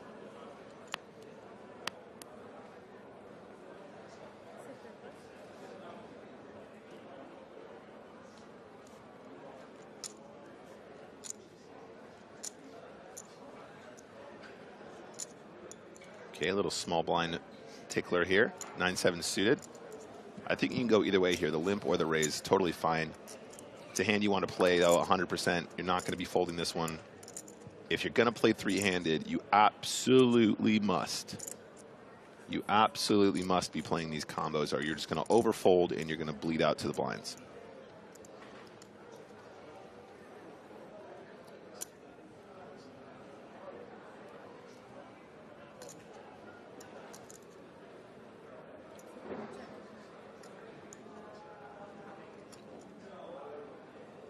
Sorry, I blanked out for a second. Were you saying you absolutely have to play 8-4? No, 9-7 okay. suited. So Erik Seidel does pick up a gut shot on the turn. The 5 will give him the straight. Do you think it might be kind of a mistake? Like, let's say you watch a lot of poker on TV, you watch a lot of broadcasts, you watch mostly final tables, right? Do you sometimes go, take this information and try to apply it to like an early stage of an MTT where maybe like playing 9-7 suited is not recommended, right? It's not the same. Yeah, right, exactly. And there's always, when we're watching finals as opposed to just doing feature tables, you know, when there's like 40 left or whatever, the dynamic is very different. I think people fall into that trap a lot, Joe, for sure. Like, I'll say something like, you absolutely always have to play 9-7 suited in this situation. But I mean that quite literally in this situation, you know. You're probably going to want to do very different things when you're 100, 200 big blinds deep early stages. You're going to want to do something different when you're not on a final table. Right. So, yeah, that's a good point. Bajkowski's going to think he's doing all right here. I think it's reasonable to see a call at this point, but it depends what he thinks of Erik Seidel. Makes the call. He says, you got it, and he's going to take it down with the 7. Very well played there, sir. Yeah, I don't know. I feel like it was a little bit of a desperate bluff there by Erik. You know, it felt like he had some kind of a made hand and or an ace high or something. I think ace high might have struggled to call that river for the 300K, so probably the bet's fine.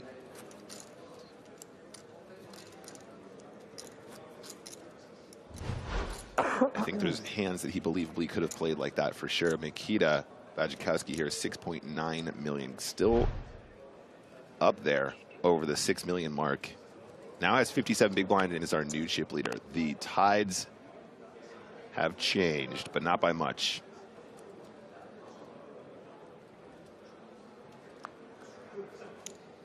Nice work. Good call. That little grin from Eric. He's like, I love doing this. 240? This is fun. How much for first? I love it.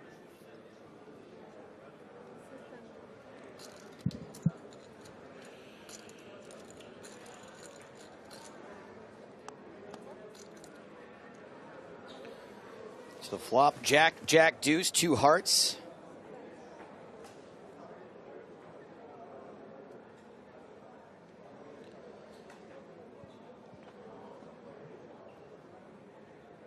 Okay, checks.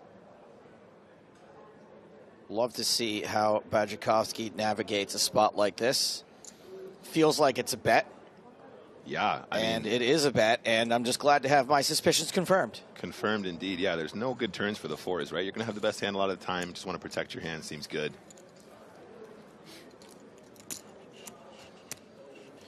Want to give a quick shout out to a couple of my PokerStars VR buddies. Exotic Chaotic and Din Tai Fung are here. Kind of like the Platinum Pass women's event yesterday. My friend Dallas won a package on PokerStars VR to EPT Barcelona, but he won it 3 years ago. Yeah, I mean, shout out to those guys. I've known those guys for a long time. Oh, great. Ever since VR was actually released. We don't stay in touch so much anymore, but spent a lot of time on the virtual VR felt with those guys in the early days for sure. So fun. Yeah, if you guys haven't tried PokerStars VR, I'm not just shilling it out. It's really, really cool. It's very well done. It might be one of the best applications of VR technology I've seen, for sure. I agree. It might be, look, they're finding more and more applications for it right away, but especially early doors, it was like one of the best things you could do. And they found a way. They're like, how can we take live poker, put it in VR? It feels very much like playing real. live poker. Yeah. And then they were like, well, how do we utilize a VR aspect of it? So they got all these cool toys that you can play with, swords and laser guns. There's the axe you can throw, and then you summon it back like Thor's hammer. Yeah. I'm into it. Fake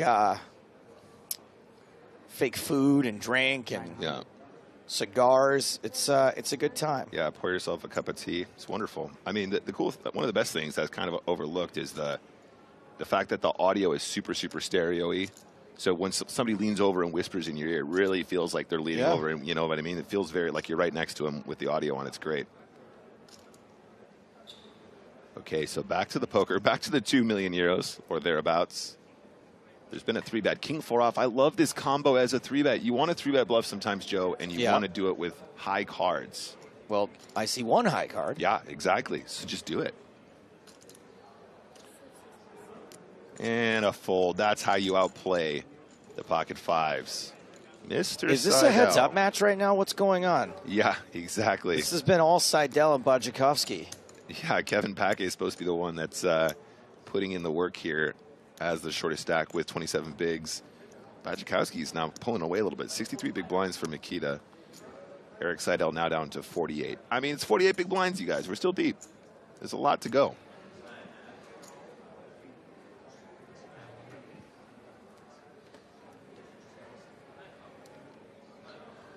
Blockers aren't real. Somebody was asking where they can get the Blockers Aren't Real t-shirt, Joe. Do you have a merch site for that?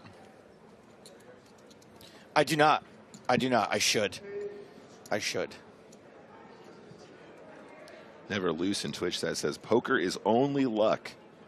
And why do we keep seeing Eric Seidel on every final table?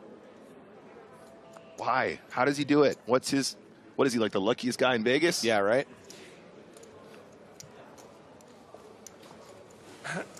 All right, that was a raise and take it for Bajakowski.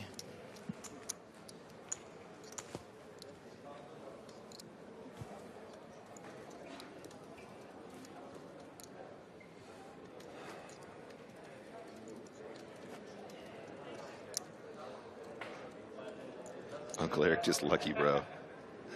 Love it. Change?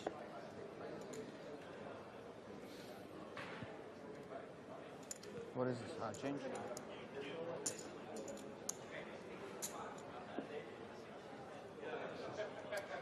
Why you sick? Says you can shoot guns at the VR table. Lol, going back to the roots, huh? Lamau. Yeah, it's pretty fun. There's like an old West scene. You can like sit in the, like the West, and you can shoot at the spittoon. That's cool. Yeah, you can get the piano to play different tracks.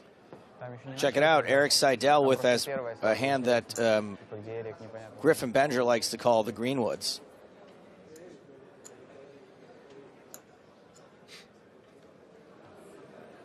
And it looks like he's going to get no action on that either.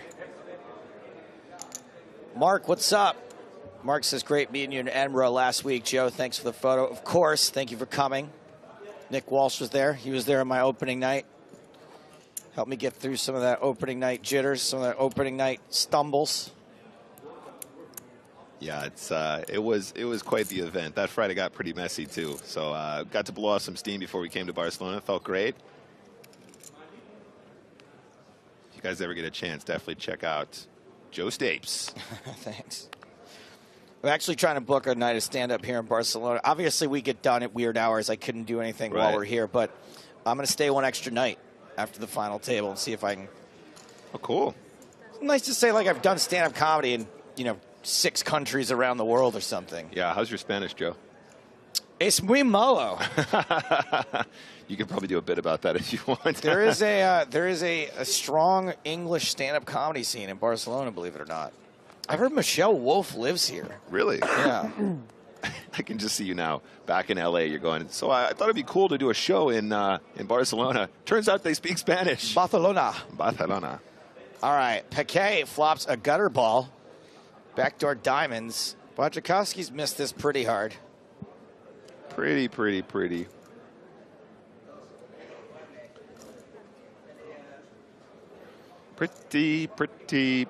hard. He does have the gut shot, backdoor diamonds, and the live 7 or tray. But when you're out of position here, it's difficult to get to showdown with a 7 or a tray and feel good about it. If it goes check on the flop, though, that's cool. I feel like Paquet, given the fact that there was no bet on the flop, could speed up. He could lead this turn.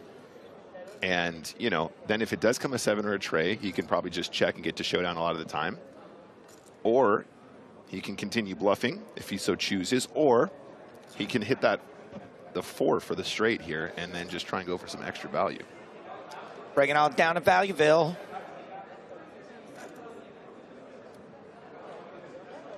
Yeah, thank you very much, Fish Chat. It wasn't quite a backdoor straight. The gut shot straight is what I meant to say. Thank you very much.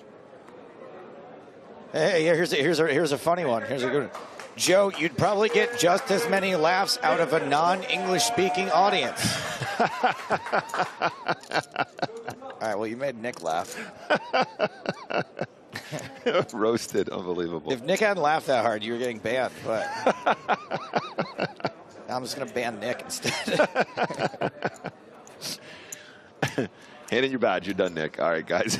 that was the end of Nicholas Walsh on the Twitch channel.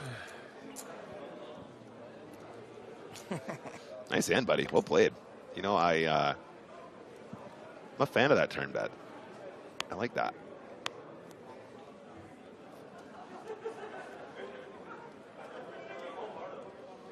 Yeah, anyone please take your seats? I just want to see everyone's back. Thank you.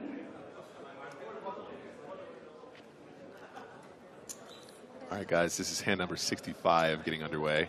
Looks like there's already been some action here. Dealer button opening, ace queen off. Oh, blinds up. Okay. I need to see everyone seated before we can push this. Thank you. 320,000 is the raise, the minimum raise.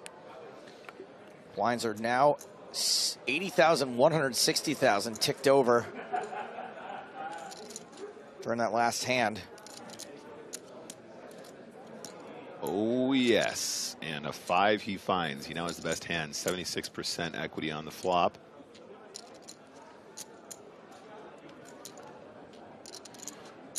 Paquet.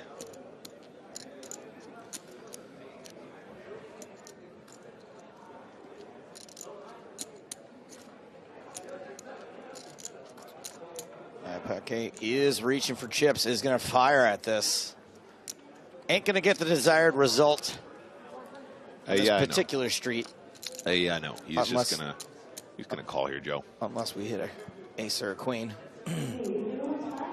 pushed to the next table. Number 1. This might actually be one of the spots where you check raise with middle pair.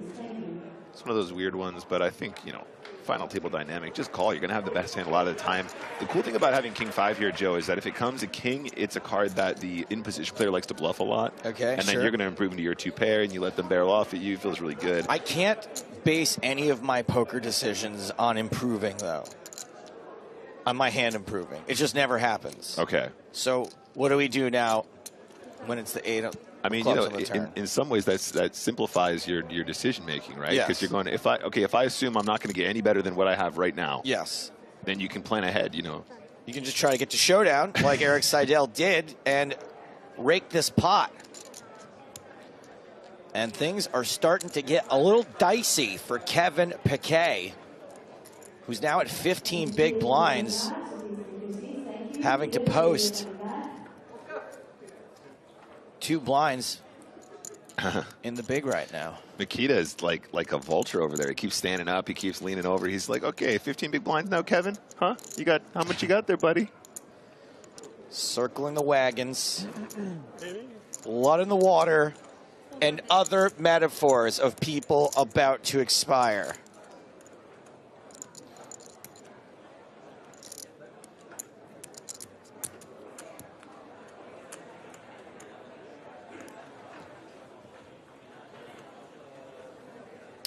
Jan Rentema says the Dutch guy busted probably makes more than Lex Veldhuis, or am I wrong?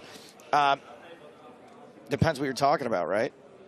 Lex Veldhuis, there's no way someone out-earns him as a streamer. Someone may out-earn him and play bigger cash games. May play bigger tournaments, have more consistent tournament results, but Lex is the best at what he does, which is play poker and stream poker.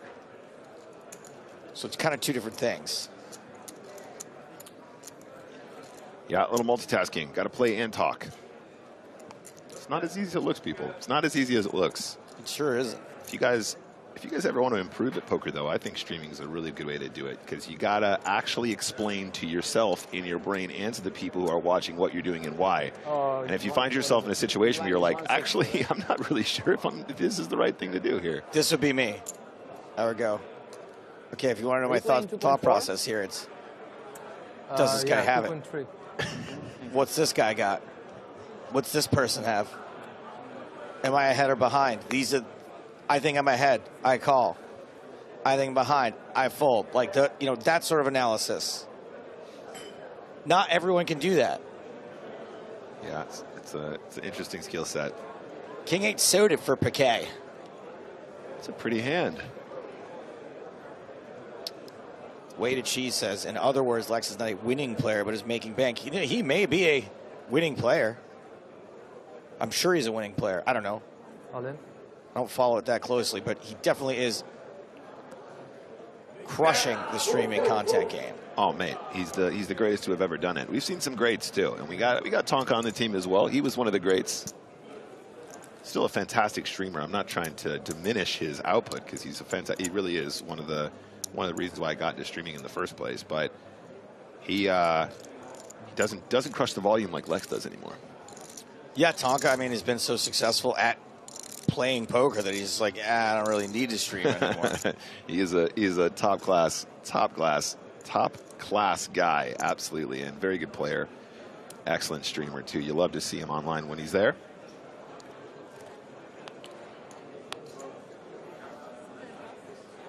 Okay, folds the button onto Budjakowski in the small blind. 6-4 suited. This ain't a hand you're going to see folded 3-handed. Yeah, non-blind. 6-4 suited, beautiful hand. I actually like these as a steal. I prefer to raise these ones, I think. Looks like Makita is doing the same. Wow, quite a raise. Made it 480,000. Yeah, so he is sizing up here, guys, because we're blind v blind, right? An open can just be the min raise. That's very standard these days. But when you're playing blind v blind, you need to increase your sizings because you don't want to incentivize your opponent to play in position more often, because they will just mess you up.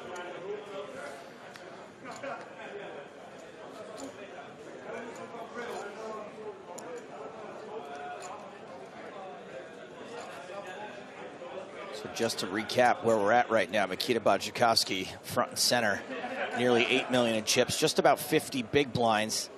Eric Seidel, the legend himself, just over 6 million in chips, close to 40 big blinds. And bringing up the rear is Kevin Piquet from the Netherlands. 2.5 million, which is about 15 big blinds. And Bajakowski is going to raise from the button with King 7 offsuit. Seidel is out. 7-5 offsuit for Piquet in the big blind. And this is going to be we can still peel with this hand, right? With 15 big blinds. Yeah, no, you probably should as well. I know the stop and go isn't really used anymore, but it is kind of a stop and go situation sometimes, right? Like if you somehow can make top pair, hit a 7 here. Obviously, that would be a disaster for Piquet. Sure. Oh, my not a disaster days. to hit bottom 2 pair in this case. Oh, a huge disaster. Yes, absolutely. Huge massive, disaster. The biggest disaster ever. Oh, my goodness. And if I couldn't see it, with all the hold cards right on screen, what shot does Piquet have? Bottom 2 in big, big trouble against top 2. Oh, no, it's disastrous. Yikes. Joe, why is he playing 7-5 off? You can't peel with this hand. Oh, man. Yeah, don't do this. Don't. Yeah, savage. I'm sure I'm going to miss that hat. I think 7-5 is definitely easily defendable here. Just a catastrophic flop here. You're just never getting away. You got 14 big blinds. You made 2 pair on a king high board. You're going to get so much value from King X that isn't the 2 pair. And not only are you getting it in bad here, but your equity is almost nil. Yeah. Single digit equity. 5 would be really spicy. He just clicks it back at him here. This is a very small raise, just over the min.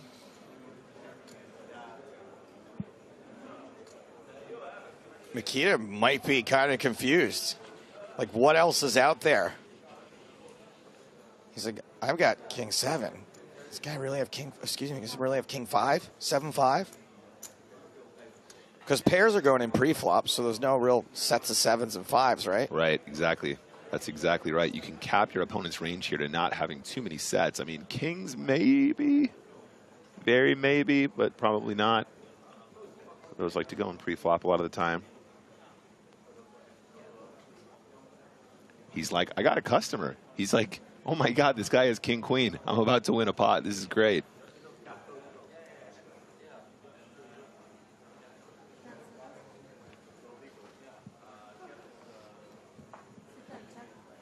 Yeah, he's probably thinking, how small can I go here in order to get the chips on the river? He opts for the check instead. Very interesting. Little check raise, slow down. I like this a lot because he might check raise if he has like a straight draw and then slow down, and then the king 7 is more confident. Or in this case, he's hoping that he has a hand like king queen, of course, right? He's not checking to give up. So he's like, okay, make it look like a bluff. This guy can continue betting, or he can bluff at me, and I'll get all the chips in the middle, no problem at all. He's only got 1.9 million behind, so it's just over SPR 1. Cheese and Onion says it has to go all in on this street. Mikita betting 500,000.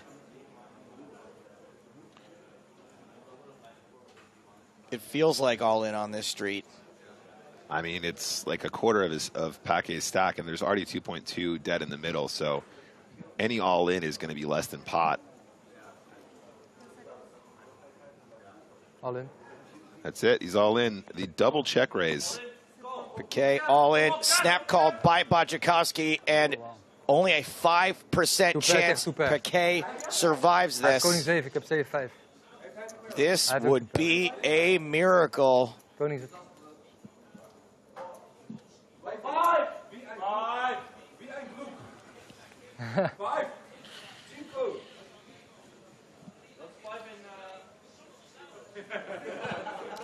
Look at that face, Joe. Bajakowski, pretty happy, knows he is very likely to be going heads up, and they are going heads up. That's it for Kevin Piquet. That's the kind of hat that should come with a free bowl of soup, but luckily Piquet's got plenty of money to pay for one. Very much score there. 913,730 euros. Not bad for a couple of days' work. What a terrible thing to happen on hand number 69. Nice. Somebody got their lunch eaten. And we are going heads up. Mikita Bajakovsky Can you please color up this text as well? wants a few less chips to deal with. There's Piquet on the rail. Now, if you didn't see a bunch of blonde-haired, blue-eyed Dutch people before, there you go. They're going to have fun tonight. I was button three-handed. He was a small blind. Sid Hoffman in the chat is asking about who declined the deal. I believe Paquet was one of the players who declined. So we are going heads up between the legend Eric Seidel and the recent legend Mikita Bajakovsky. Take a peek at where the stacks will be when we come back. We're going to take a short break, a little heads-up break to reset. Mikita Bajakovsky, 10.8 million in chips, 67 big blinds, 6.1 for Seidel, that's 38.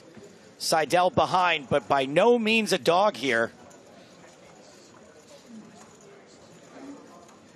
And just to remind everyone out there what they are playing for, third place just took nearly $1 million. What does that mean? That means more than $1 million for second place and nearly 2 million euros for the winner of this event. Reminder, it was a 100,000 euro buy-in, but these are still some significant sums of money being played for when we return from break. So, more from the super high roller here in 2022 at EPT Barcelona, back in 12 minutes.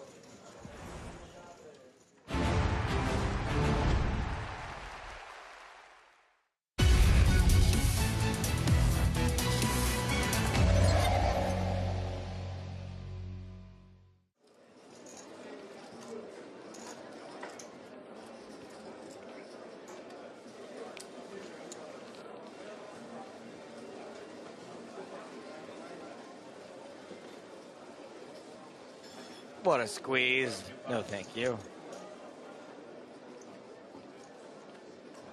Dave? No.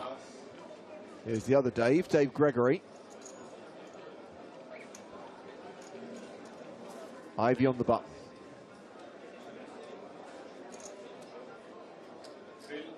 Phil opening with pocket nines. And with Bjorn Eric Glenna folding the small blind, the action will be on Jeff Lissandro in the big with 10-9 of hearts. This feels familiar. Yes, this is another hand which has had its fair share of airtime over the years. Don't spoil it, though. I don't remember what happens. Oh, boy. That's what happens. Ivy flops a set. Lissandro flops top two.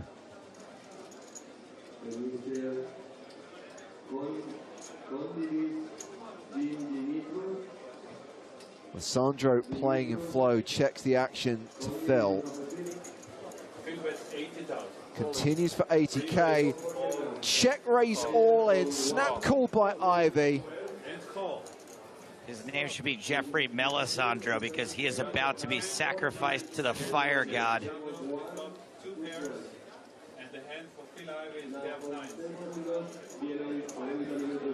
2 million chips in the pot. This could see Ivy take the chip lead.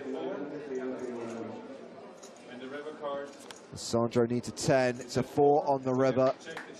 And Jeffrey Lissandro will be eliminated in 6th place. 115,200 euros. It takes us down to 5 players, and it does give Ivy the advantage. Big old stack for Phil Ivey. 15-30 blinds.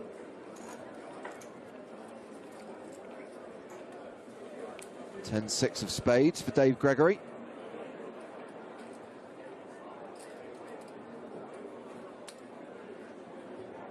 Just calls. Ivy just calls as well, pocket fives. Pocket nines for Bjorn-Erik Glenner.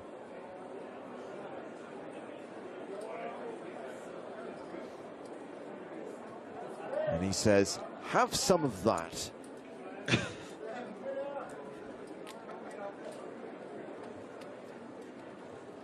This might be trouble for Ivy. Yeah. Actually has a lot still though.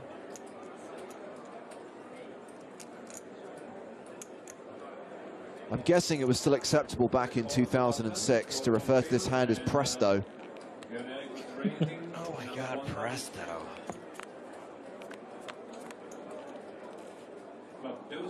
Ivy does not flop a 5. Huge dog here. He got the Presto, he did not get the change-o. Field checks. And Björn bets 150,000.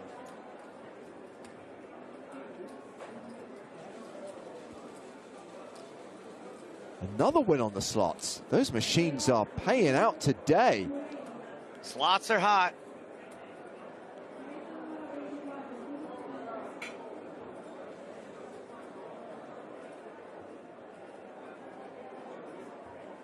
Still another 15 years till Ocean Magic gets invented, so I'm not interested in slots right now. To 350,000.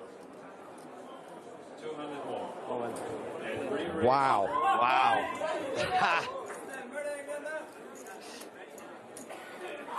Glenner with a sizable chip lead at this moment, shoves on Ivy.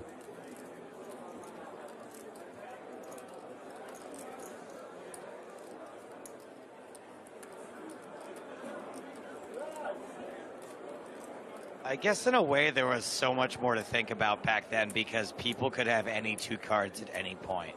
Yeah. Like you would have to include Jack 8 as a part of his range here.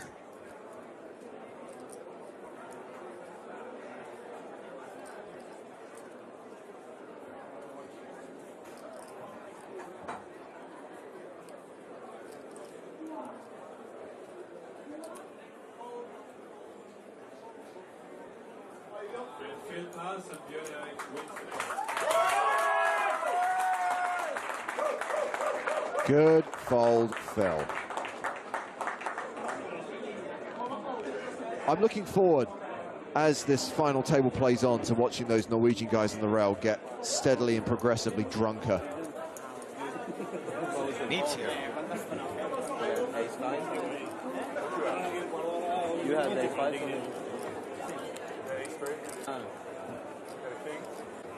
A set of 3s. Set of 3s. Yeah, okay. You had a calm 3, down. I saw it when you mapped it. I saw one of your cards, it was a 3. When you mapped it. When you put it in one, you had a 3. Guy had 2 You had a 3. nines. I saw it. A 9. Rounds, I saw it. Oi, mate. You had a 3. I was like, I'm so sorry I asked.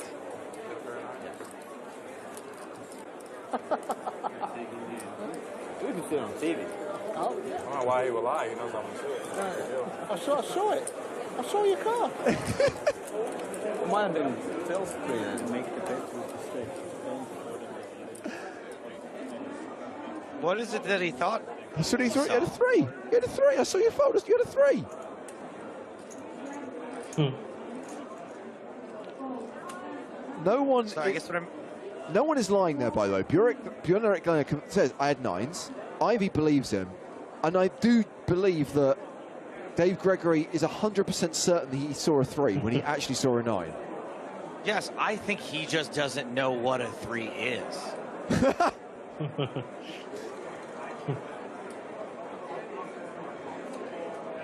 raising from the button to 80,000. I saw it. Phil re-raising. I think it. Björn pass. I actually thought it was a tactic to get Glenner to reveal his hand. But I thought after, maybe at first, but after he said, I had 9s, no, I 100% had 9s, he's still going on, you had a 3, I saw it.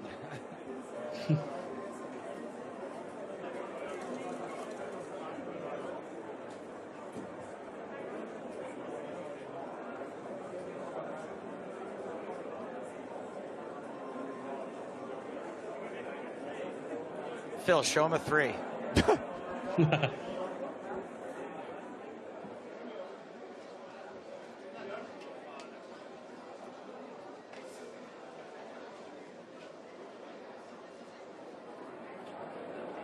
If he calls this.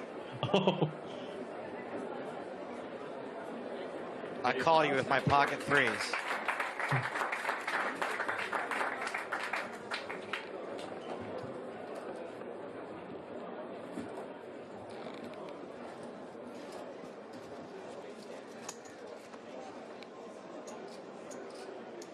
You know when people are saying, like, well, I'm going to see it, do you think any of these people actually did watch the TV show when it finally went out?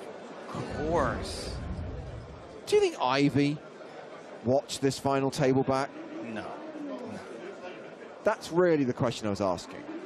No, Ivy wouldn't.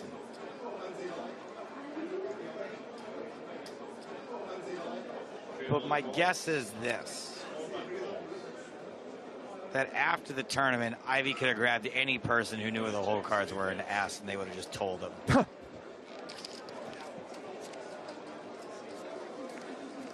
Three-way action. King 9-5.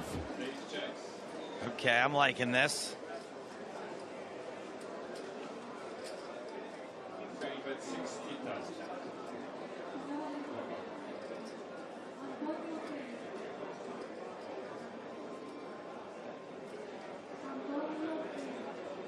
Lena, he's never one to not bet a pair.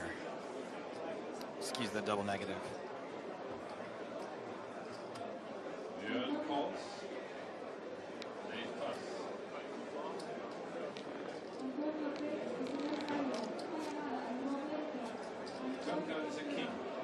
And that is a third pair. Action goes check, check. Ivy pretty much has a lock on this. Never mind.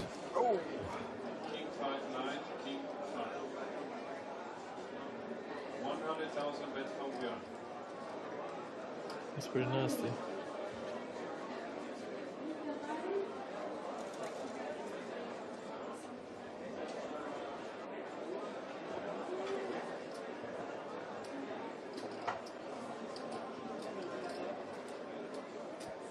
Oh, Philip, Philip, Philip. Calls the 100K. He sees that he got rivered.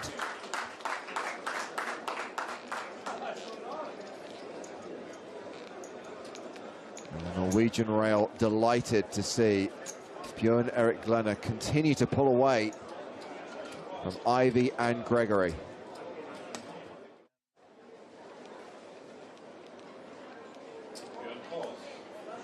Glenner calls on the button with 10s.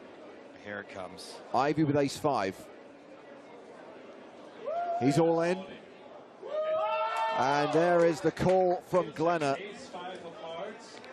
So can Ivy get back into this game?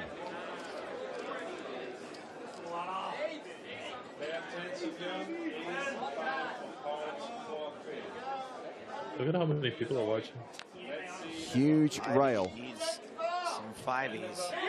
It is a set of 10s for Björn-Erik Glenner, and Ivy drawing super thin, just 6% equity now. He's going to need the rest of the 5s. It's over on the turn. Björn-Erik Glenner is the winner. This is the point where I have to shout, bag of chips.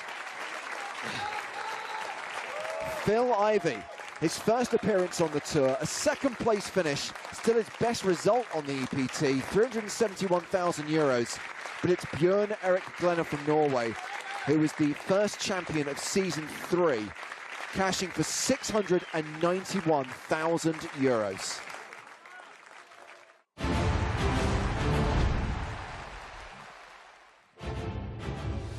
Let's bring you back to the present. 2022 EPT Barcelona, the final table of the 100K Super High Roller, where we are heads up. 68 total entries in this tournament, creating a prize pool of more than 6.5 million. Both players are guaranteed 7-figure scores. And meanwhile, a record has been broken. We have 2,050 entries in the 5K EPT main event. I'm James Hodgkin, joined by Griffin Benja. That's a lot of entries. And we are going to cover the main event from tomorrow, Griff. And 749 competed on day 1A. The room is packed with players waiting to take their seats still. We've got late registration open until the start of tomorrow. We won't know what the final number is until tomorrow. But one thing is certain, we have broken the record set in 2019, which was 1,988. This will officially be the biggest EPT main event ever. Yeah, and really no surprise. Barcelona is such a flagship event for the European Poker Tour. You'll love to see it. They all come out. They love this event. We love this event. And here we are, heads up. Nikita against the legend Erik Seidel for the Super High Roller title.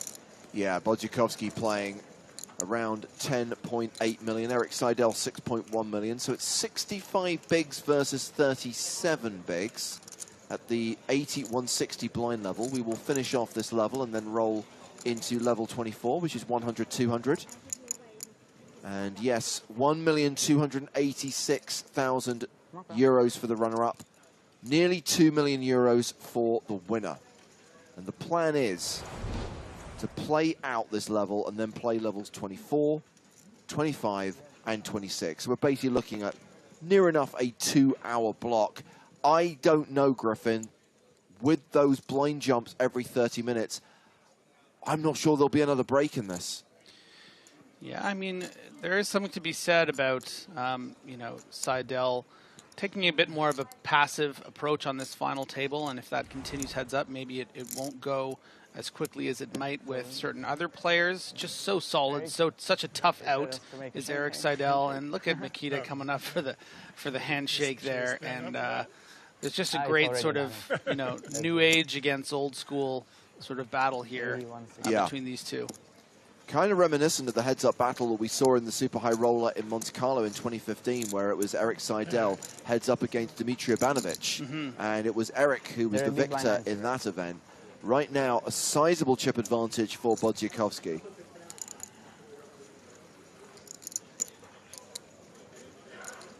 Nobody's screaming anymore, huh? That's true. I scream, you scream, we all scream for ice Either cream. one of us. That's bad. And this is a funny observation actually from Nikita. I mean, you know, oftentimes we'll see these you know, boisterous rails, but these two just, they've been here so many times before that, you know, maybe it's just, you know, not all the buddies are popping up from their main event tables, or so yeah, this is just two pros going at it, and a real poker fan's dream, I think, to watch these two play for such a huge amount of money. And Erik Seidel has made no secret of the fact that he is open to discussing a deal. When he had the chip lead, he was actively trying to negotiate a deal. Bodjakovsky, not interested. They are playing for the advertised payouts.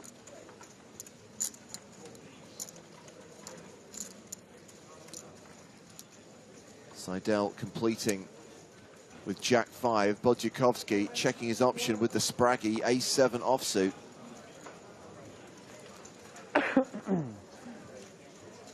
It is 9-7 deuce on the flop. Second pair for Bodjakovsky, 86% equity.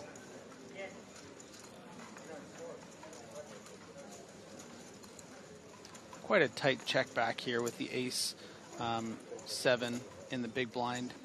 You know, sometimes heads up you want to be checking back these, you know, weaker aces so as to be disguised, but, you know, heads up first hand, you know, that's strong. You'd think maybe Nikita would mix in some raises, but instead wants to continue to remain under-repped and has already induced a bet here from Seidel with just the jack high. 4 clubs on the turn. Trizes watching on YouTube asks, can new players enter these high-class tournaments, or do you need some kind of rank? Nope, these are open events. The buy-in is going to exclude a lot of people, 100,000 euros. But if you've got that money and you're willing to spend it on a poker tournament, Barry Greenstein, 2 pair for Bodjakovsky, you can play. And I guess, Griffin, that is one of the appeals of Super High Rollers for many of the players like Bodjakovsky and Seidel, is that there will be people who are extremely rich, who aren't particularly proficient at poker, who will happily sit down and play in these things. Yeah, absolutely. money will buy you everything in these super high rollers. As long as you got it, you can get in there. But D got 100 grand sitting around. 1.2. And Makita electing to go with the overbet line as opposed to the check to induce a bluff. Maybe Seidel would have bit, but he's also not necessarily maybe the one to take this obvious river spot. So perhaps Badziakowski would prefer to go for this extremely large sizing, make it appear like you might have something like 8-6, 10-6, 10-8, you know, a great deal of straight draws, Jack-8, Jack-10 that could be in here, some raggy hearts, of course, but with just the Jack-high. So it's interesting how that strategy can be split there. You think, oh, now I've rivered 2 pair, but my opponent might decide to use this as a bluff card. But if you really break down the kind of ranges, I think a bet makes a lot more sense. But Eric just didn't have anything.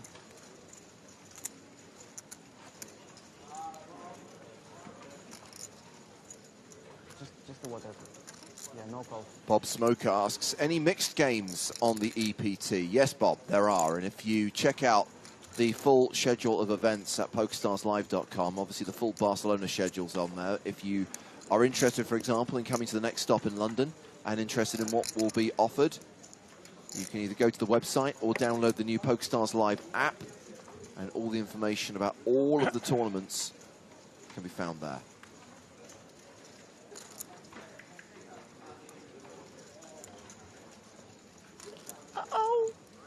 Yeah, that is a pretty solid starting hand for Badziakowski. Pocket kings.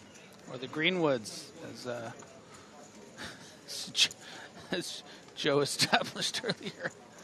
Or is it Sam? Sam established earlier. How much?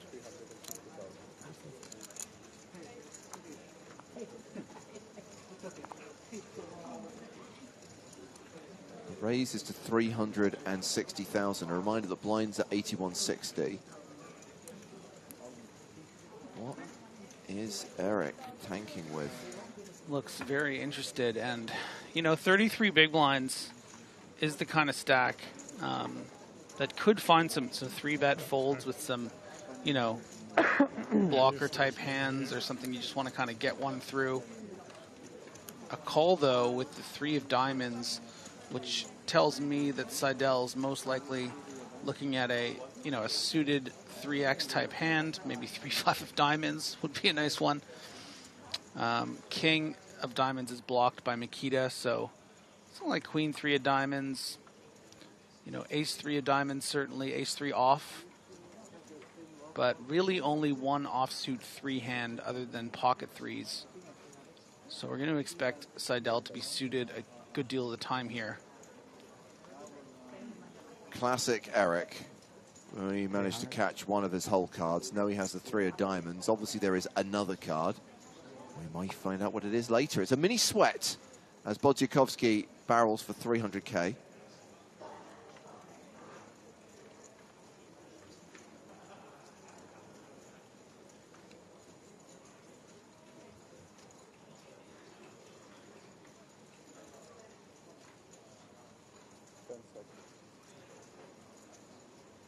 Eric's shot clock is running, and the 10-second warning there makes the call, taking us to the turn. Ace 3 for Eric, unsuited. Nailed it.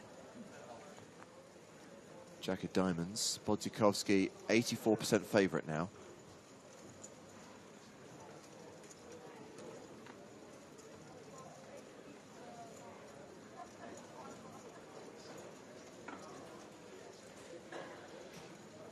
Badziakowski licking his lips here underneath that sweater.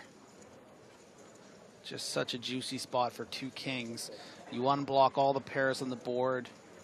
Can't expect your opponent to really fold 7x 1.5 on this turn, and that's why we see the very large bet that represents almost 30% of Eric Seidel's stack. Unfortunately, against this particular hand, I wouldn't expect Seidel to want to continue, but you know, you make that size because you hope your opponent has something like 7-8, 7-5.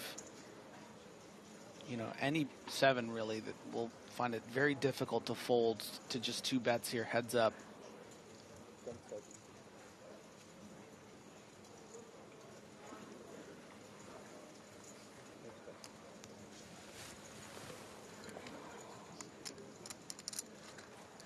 With Eric Seidel surrendering on the turn, Bodzikowski adds 820k to his stack.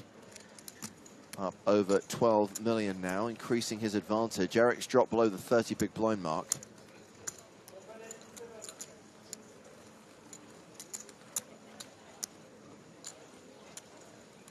You know, we saw some jokes earlier in the chat about how good Mikita was running. It's just so scary when Mikita gets a good rush of cards or hits some boards, because he's doing all the other things so well, making incredible calls, making big bluffs. We always see it all from Mikita Bodzikowski.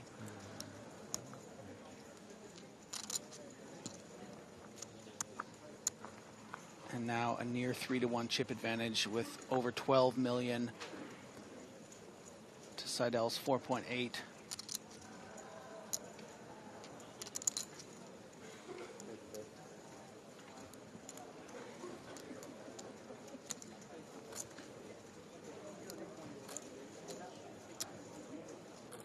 Seidel calling with 6-4, Bodzikowski with 6-3 of hearts. And this is going to be the danger of the limping strategy from Seidel, which what appears to be most of his range 800. is that Mikita's so capable of attacking these limps with a wide range of hands. And such an interesting mix. We saw the check back with ace-7, but here we go, 6-3 suited. It's like the one time, it's like he knows, it's like, hey, Seidel has a little bit better than of a hand than me. I'm going to make him fold.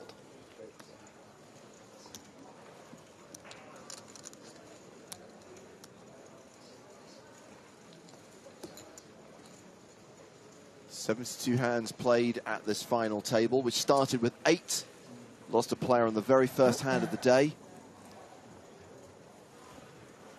6 others have fallen over the course of the last few hours, now leaving us with the final 2.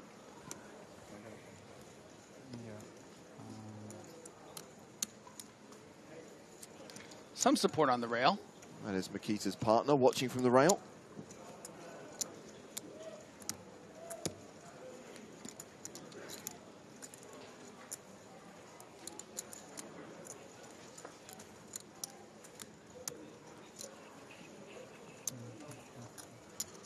Definitely the look of someone, it's not her first rodeo, not her first final table. Arms crossed, been here before.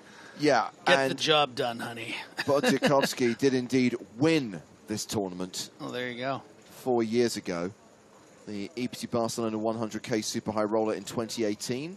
He took it down for 1.65 million. And he's raised here. No, he hasn't. He's called with ace-9.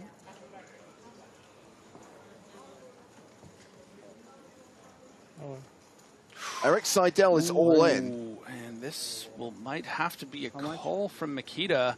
27 big blinds is a lot. And you hear the oh God, because probably thinking that he has such an advantage heads up, just chipping away at Eric Seidel. Do you really want to call here and be shown pocket 3s and be a slight dog when it feels like every other hand you have such an edge?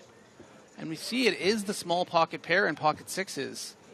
This would be an incredibly sort of strategy-based tight fold from Mikita if we see it here.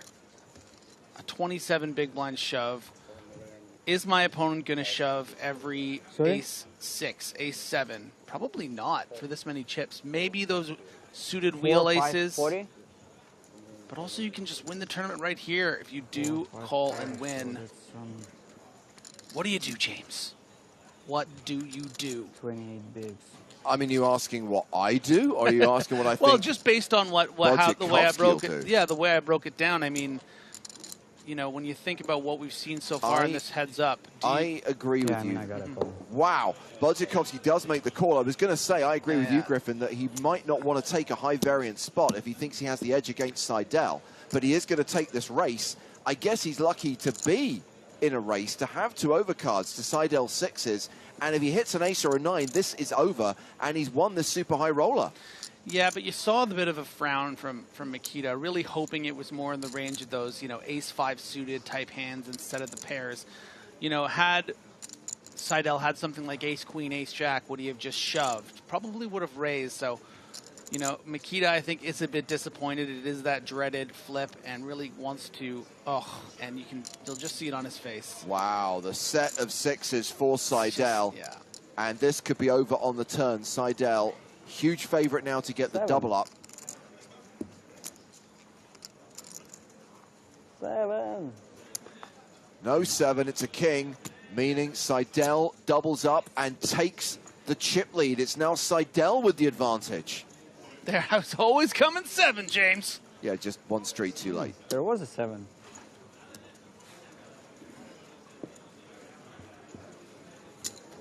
Four, 5, 40? Yes.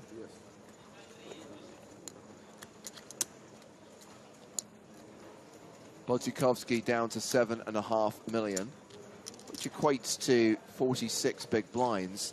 Eric Seidel with 9.2 million.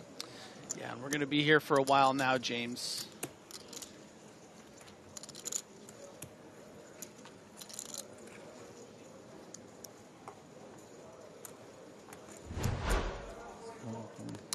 Seidel with 57 bigs. 7.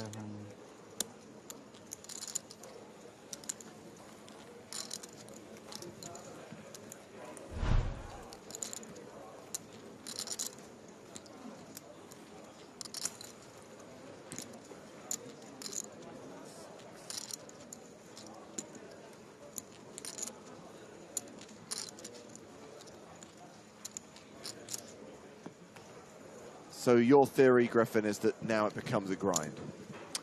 Yeah, you know, we're looking at 100 big blinds between them here. Of course, that's going to change in about 2 minutes. And you spoke about the 30-minute blind lows. So, you know, this can get moving. But I will say that, you know, a big double up from the Eric Seidel definitely going to change the complexion of this heads-up match. We just seemed like all Mikita early on. But the thing about Mikita Bodzikowski is once you poke that bear, it's got a lot of fight back.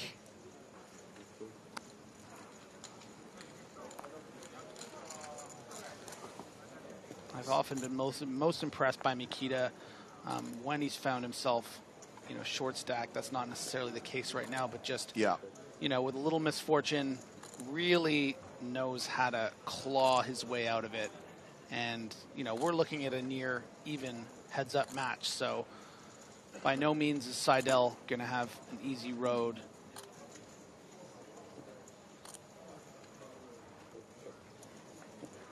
I think the sharp money would still be on Mikita, but again, Seidel, so much experience, so much success for longer than almost anyone in tournament poker. Maybe anyone, at least at this stage. Well, we do have a domination rotation situation. Seidel pairing his 7 on the flop.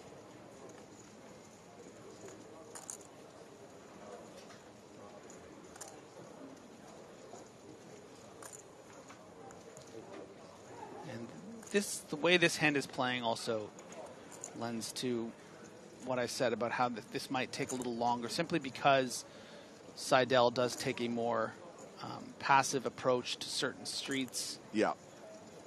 We saw a lot of top pair checking early on the final table, which I think was more about Eric's strategy of pot controlling and bluff catching as a middling stack.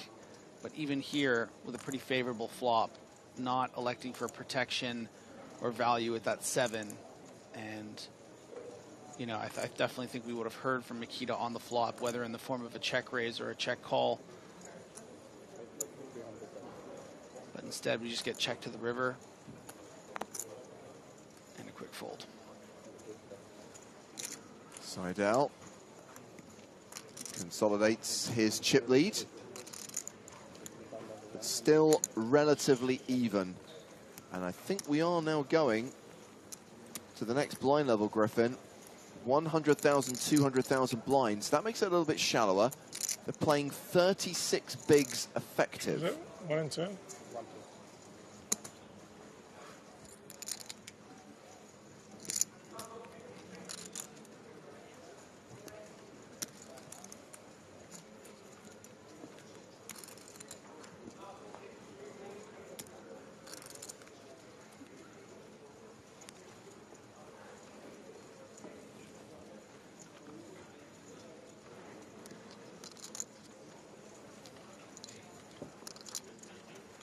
Action starts with Bodyakovsky, who's got Queen 7 offsuit.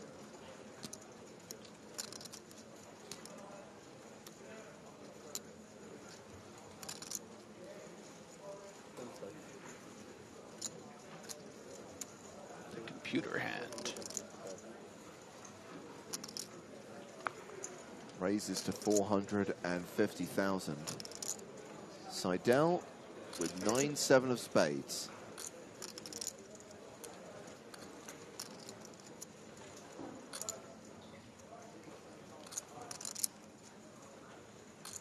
Did see some suited hand 3-bets on this final table from Seidel, but this time is just going to call. Doesn't want to push his luck, maybe. A hand that flops very nice, but is dominated by the Queen 7 going to the flop. Ace, Jack, 7. It is always coming 7. Both players with a pair. Bodyakovsky's kicker putting him ahead right now. And might get a street of value here if deciding to go for a bet line for some protection. You know, you hate to check here and then get turned by King 9. 250. But Seidel has flopped a pair, so we might see a continue against the near min bet. You know, you kind of need to protect your pairs here, realize some equity of sort of getting there against when your opponent does have an ace or a jack, turns a 9, something like that. 7 most of the time, not in this case, of course. So this is really a best case scenario for what Seidel has for Mikita. Weaker 7.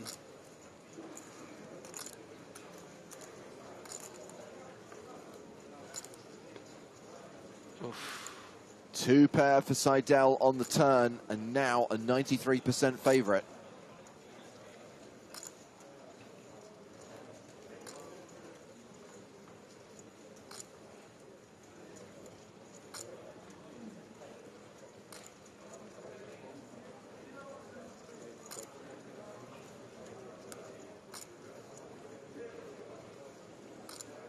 Seidel checks the action to Bodyakovsky and Roz Algor to answer your question. Maybe.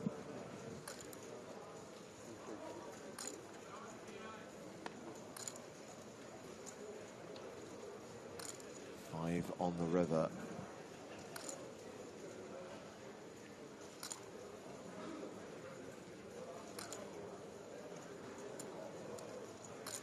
No real reason for Mikita to lose any more chips in this pot if Seidel elects to bet, which I think we should expect a lot of the time. Yeah. So despite getting extremely unlucky, 750? at least you don't have an ace and you're paying off a river bet here.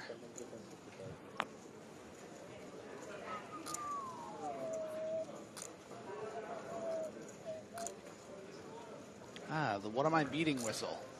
750,000 is the bet from Eric. Oh, nothing. And Nikita will fold. Let's just remind ourselves of Seidel's stats. Total live earnings, $40 million. 4th on the American all-time money list, 6th on the overall all-time money list. Won a super high roller in Monte Carlo back in 2015. Came 2nd in the super high roller here in Barcelona 9 years ago. Earlier this week, cashed a 25K event, came 6th for $81,000. Who loves it more than Eric Seidel? Just been such a constant on the tour for decades and decades. Yeah. It's amazing.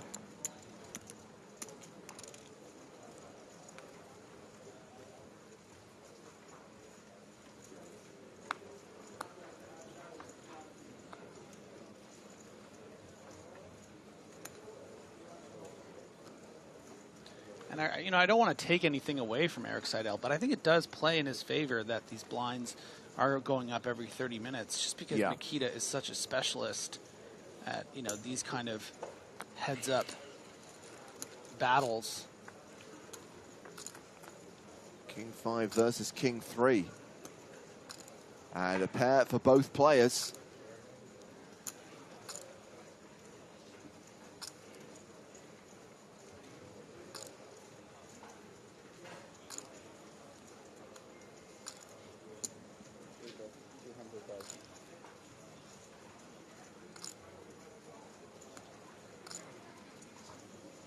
We've seen a lot of cheeky leads from Nikita over the course of this final table. Of course, that incredible hand against Michael Watson, which started as a lead, a min-bet lead from Vadziakovsky. And this is a board that could technically favor the big blind's check-back range. And Vadziakovsky just wants some protection, but Seidel is saying, you know what? I don't know, Nikita. I'm thinking this hand's pretty good for 30 big blinds. I'm willing to play for it all if you want to. I don't just think you have 4-6 or ace-4 here, so my King 5's looking pretty good. I'm just trying to run the numbers, Griffin. This is Eric Seidel's 5th decade playing poker. There you go. He was getting results in the 80s, in the 90s, in the 2000s, in the 2010s, and now in the 2020s. And a bit of frustration from Nikita, but I think, recognizing quite quickly that even though that bet is to serve as kind of like this blocky value, sort of, maybe get ace high to call, get some floats to call. Once you get raised, I think that's probably in his little rule book to just let that go. Very difficult to continue with King 3 there, and was correct in folding. 52 big blinds for Eric Seidel, 30 big blinds for Nikita Bodziakovsky. Blinds going up in just over 20 minutes' time. There's that beautiful golden trophy. I got one of those.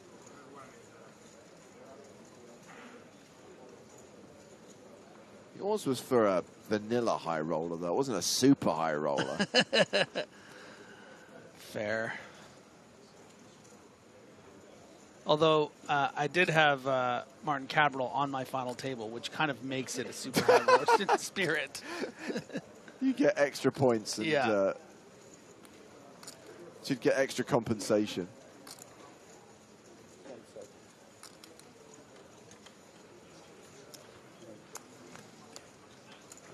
Seidel taking a second there. Do I want to attack this limp with a raise with Jack 9? Probably thinking it flops a bit too well. Don't necessarily want to, raise here and get shoved on. Instead, stay under-repped.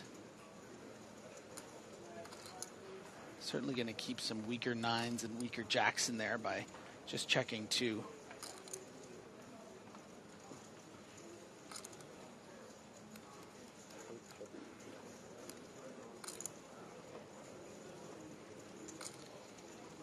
Nikita technically ahead on this flop, but you can see the percentages.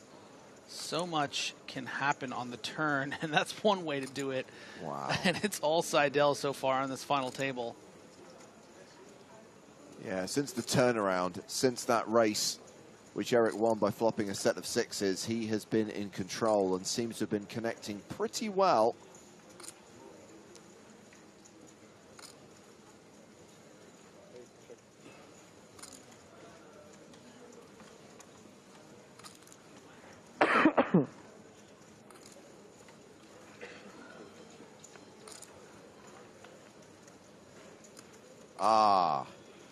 Bodzikovski hits his king on the river.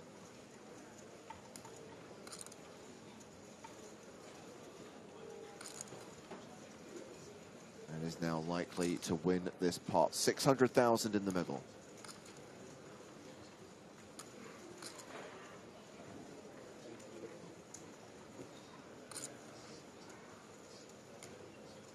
And a great opportunity for some value here for Bodzikovski. I mean, yeah. And Seidel probably too high up in his range not to call a bet of 300,000. You see the smirk. I think it's already happened quite quickly. Or is that the smirk of, oh, are you betting a king? Guess he hasn't called yet.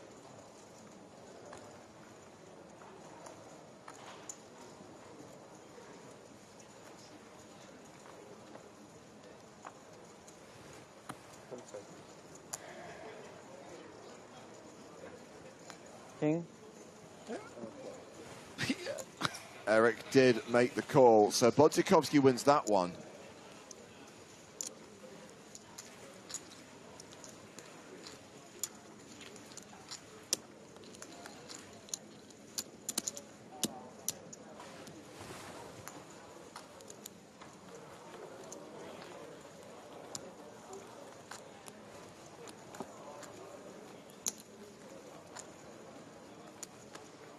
Where are we at now? Hand 78 at the final table.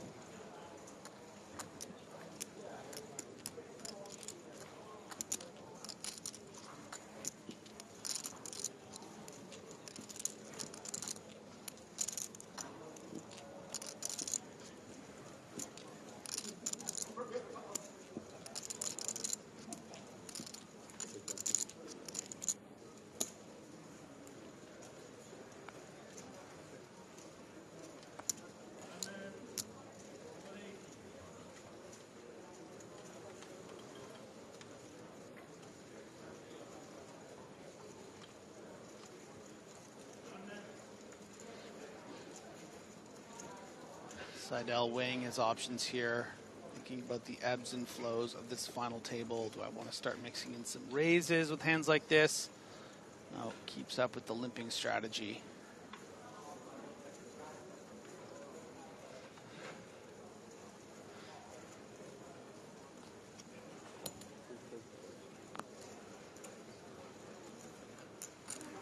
And Bodzikovski checks his option with King 6.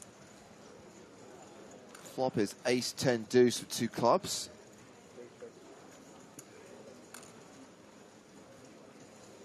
I love the reaction of Mikita there, deciding to check. He'd just been handed a TPS report on his desk that he has to file through. It's like, better take care of this. Oh, gosh. Long day at the office today.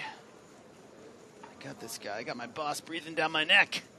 I'm going to go ahead and bet this flop. 200,000 from Seidel.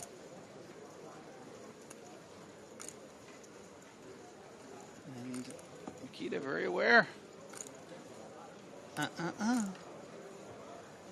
King high, call.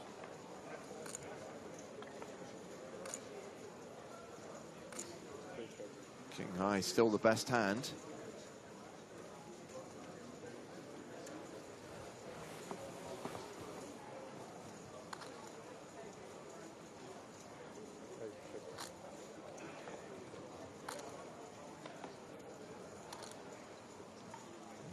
On the river does not change the outcome. Bodzikovski a 100% favorite now.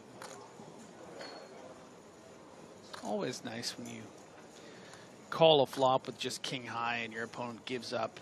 You get to show it down. Yeah. It's such a micro kind of momentum thing, but it really does matter at this stage. I said it's what matters at this stage, Eric. Don't do this to him. Seidel thinking, do I want to try to bet Bodzikovski off something like a deuce? Nope.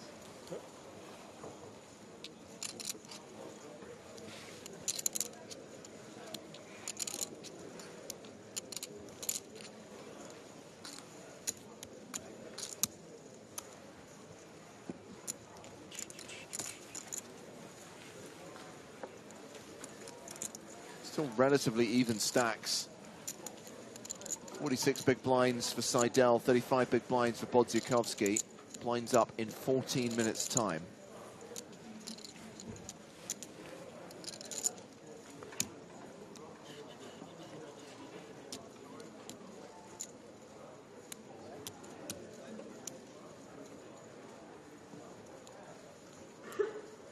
I have no idea if this is a hashtag fun fact or a hashtag fake fact, but I like it either way.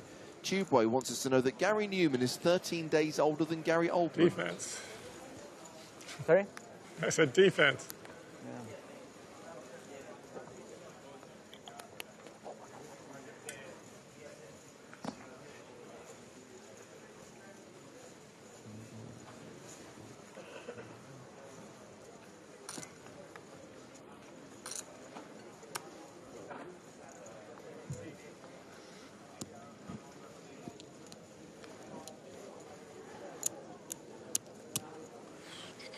Kind of feels, Griffin, like we're going to have to sit here and wait for two strong pre-flop starting hands for there to be any movement of chips.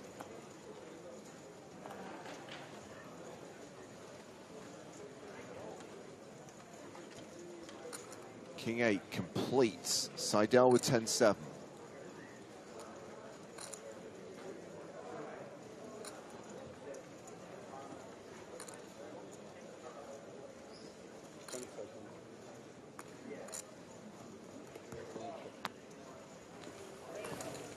Checks his option. All these unraised pots and checking through the streets.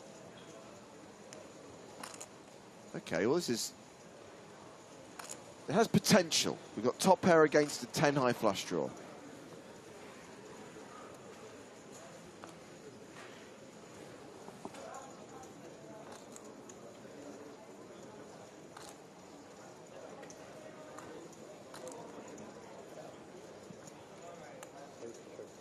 Looks back to see if he has a club amateur hour.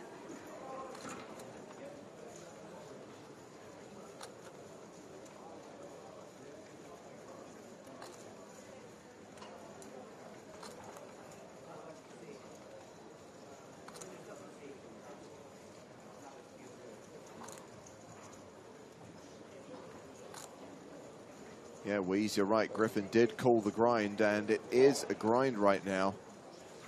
A bet of 200,000 for Bodziakowski with top pair. Seidel calling with the flush draw.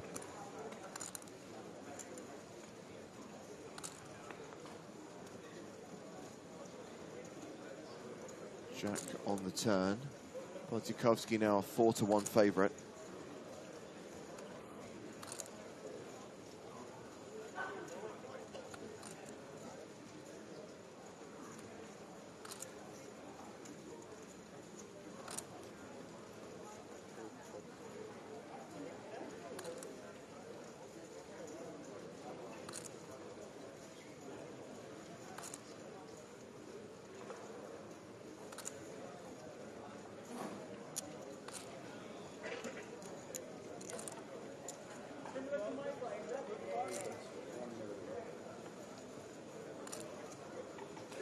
Bodziakowski bets 1 million. That's full pot.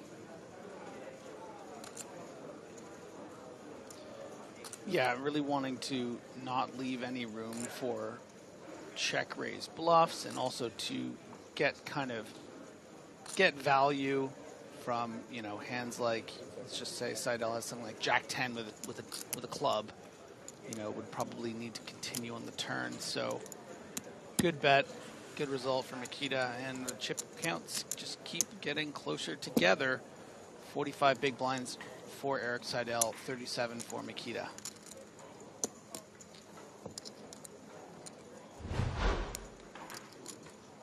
Seidel 9.1 million, Bodziakowski 7.8 million. As Griffin just referenced, not that much separating them right now. It'll become a bit shallower in 9 minutes when the blinds go up. We're currently at 100, 200. They will go to 125, 250.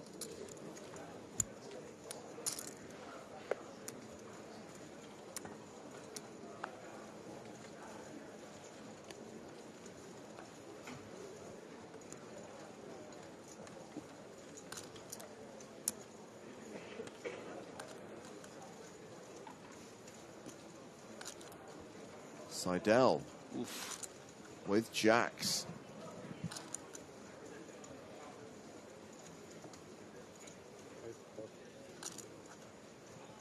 Raises. This is actually just a call here. Oh. Wow. Wojciechowski getting a free flop. Such a limited aggression pre-flop from these two.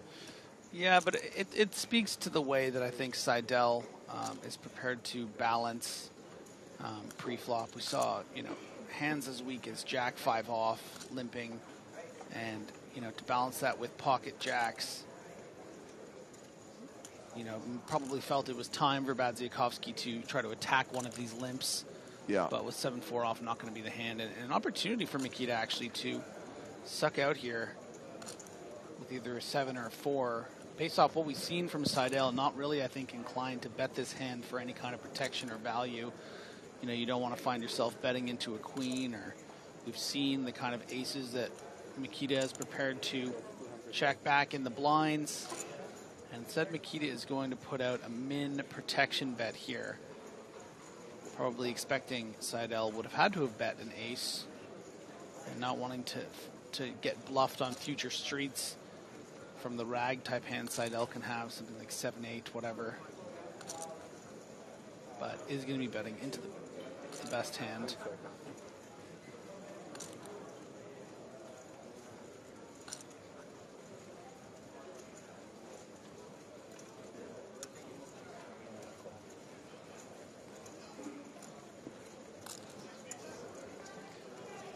So 200,000 from Wojciechowski, called by Seidel. Deuce of diamonds on the river. Jack still good.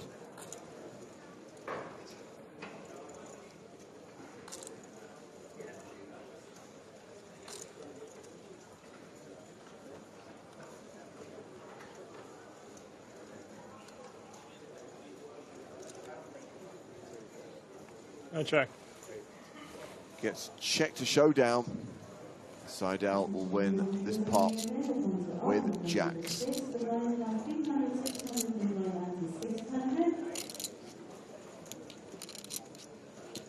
Let me get an update on the main event.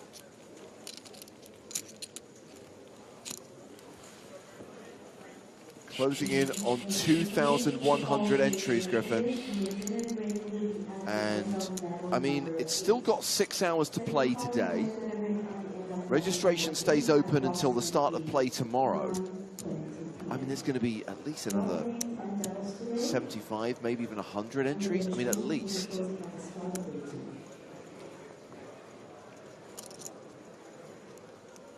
Now, time for you to use your big brain. You're the most experienced in knowing everything EPT PokerStars events. What would you reckon is the first place prize money of EPT Barcelona 2022? What's your guess? With more than 2,000 runners, we're looking at a prize pool in excess of 10 million euros. So there has to be at least $1 million for the winner. You can't have less than a 7-figure score. But we've had 7 figures for the winner of EPT Barcelona before, haven't we? We have. But over the years, we've also leveled looked out at paying more of the field, leveling things out. I think this is definitely a situation where you can have a 1 million score for the winner without penalizing the other finalists. Maybe it'll be 996 just to bother us. Oh, God, no. No.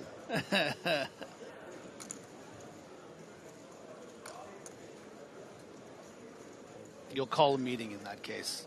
Whoever's doing this, I want his head. I only seen one of Wojciechowski's cards here. Then he has the 5 of clubs. Double gutter for Seidel.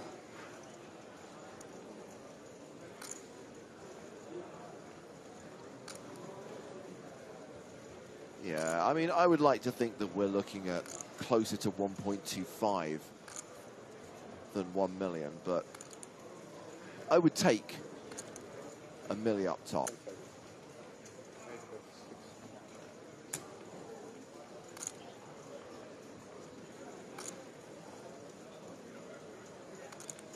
Big boy bet from Eric Seidel here. 600,000 into 600,000. We ain't playing around in this hand. Now, what are the 5x hands that Mikita would call and fold? It's always fun to think about that. And does call, so is almost always going to be a hand like 4-5, 5-6, 5-8. Ace-5 would be the only unpaired hand I think that Badzikowski would call on the turn here, facing a pot-sized bet. You know, maybe King-5 if he's convinced that there's a lot of bluffs, hands like what Seidel has.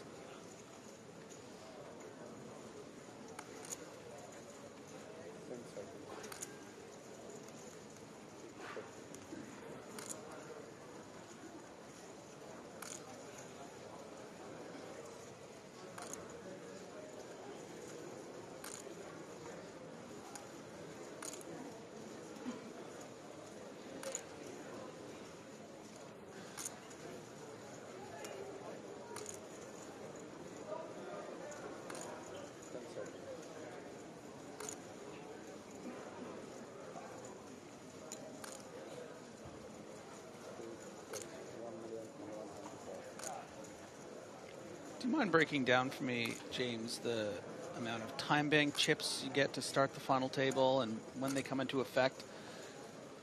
Sure. So the shot clock, I believe, is in effect from the start. Whereas in an EPT main event, they don't come into play until day 3. So I think you get 8 30-second time bank cards at the start of play. You carry over any cards you haven't used to the next day, and on all following days, you get 5 additional cards. So bear in mind it's a 3-day event. You're entitled to, and plus they get 5 at the start of the final table. So 8 cards at the start of day 1, 8 cards at the start of day 2, sorry, 5 cards at the start of day 2, 5 cards at the start of the final table, and they got down to the FT yesterday, and 5 cards at the start of today. So 23 total. They've got a decent allowance. But you can see how quickly, even in a spot like that, you know, Nikita trying to find the right bet amount there of what we assume was a value bet, but could have very well been a bluff. You know, you get that 10-second notification from the dealer, and it's kind of just like, you know, something or get off the pot. It's like you gotta make a move here, and if you don't, you're risking something that you don't necessarily have a great deal of. I mean, I've seen Mikita in particular in the past, you know, run out of cards, if I remember correctly, and it wasn't Monte Carlo. So these things do have a tendency to happen. But it's such an interesting, and I think necessary angle on these big super high rollers, with the tendency of some of these players to really, you know, value each decision so much, as they rightfully should. Yeah. You know, putting something in place so that this tournament doesn't take 6 days. Yes. We'll play down to a winner tonight. Tomorrow we are going to start covering the record-breaking EPT Barcelona main event. It will be, we know this already, the biggest main event in European Poker Tour history. Already more than 2,100 entries and rising, with late registration open until the start of play tomorrow. Going to play into the money tomorrow though, Griffin. Like to play for 12 hours, and during the evening session, world famous bubble coverage.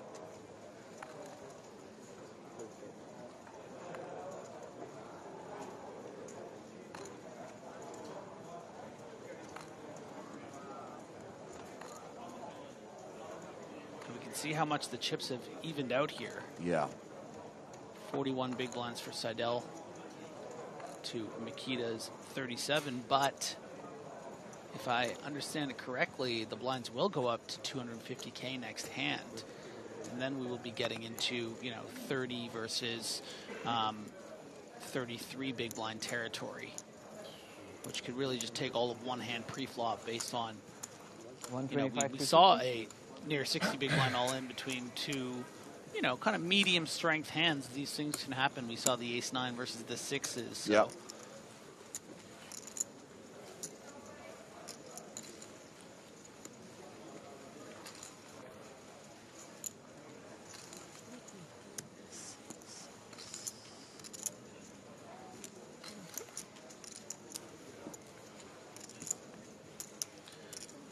Okay, James, I'm going to put you on the spot again. Oh, no. Just for fun here. What would be your guess of the number of 7-figure scores that Eric Seidel has? Oh, wow. I know it's tough. It's not like you live on the guy's Hendon page. I know you pride yourself in your knowledge, but it's also usually mostly EPT. If you think how many 7-figure scores? I'm going to say, and this is possibly going too high, 8? Yeah, I was thinking somewhere around 8. I might even take the under. Maybe around 7 or 8. I think I'll take the under. I'll take 7. Well, Seidel's all in here and got the quick fold from Bodzikovsky. Said the ace, yeah, there's an ace-9 is all we need for there to be an all-in. That's what we joked about. Okay. So, 1 in 2011 for 2.5 million. Wow. 1, 2, 3, 4, 5. Only 5. This would be just his 6th. Now, in fairness, there was one for 993,000 and 977,000 and 963,000, 879, 860. So, you know, anything living around there, we can really. You were kind of right in a way, because that's what? That's 3 between 980, 975 and 1 million. Yeah, I think we got to give it to him. It's a good guess. A lot of money, $40 million in live tournament earnings.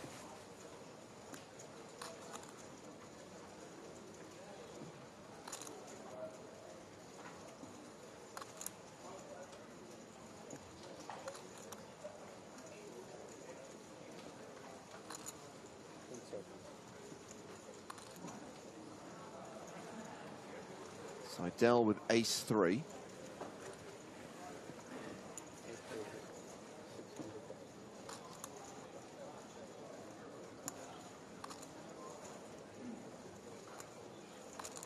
Bodzikovsky with jack-4. Oh, I've just noticed the blinds went up. Yeah, it's 250.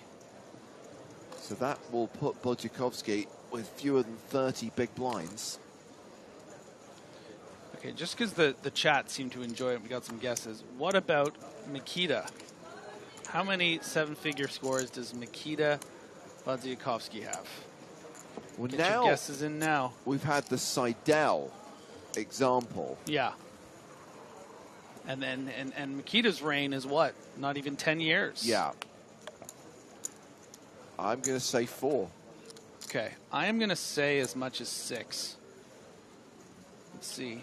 I guess you're right, because he needed to have achieved like 34 million in a shorter space of time, so they must have been huge scores. Yeah. It could, honestly, with the like Triton stuff or whatever, it might be up towards 10. Who knows? Yes, yes. I should have gone lower for Seidel and higher for Bodzikovsky. 9. Wow. With a 925 and an 899 and 894 to boot. But some of these, so this will be 9 here. Right. Or this will be 10, rather. Yeah. That's a pretty cool accomplishment, 10 7-figure scores.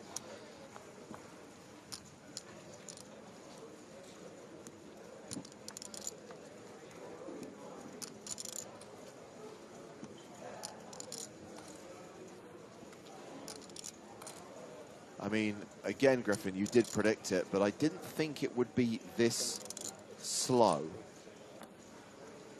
Not particularly aggressive play heads up, and also not exactly fast. Ooh, and this is bad news for Eric Seidel. He's got kicker problems. Yeah, and getting kind of to a shallow-ish area here that, you know, if this was only 20 big blinds effective, I think Seidel could comfortably check raise to play for all the chips. And Mikita is only 26 big blinds effective. I don't really think it's Seidel's jam. Yeah. You know, it's not really like the way I think he would feel comfortable playing for all the chips, but yeah,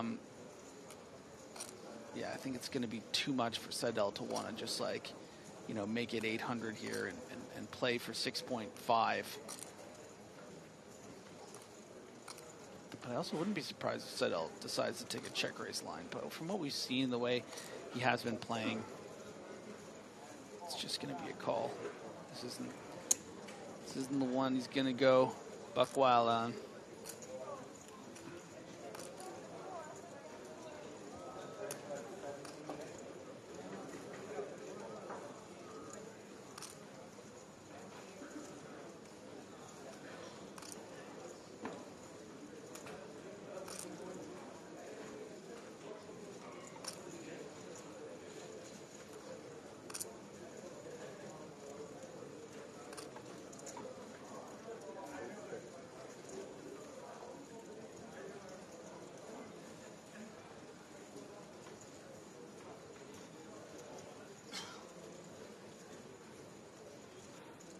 That's a good question. I don't know if we can verify this quickly or at all. Crawfaldo says, does anyone have more seven-figure scores than Makita? Who is the player with the most seven-figure cashes? Great question. Stat tricks on it.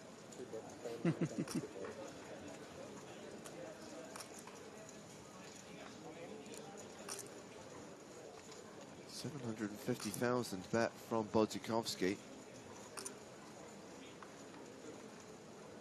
Just so correctly targeting this kind of hand from Seidel with this perfect little strong bet.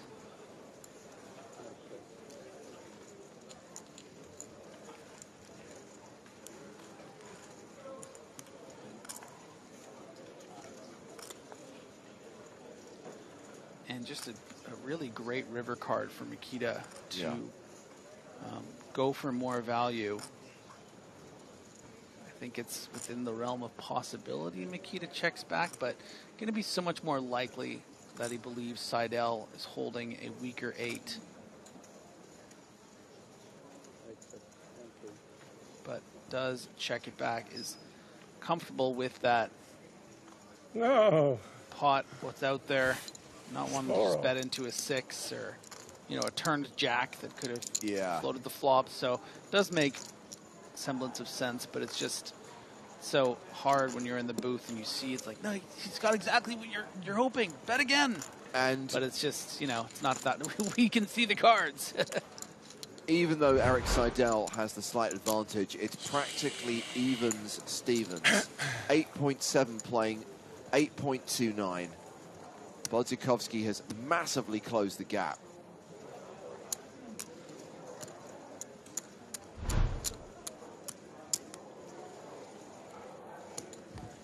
If you had to guess, James, who would be the next person you would guess that could compete with Makita?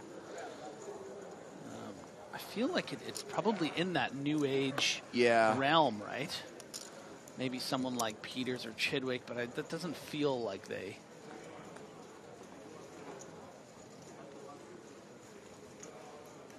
Steve O'Dwyer? No, you know, he has obviously played a great deal of super high rollers, but most of his success, I feel like, has come in like a lot of like main events and...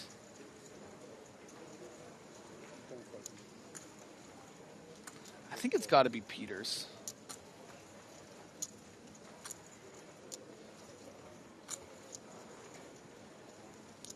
Well, I just saw James do this sort of like meditation thing where he kind of just like really closed his eyes and thought about it. He's going to come up with the answer. Nope. As Bodzikovsky decides to move all in. And Seidel folds the 5 deuce. You're right, Griffin. StatTrick has confirmed David Peters is the player with the most number of seven-figure scores, 12 in total.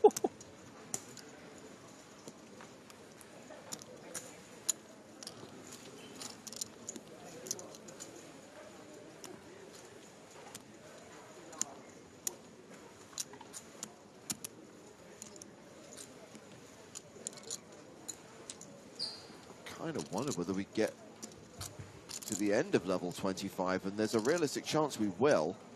I mean, this is playing pretty shallow, 30 bigs effective, but We got 8.5. On we go. Both of us.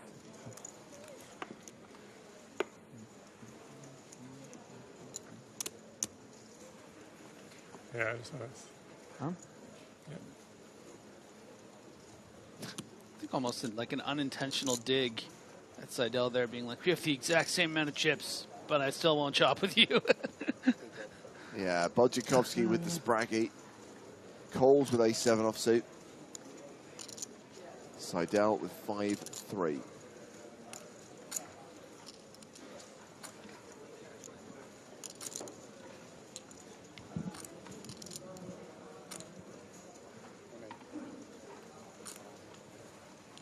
Checked as option. That means we will see a flop, which is ace 5-5. Top pair for Bodjakowski, trips for Seidel. And, I mean, this is a massive cooler at this stage, heads up. But with so many of the hands we've seen in this heads-up battle, Griffin, you think this is it. All the chips are going to go in, but these guys check. And they check, and they bet small. Well, yeah, but the problem is that, you know, Mikita is always going to bet here and be so balanced between those aces that he limps, and then all the other wide range of hands that Seidel, if he decided this time I want to take a stab at you, Nikita has to really hold on tight and defend with something like a7.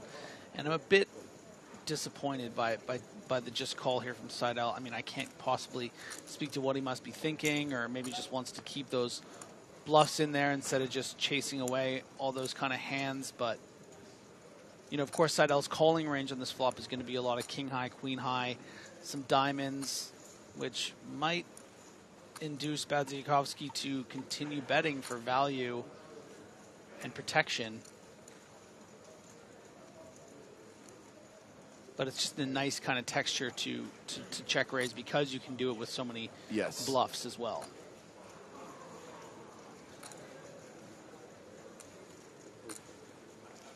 And wow, I mean, this time you really called it, James. This pot is really small given the strength of the two hands. A very wise check back from Mikita.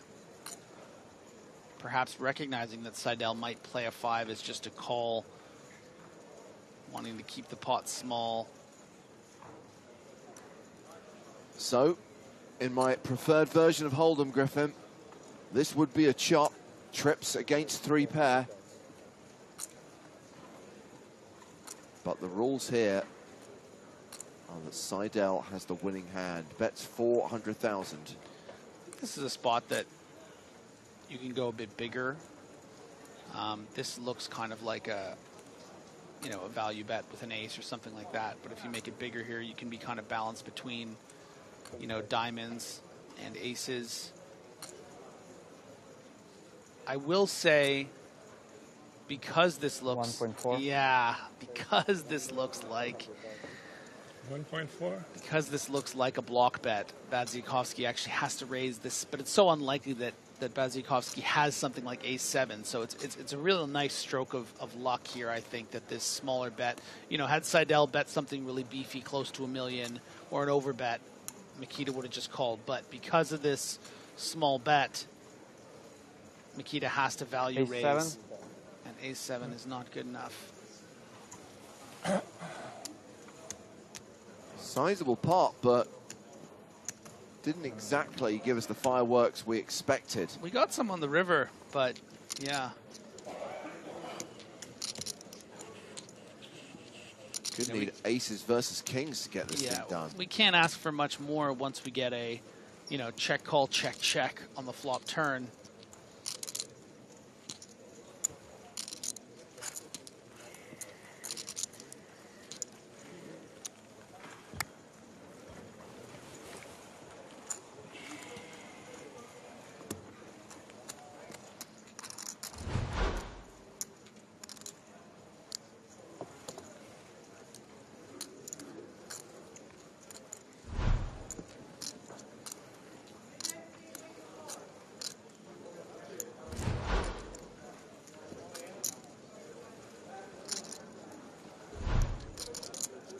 Noticing the Twitch chat discussing, you know, why isn't Seidel shoving a 5 there? Simply because, you know, your opponent won't really be calling that shove with worse. You know, I think Mikita's very capable once, you know, bet, raise, shove to expect your opponent to have better than just 2 pair. So better to just call there.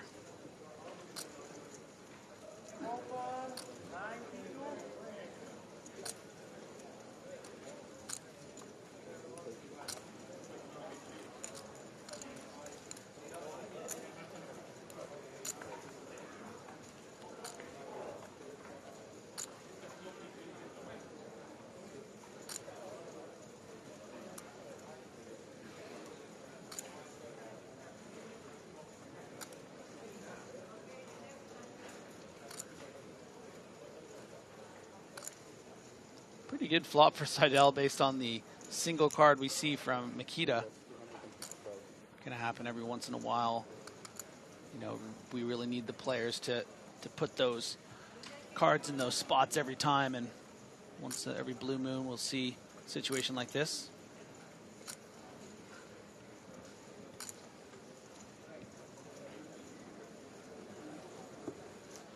Ah, but there's the Quevin.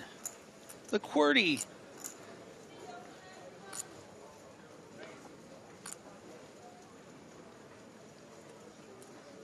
So a pair of deuces for Seidel, giving him the advantage.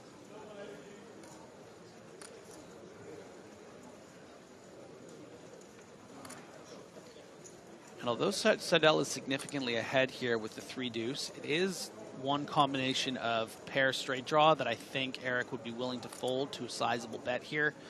You know, were it something like 5-3, you know, 6-4, I don't think Seidel would be wanting to fold, but 3 deuce here. But it's a bit of a small bet. Badziakovsky, also Seidel is in position.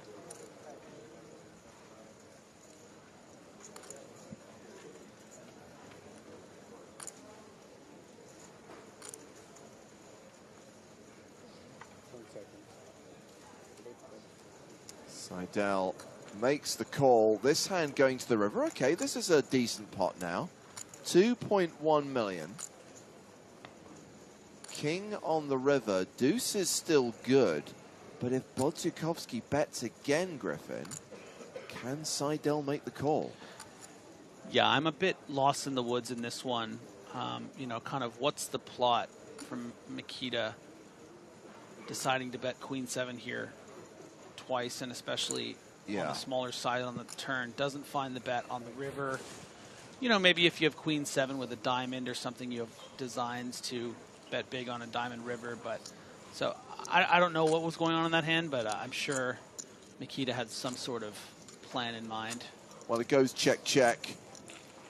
And Eric increases his advantage, has better than a 2-1 chip lead over Mikita Badziakovsky. As we welcome Joe back to the booth. Hello, my babies. This has been, Joe, as Griffin predicted at the point that Eric doubled up through Mikita Badziakovsky, a grind. Yeah.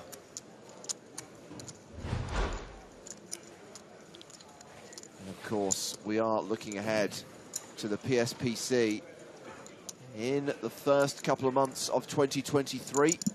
Now part of PCA 2023 at the Bahama Resort. And Platinum Passes are still up for grabs. We saw a Platinum Pass awarded yesterday. There are opportunities live and online to win a 30K package to this amazing 25K tournament. The second one will be held. I've been to the Bahama. It's awesome. Yeah, it's really Maria was saying there. yesterday. Yeah. I like it when English people say Bahama because it just like sounds like they're saying Bahama. Bahama. At the Bahama. Bahama. That's what they're saying. That's what they're saying at customs when they're coming in. Where are you staying? Bahama. Bahama. Yeah, we know you're here in Bahama. We know where Bahama. are you staying? The Bahama. Do, do, do, do, do. Oh, you missed a fun little game we were playing. Okay. I'm curious to see your guesses Sorry, just off the cuff. before you go, Before you tell me what the game is, James, is the game actually fun or is it Griffin fun? Look, if you like stats, if you like numbers, you'll enjoy it. So we did a bet on. We were talking about how many 7-figure scores do you think Eric Seidel has, Mikita has, and who has the most 7-figure scores? I think Mikita has more 7-figure scores than Eric does. Yes, that's true. But what number do you think each of them have, and what do you think the most is, and who? I think Eric has 5 6-figure scores. Okay. I think Mikita's got like 12 6-figure scores. Okay. The most 6-figure scores. Mikita's got to be up there.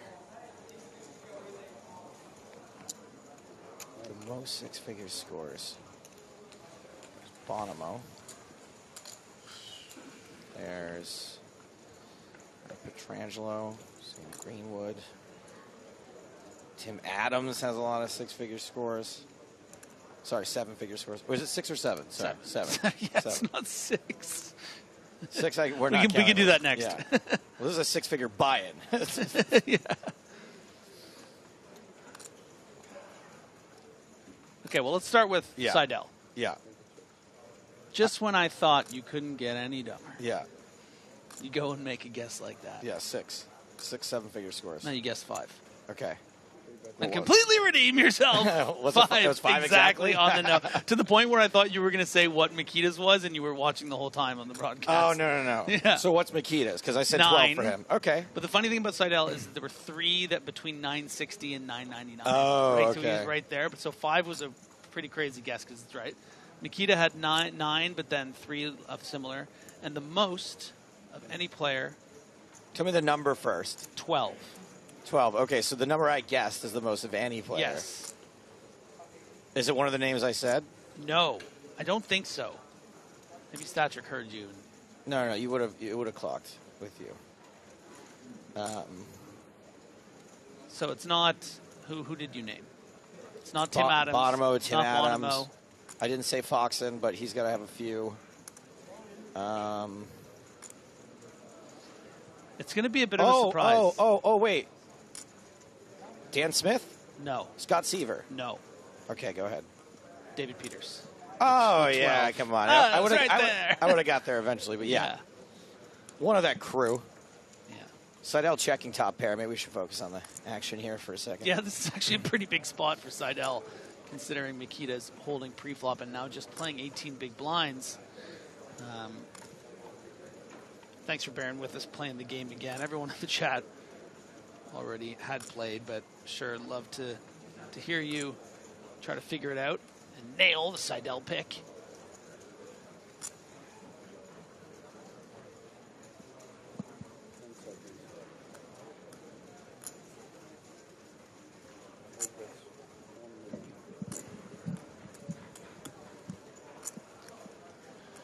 There is the value bet on the river, and Mikita a bit dejected at this point. Was just one flip away from really the one thing that any poker player dreams of is being handed a trophy by Joe Stapleton. As someone it's happened to before, let's just say, it's a core moment for me. What do you think of this question from Gerald? Guys, if you're flop dead like Mikita right now, is a good strategy to be more aggressive pre-flop? Well, Gerald, I would say the inherent problem with your question is that, the sort of luck of the flops so far for Mikita shouldn't really necessarily be indicative of what's going to happen in the future. It's just variance, right? Getting a little unlucky doesn't mean it can turn around at any point. So Mikita's going to feel more comfortable with his post-flop game versus Seidel's in some situations. Doesn't have a lot of maneuverability at this stage, which is 16 big blinds, but I think, is going to stick with his strategy and not start just shoving and allow Seidel to, just knock him out by waking up with a hand.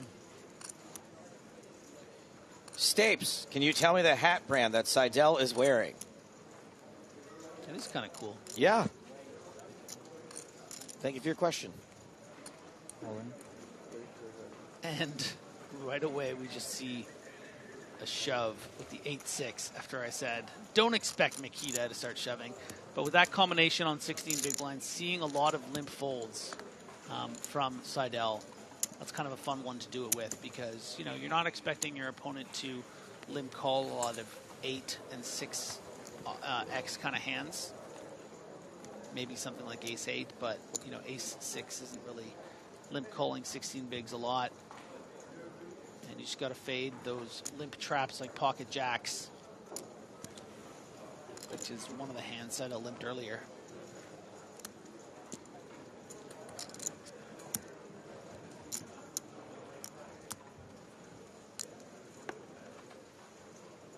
Seidel with over 45 big blinds, just under 20 for Bodjakowski.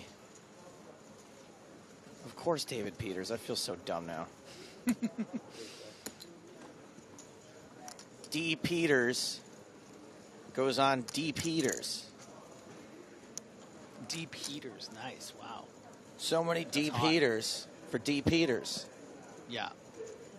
I actually remember when D. Peters, I think, okay, I'm sure someone will correct me if I'm wrong, but I feel like almost it's hard to be held accountable for this memory, but I remember David Peters, maybe in the first super high roller he ever played, or it was a really, really big, important one. It was one of the first ones he did play, and he just took the most brutal beat. And I remember he was someone that I kind of we went up in the online circuit kind of together, playing on PokerStars a lot. So I played against him and with him a lot, and I remember watching them being like, he was the chosen one, you know? He was the one who finally got up to the 100K level, and this is what they did to him. Look how they massacred my boy. He bounced back. He bounced back just fine. He bounced back. And has now more 7-figure scores than anyone. It's just remarkable.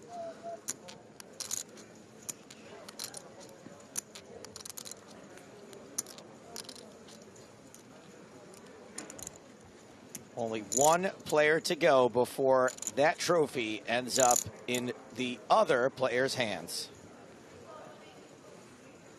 God, you're good at this. What I like to do is paint myself into a word corner. Like, allow myself to introduce... That's where you do your best work. Myself. Yeah. You're going to have to get in your suit soon. And I got to finish eventually. I'm suited right now. This is a nice shirt. I love this trend in recent years with the sort of the nice pink shirts on a man. I love a pink shirt. I usually shirts. kick off the week with a pink shirt, and I thought I'd mix it up.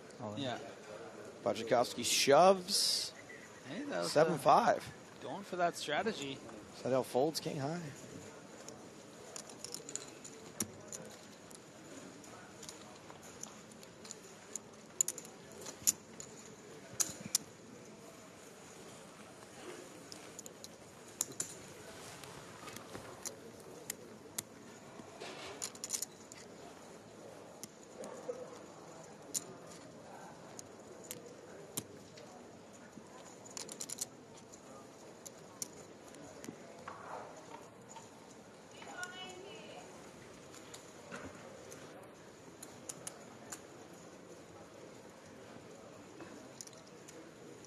Heads up for all the marbles. And blinds will be going up once again next hand, so Nikita running out of room here, running out of real estate, running out of freeway, whatever metaphor you want to use. And off these 19 big blinds, plays this Jack 10 suited as a limp.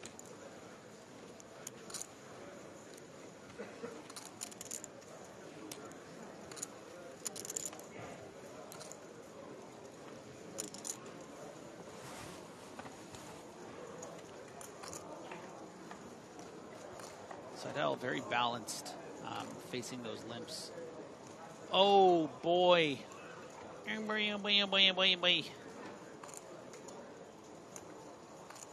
Big trouble for Makita, also because I don't necessarily think that he will play this as a check.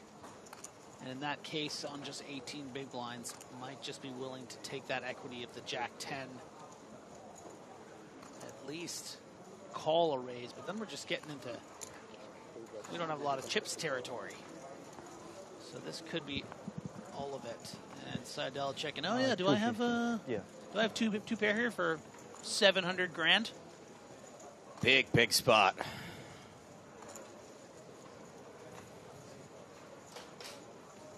Oh, and plays it as a shove, and Makita's going to be sick, but probably too high up in his range. I mean, Seidel could just have Jack-5 of hearts here. King-9 of hearts.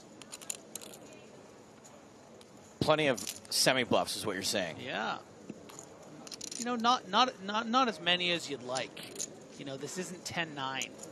Seidel wouldn't just play for it all like that. Now, 10-9 of hearts, on the other hand, yeah. 10-7 of hearts, maybe. Maybe all the 10x of hearts. I don't know enough about, you know, is Seidel only going to risk it all here with those two pairs? And Makita, what a fold. Yeah, I like it. What a fold. I like it a lot. Staying alive here, but is now pretty deep into the danger zone. Just 12 big blinds.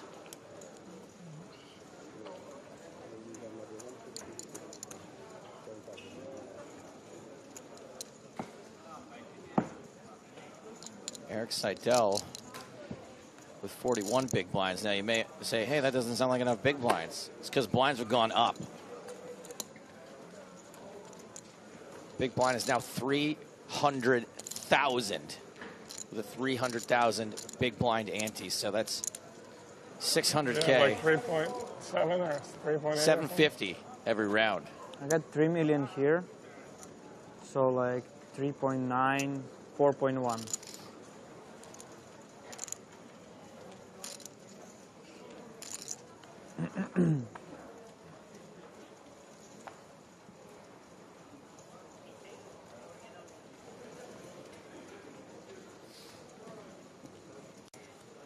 Oh, and 12 big blinds effective. Seidel, I think, going to comfortably just shove this in. Maybe even play it as a limp call if he wants to.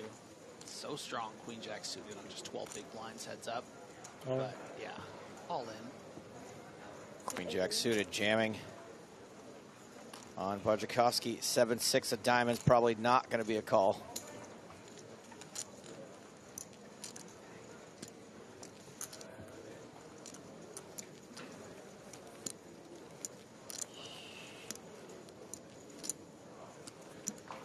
And Barczykowski now inching deeper into the quicksand.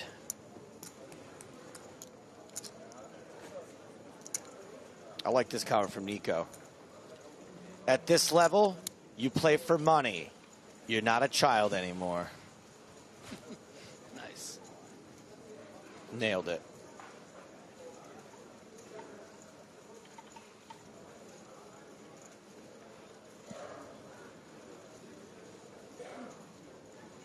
Yes, Griffin, I am wearing makeup. You look cute. Thank you. It's more about how I feel about myself. Yeah. That's why I wear it. Barczykowski not going to be super happy for this to be the hand he receives against what is certainly going to be a shove from Eric Seidel. Oh. Done. That's why I started calling him Eric Seidel. Like, all in. All right, I'll win. I'll have another seven-figure score. Number 6, right?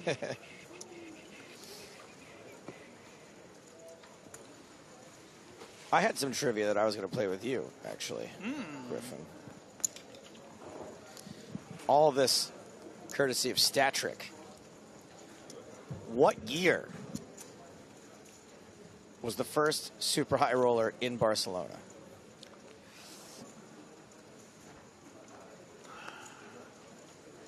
Were 50Ks considered Yes, super high rollers? correct. The first one was 50K. Because funny story. The biggest buy-in I ever played was the 50K, but it was Monte Carlo, actually. This is Barcelona Super High Roller. History So I only. played my 50K. Seidel all in. Wojciechowski folds. Ooh, he is really getting ground down now. I played my 50K in 2013. But I feel like it might have been going on before that. Just, I don't know. Let's just say 2010? 2012. Next question. When did the 100K buy-in start in Barcelona?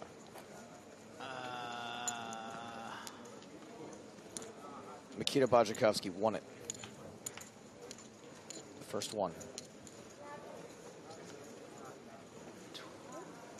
2015? 2017? 2017. 2018. What are the total prize pool of all the super high rollers in Barcelona history? Total prize pool. I'll give you 3 guesses, and I'll say higher or lower.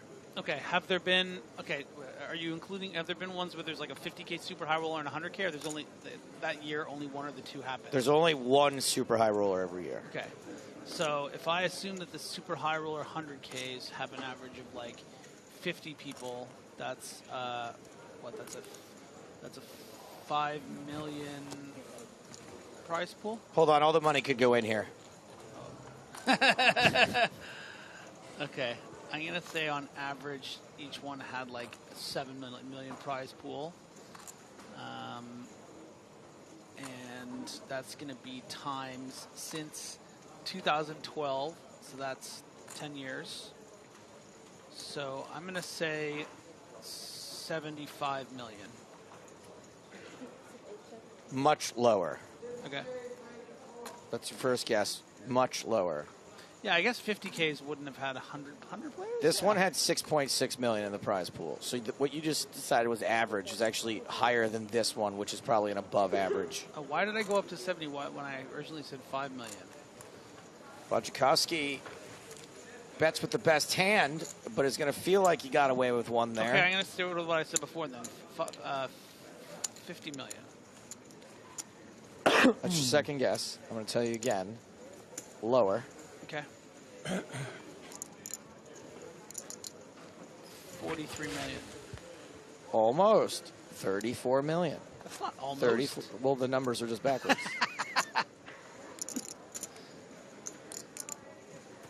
Okay. That stack is how much? 2.7, 3.2 total. All right, thanks. Just 9 big blinds for Mikita. Okay, so It's not looking good. Mike Watson had 1 cash in an EPT super high roller.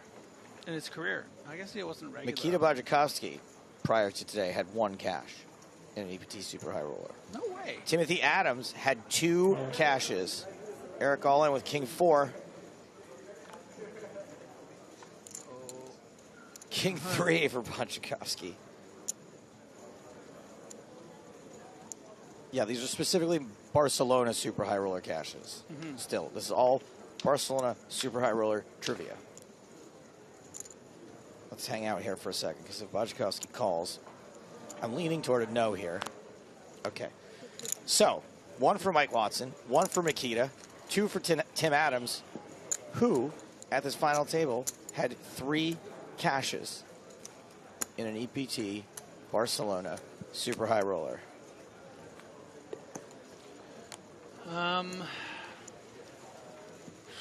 Who were the other people on the table? Are you allowed to tell me that? Sure. Eric Seidel, still at the table. Timothy Adams, Ben Heath. Mikita, Nick Petrangelo, 2 in Mulder.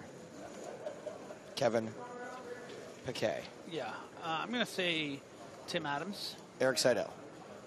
That was pretty obvious. That was pretty obvious, buddy. It was also a trick question, because I feel like... It was a trick question of being unbelievably easy.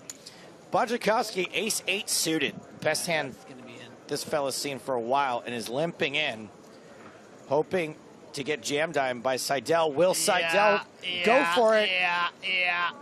King 10 feels like it. The trap.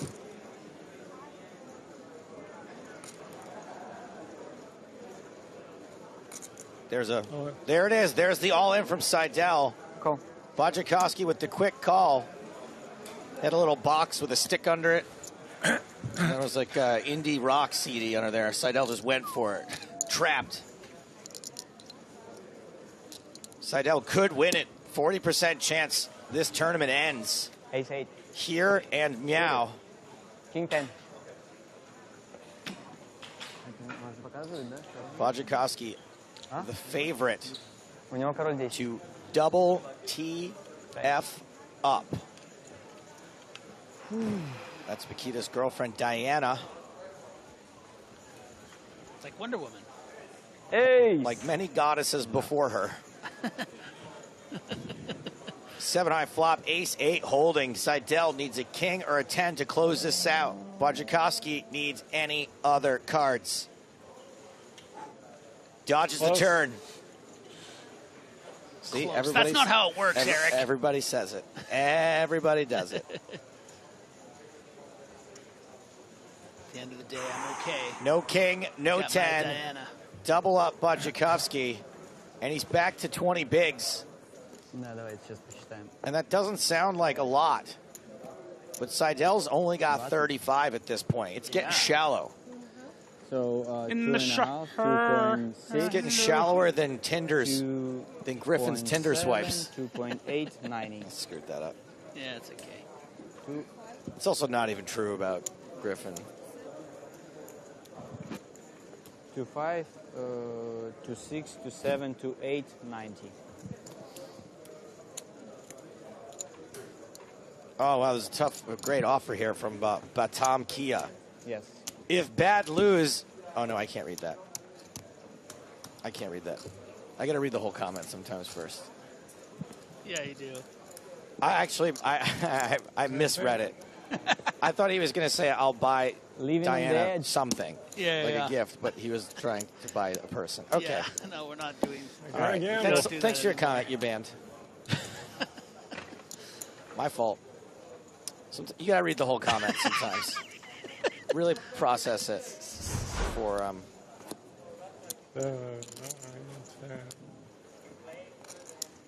2 cream, 2 sugar. Says that limp was high level. That's too much sugar and cream, in my opinion. I'm like a 1-and-1 guy, you know, my coffee. 2 and 2, the double thing. Hadouken says Barcelona and El Comentador is yet to be found. You know why? Why? He retired. Oh. Left the game. Who is this? Goat farmer, El Comentador. He's a soccer player? No, he's a poker commentator, Spanish language poker commentator. okay. He goes by El Comentador. And Pretty cool name. he used to make appearances in Barcelona. If maybe there was a Spanish player at the table, he would come in, strum a guitar, mispronounce words. Sounds famous. And but nope, he's out of the game. I think the way we play should have been. Oh. Seems like there's exactly this. a bit of a controversy. It's like a potential string bet.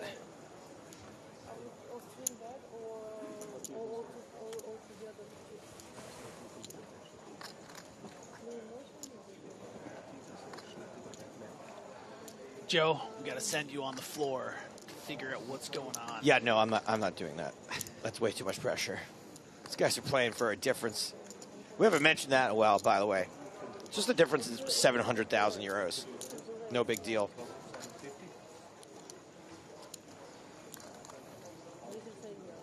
Although this person's name is Joe, who's handling it. So in a way, you were right. Joe did get to the floor to take care of this. I like it when a plan comes together. Besides, I feel like he's more qualified than you are. Slightly.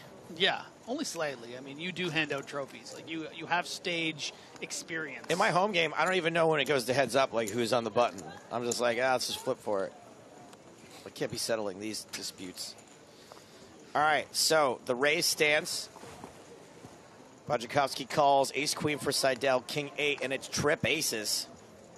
And 2 diamonds, which there's a lot of incentive for Badziakowski to continue, but only playing 16 big blinds here.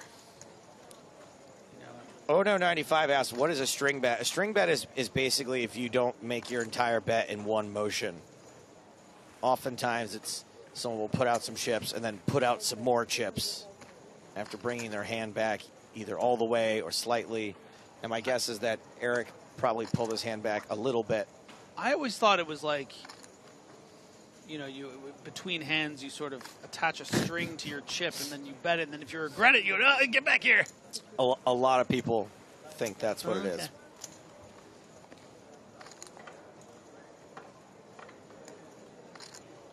A queen on the turn is a full boat for Seidel. I wish Seidel action to him just goes, check. Just really throw us for a little loop, you know? I tend to declare all my bets and checks verbally to avoid situations like that. Well, it's because your voice is your moneymaker, you know? That's part of it. I want people to know who I am. But also I'm always afraid I'm going to give away more tells that way. Yeah. Like with how, if I'm like, 500 raise, 500, I have seen you sir. do that, yes. Yeah. Yeah, it's your sort of, we call it your Millhouse mode.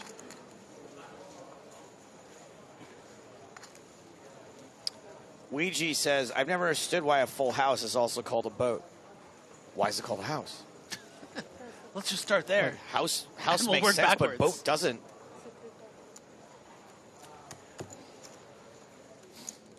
Oh, wait. And Bajakowski is sticking around in this pot. This pot's becoming significant. 4 million in the middle. River's a deuce. So Bajakowski is beating the board. And that's kind of strong in this case, right? Aces and deuces with a king. Yeah. Listen, you feel pretty good about this king high. You're going to expect that Seidel is going to come after it here, facing a check, being like, oh, well, I don't want to lose to a king, and I don't want to chop against jack high diamonds, so I'm Seidel here with 10 high. I'm going to bet big, get him off it. And that bet big could represent as much as over half of Mikita's remaining stack. I don't know if Seidel's going to get that greedy. You know, you have the board so blocked. Now, this is a spot I think even you are prepared to talk about blockers. You know, you don't think your opponent's going to have an ace, obviously, a queen. You expect a lot of king high. Yeah, so well, what does king high call? I think that you're going to be, that you're really going to be like, oh, if he's got an ace, it's over. Seidel. Yeah, but an ace would just comfortably check shove anyway, so. All right. Seidel does go big. 2.3 million. Yeah. I mean, look, it was 2.3 into 4, not super big. I kind of split the difference between what each of us is saying.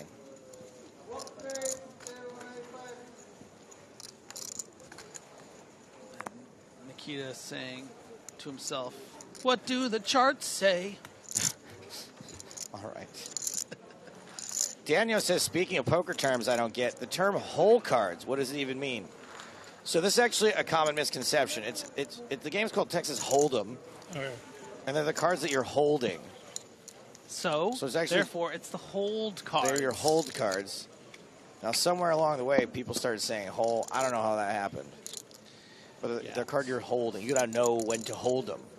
Know when to fold them. It doesn't go, you got to know when to hold them. Yeah. Know when to this fold isn't golf. them. Right. This isn't, you're not chipping in from the bunker.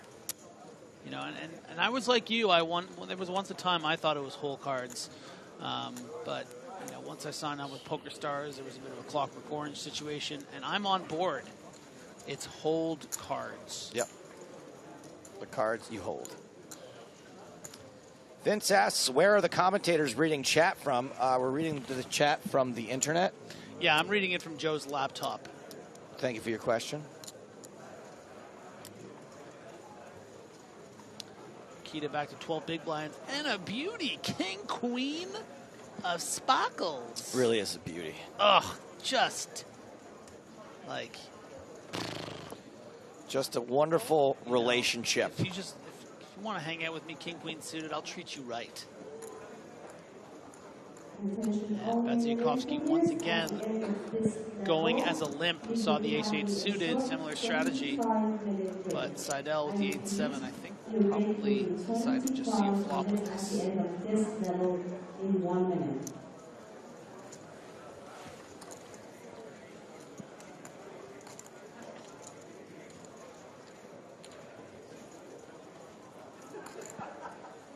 Let's see a flop. I see an 8, but I also see a king.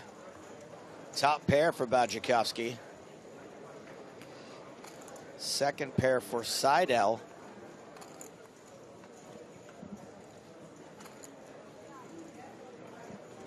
Yeah, such a brilliant opportunity here for Makita to win some chips, but potentially even double up based on the run out. I mean, you know, only starting with 12 big blinds.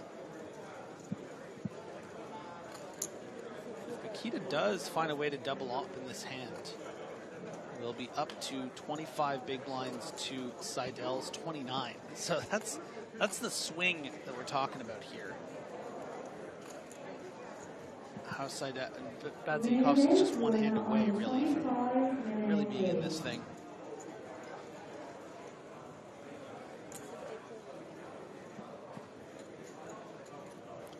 As expected, not playing it aggressively, not prepared to just play for stacks. 10 of diamonds, another good card for Badziakovsky. Yeah, and some more equity for Seidel.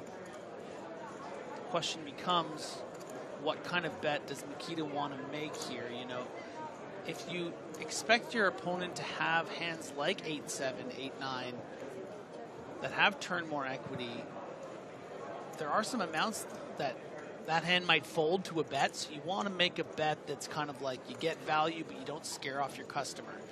And you're so happy with these backdoor diamonds you've turned. It kills some of those straight draw and two pair outs that a hand like 8-7 would have. So I don't expect Badziakovsky to make some big bet representing near half of his stack.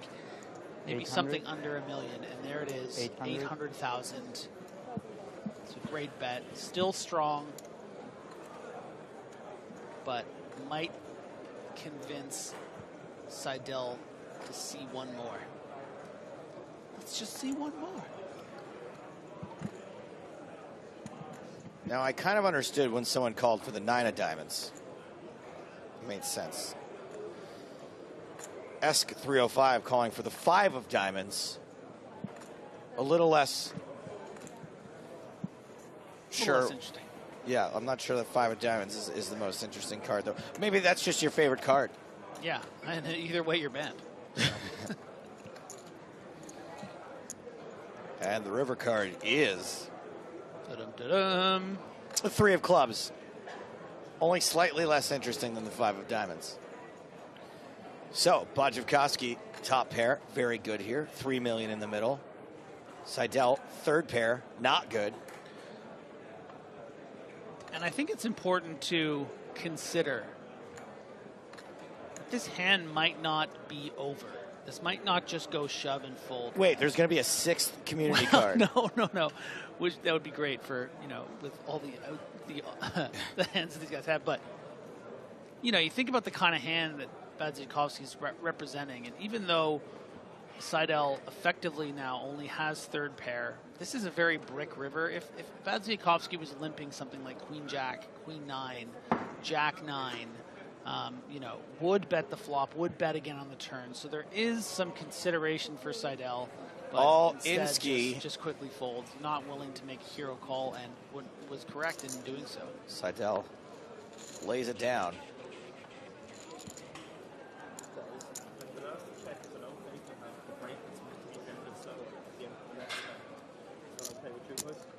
I would at least want to have like 10 minutes to go bathroom.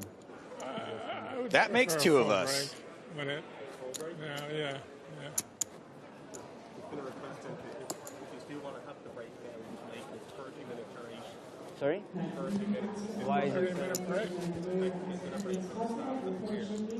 Yeah, but we need. What time did they close in the registration? Let's finish the level and then we figure it out. Yeah, and please tell us what time they finish a 50K late rage. Do you want to play 50K tonight? Probably not. Probably gonna be too tired. Nice little moment of honesty and vulnerability from Seidel there. Listen, listen, young buck. I'm not thinking about the 50K late registration right now, all right? I want to book this $2 million, have a stogie, kick my legs back.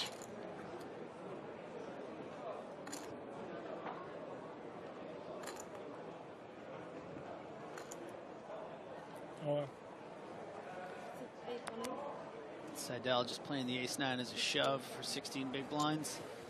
Seems fair. Seems fair.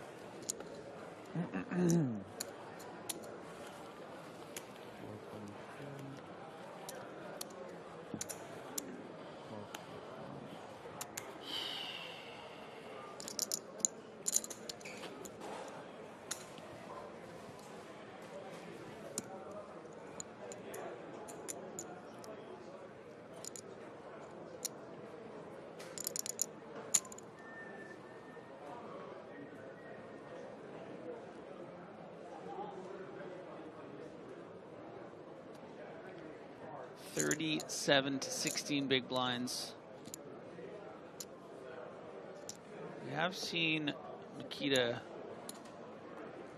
go a little buck wild with these suited connectors pre-flop, but that's often been at some passive limping from Seidel and then some shoves from Bazykovsky. This is going to play as a limp. We do have a scheduled break in the 2 minutes. We overheard a little conversation about what they want to do with that break. If they want to make it a little shorter, if they want to take the full, what would be, I think, I was overhearing 30 minutes. So this one definitely going the distance.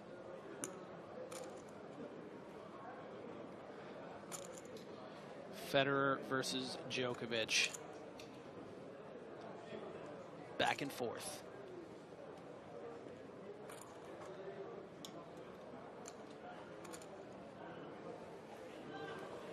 Hey, Joe. Hey, buddy. You're back. I thought they were going on break. No, they're going to break in 1 minute.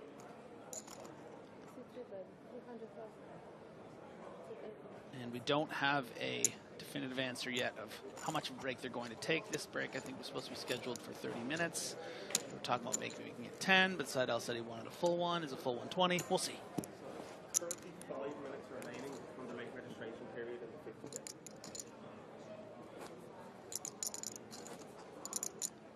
What's that got to do with it? Well, because he wants to late register the 50K. If you want to play straight through, because you want to play the 50, I would do that. Let's just play one level, and if we wouldn't make it, then we can take as long as you like. Sure. Nice. How about that? That's a good compromise. I like it. We'll roll on to the next level competition with this hand. That's 3 and 3. It's good for us, too. I don't want to go on a 30-minute break. I don't want Makita to win to miss out on the 50K. Everybody wins. I like everyone agreeing to stuff, too. Yeah, that's your kink. I've seen that before. You like when everyone just... Yep.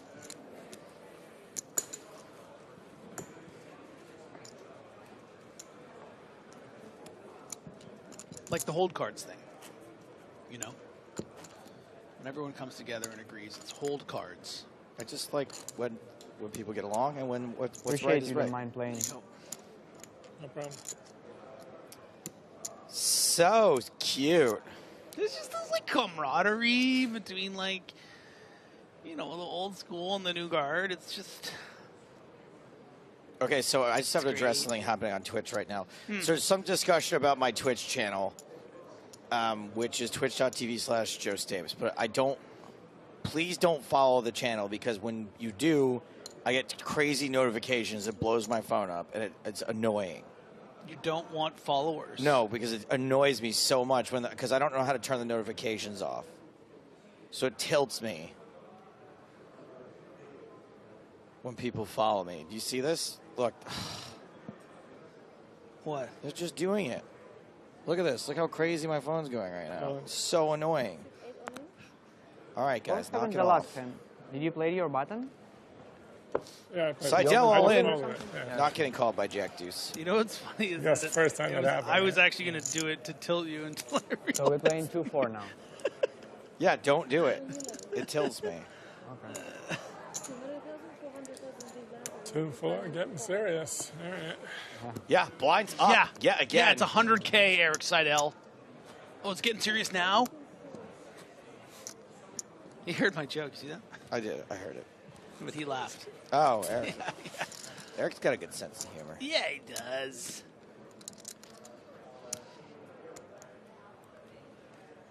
Bad Sens writes, you act like a kid. Don't follow me. My address is. If LOL.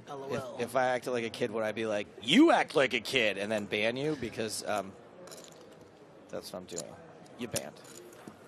Thank you for your comment.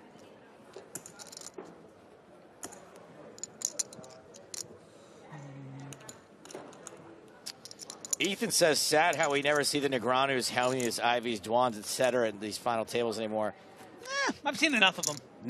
I'll be honest. Not one of those players entered this tournament. Yeah, I mean, that's... So it's not sad that they didn't make the final table. It's right. It's you just We all it would agree. be impossible. It would Yeah. be really weird. It would be weird, yes.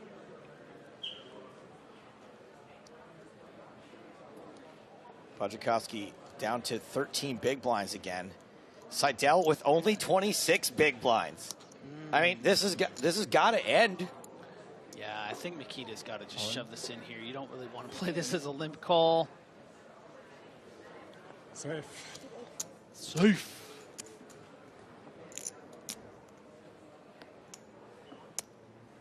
Under Green Thunder says, I hope Eric Seidel can close it out. I hope one of them does. Philip asks, commentators, do you play poker? I mean, I'm busy commentating it. You want me to play at the same time? Oh, he meant in general. Like, yeah, I play. You play. You play? Not really. Not really. I used to play a lot. Play every once in a while.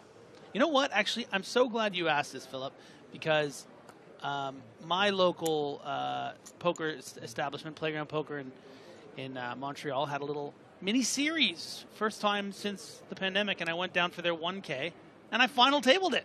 Oh, that's cool, man. Congratulations. Thank you. What- I should have what won, place did but you get? I got 8th of 300, 280 players. That's almost winning. Yeah.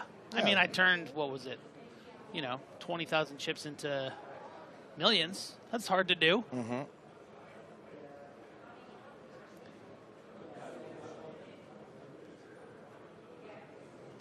Got myself some Canuck bucks.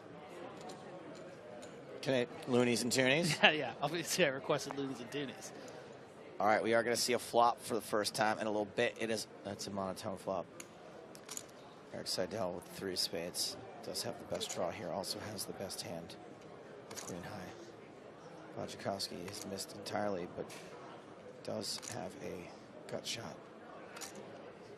Zeev says on Twitch, Griffin's still waiting for Shark Cage 3 for his comeback. Yes, I have keep petitioning Mr. PokerStar to do a winners only season for season 3. He brings it up a lot. Yeah. Eric Seidel reaching for chips. Is this considered a semi-bluff with a 3 of spades Yes. on a monotone board? Yes. This is the...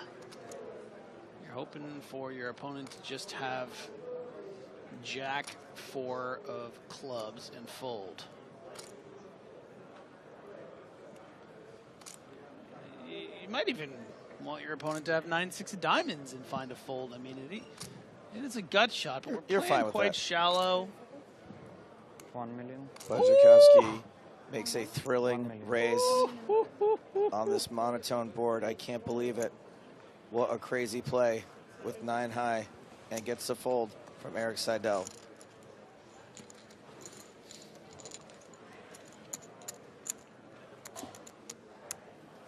Shout out to dealer Christina, one of the best. Oh, yeah.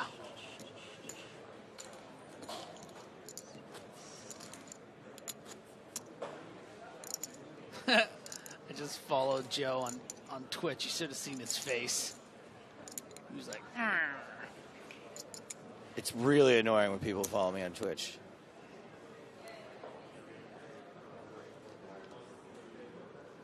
Oh, I just subscribed to him. The look, oh my God. He can't. It's so Subscribers, annoying. yeah, geez. It's just he gets the notification and an email. Puke. Bodrakowski, ooh, a little one-eyed jack here. Jack of diamonds. The other card, a mystery. Seidel's hand, less of a mystery, but still somehow more boring. 93, Dougie Gilmore. It's for my Canadian hockey fans.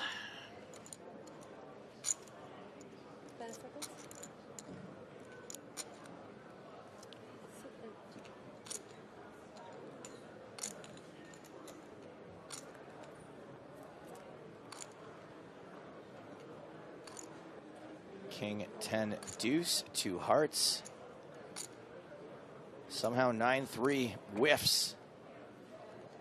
Can you believe it?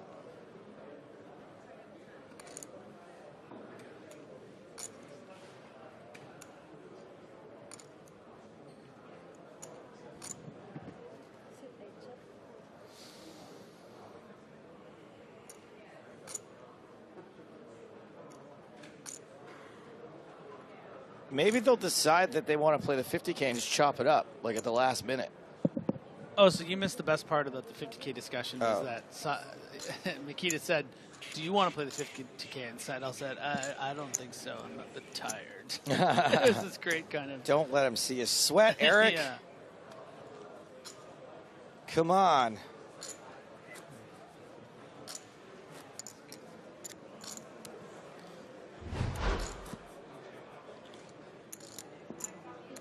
Wow. I had not realized how close to even Steven these two are. 21 bigs for Eric, 18 for Makita. I mean, they would both be the short stack in any other heads-up match, and they're more or less even. Yeah, it's really been Seidel's heads-up match, but you can see how quickly suddenly, whoa, could be anyone's game. This is a big swing, 700K. Jack tray of diamonds for Seidel.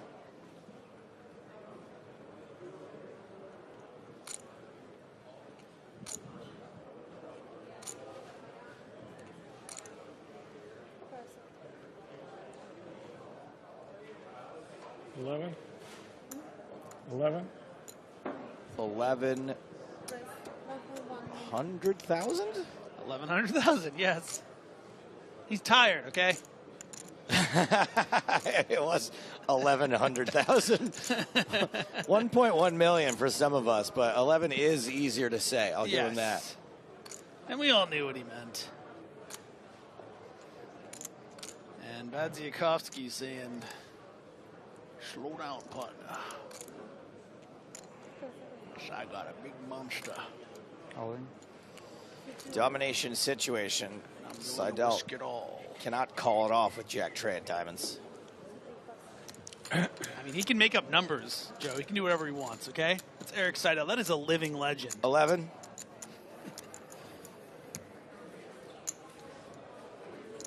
And for the first time in this heads-up match since the Ooh. lead was originally relinquished by Makita Badziakovsky in that big flip ace-9 to 6s, Eric Seidel is the short stack, 17 big blinds to 22 for Makita.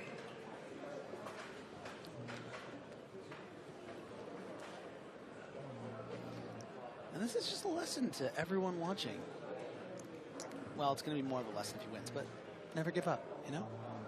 Never give up. Never surrender. You saw Makita limping with ace-8 on 9 big blinds, just trapping, doing whatever. Scratching and clawing, making that big fold with the Jack-10. I told you guys and girls, he's a tough out.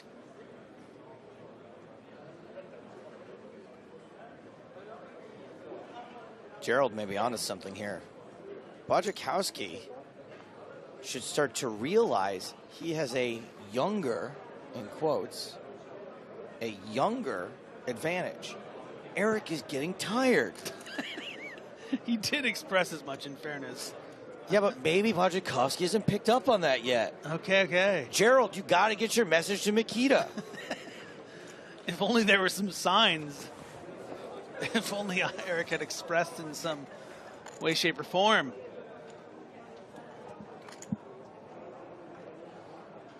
Got it to the flop. Ooh, that's a cute one. Yeah, it is. You know what? That is a cute flop. I like cute that. flop. The two hands we have. Chips will be played. Hey, Samo is lit, who's banned in Spraggy's channel, who just wrote, it's Bad Jakowski, not Bad Ziakowski. You're also banned in this channel now, thanks. Yeah, more like Ben Ziakowski. Yeah, more like you're banned. You're banned across all the channels. Yeah. Thank you for your comment.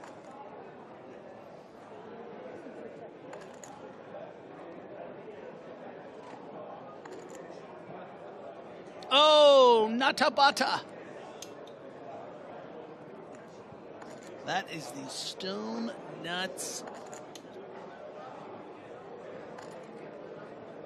That's the straight open road.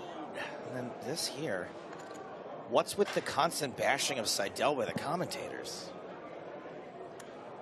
I think maybe he's referring to just the joshing about the tired thing, maybe indulging.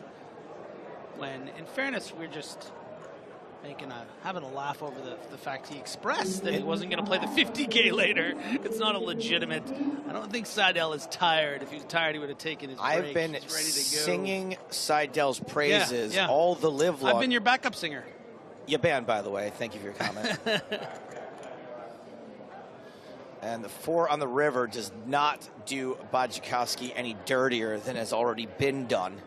And by the way, we are about to have a new chip leader, whether or not Seidel gets value here. So this is how quickly things shift.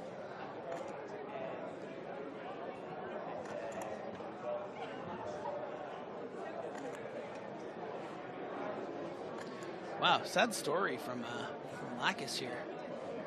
Doesn't know why he's banned in Spraggy's channel, and he's been... Come on. Oh, Check. Doesn't fall for it.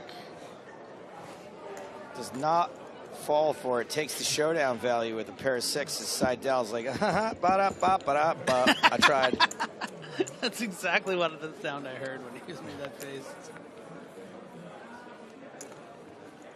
What these people in chat don't realize is I could ping Spraggy right now and be like, "Yo, here's the screen name." You have the power, yeah. Yeah, and then Spraggy would be like, "No, he dropped like 4 racial slurs and then called me a dirty, and then said I was looking for a in my."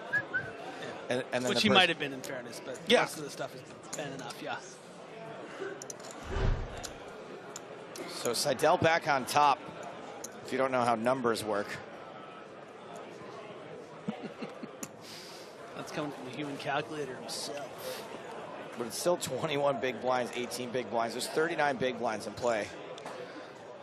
Yeah, Makita with 18 big blinds and Seidel with about a 14 big blind hand. So. Ooh, Makita walking down the street. Oh. Seidel all in. Does Makita have a call in hand? No. No. Already folded.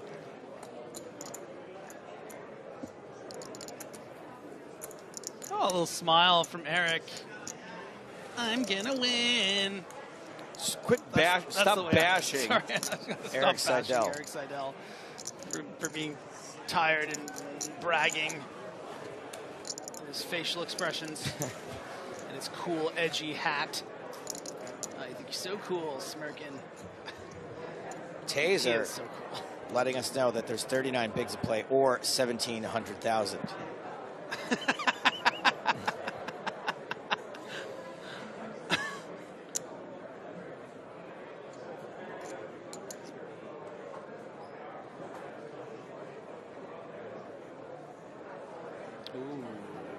It's Makita's turn with an ace. Not suited, slightly better than a 6. All these awkward ace hands on 20 bigs, sub 20 bigs.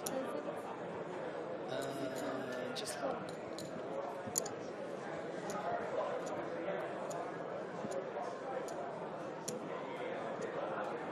and another limpy. Seidel has been receiving good enough cards that he hasn't really had to get aggro shovey with hands like this. Yeah.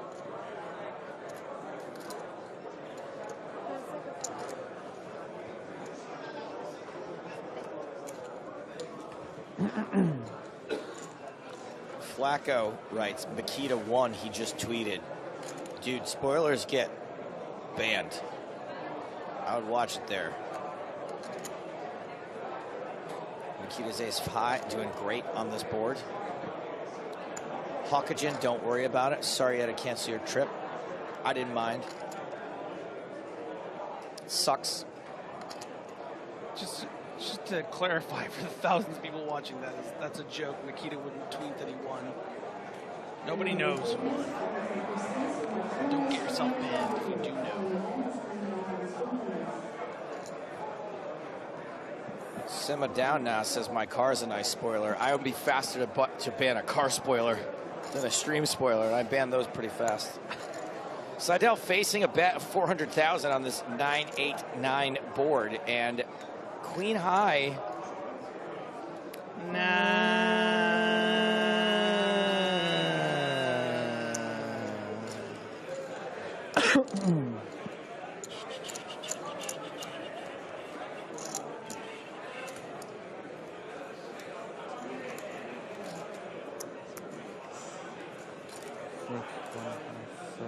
Bear Totem says, I don't see why these two guys would need a deal. This is exactly why you would make a deal, because it's getting to the point where it's going to get gambly. Where the fewer the big blinds in play, the less skill. That really becomes a factor. You end up just having to get it in and pray to the poker gods.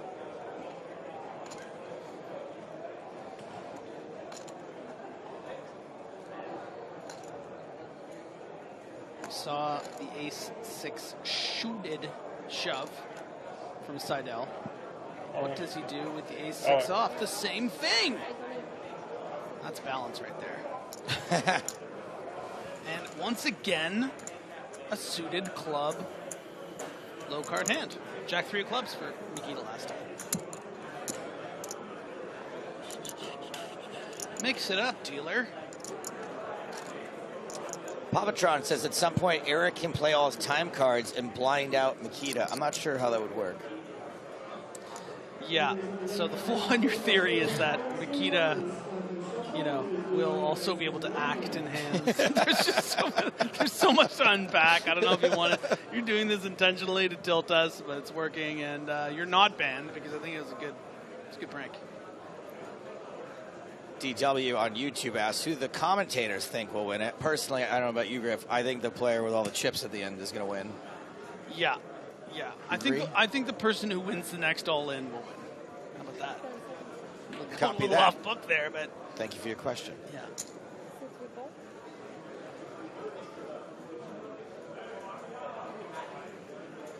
Are the blinds time-based or hand-based? They are time-based. And they're going up again in under 11 minutes. Wait, what was the question? In some games, if you're ever playing someone's home games, okay.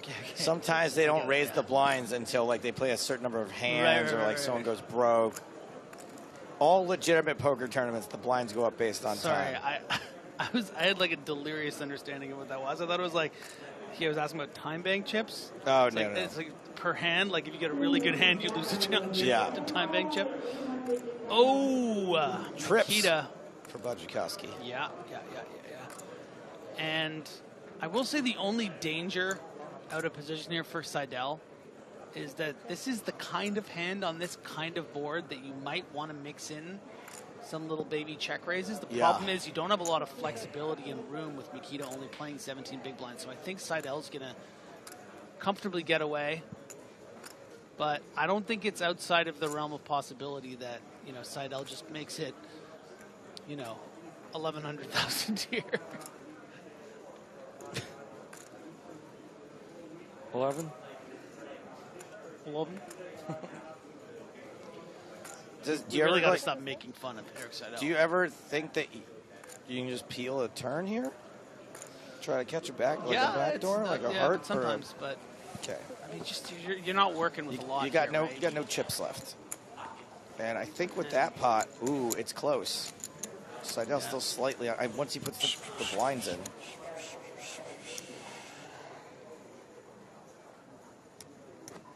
Yeah, Seidel should just play his time bank cards and blind out Nikita at 21 this point. for Seidel, Nikita with 18. It's also the score I always get in blackjack when the dealer has 21.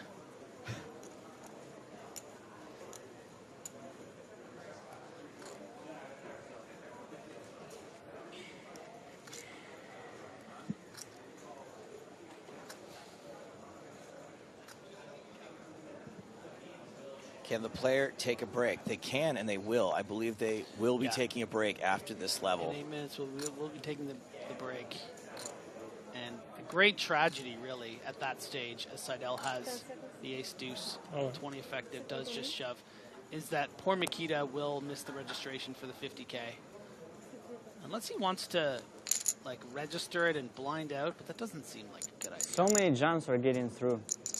Yeah. It is pretty bizarre that there hasn't been some kind of cooler. 10s versus 9s. Ace queen versus 7s. I need you to be unlucky, that's for sure. Classic race. I need you to be unlucky. Oh, Seidel. Little tip of the cap, metaphorically, there to Mikita. To beat you, I need to get you to get unlucky.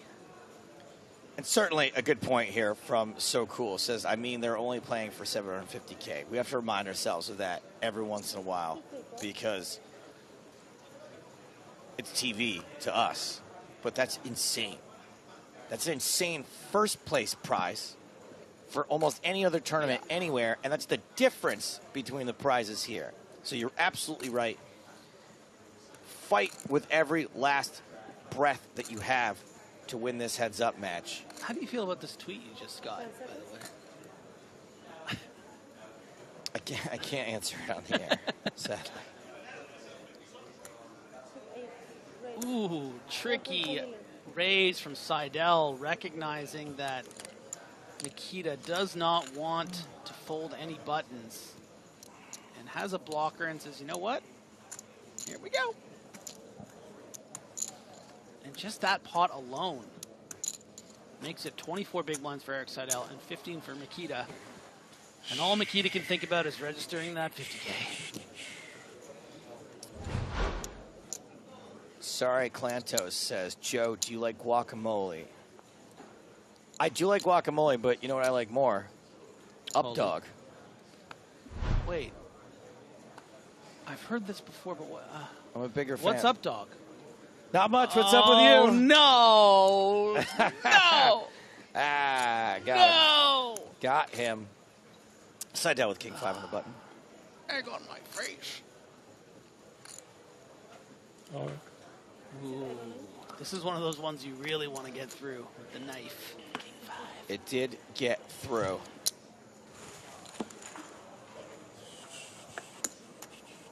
The reviews are coming in.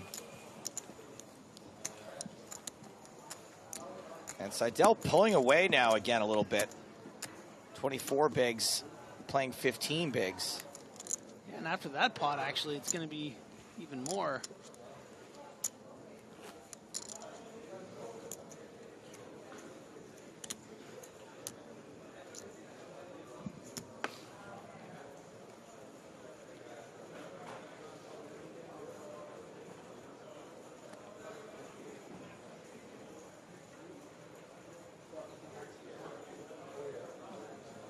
Pocket threes for Bajakovsky.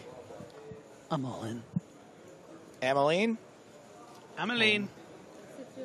Triangle me, dealer. Bajakovsky all in. Seidel does have Bajakovsky covered. Right. It's a call. This could be it. Ace Jack, Ace 10. Ace 9. I was just talking King about Queen. The real gamble. We did not have a Ace classic 5. flip. We do have a classic flip on our hands. Like paella versus jamon. We should hedge. We should hedge. Ooh. We should hedge. Hedge? We should hedge, yeah. Yeah, no, he doesn't want to. No, I don't. No, thank you. Give it up, Eric. I have 7% edge, so I'm not hedging with you. Anyway, like paella versus jamon. One of these two hands has a slight mathematical advantage. I don't even want to Local look how food much joke. you're playing for. Still don't know, like it's 6 or something. The flop.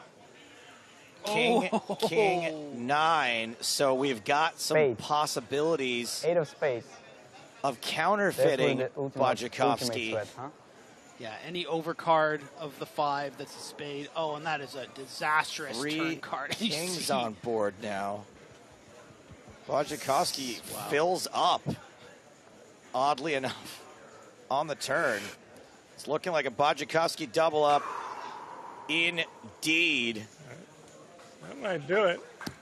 I don't know. It's going to be pretty close. No, buddy, you got 10 bigs. I guess I have some left. 2 million, 246, 6.2, 6230. So double up 6230. Bajakowski, and this is as close 6230. to the bin as Eric Seidel has gotten down to just 9 big blinds.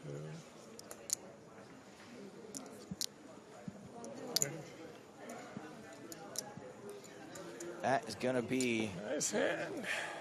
This is the flop we needed when I had the king 10. a nail. He is really saying like perfectly fishy things. Like, I love it.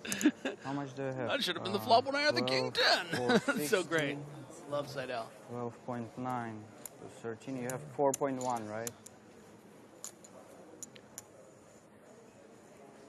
There is La Femme Makita. Diana, be thy name.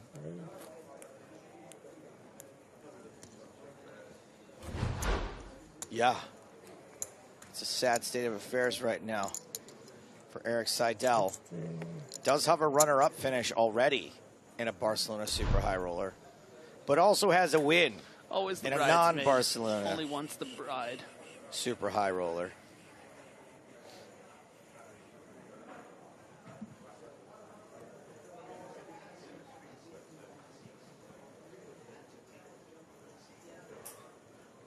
Ten tray of diamonds. Has 10% of his stack already invested in the small blind.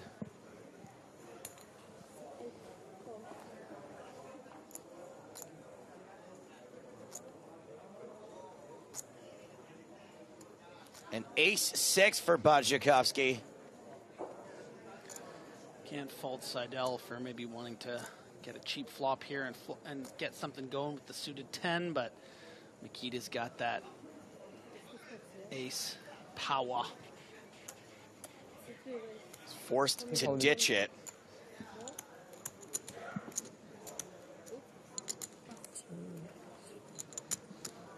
And Bajakowski inches closer to victory. Seidel down to 7 big blinds.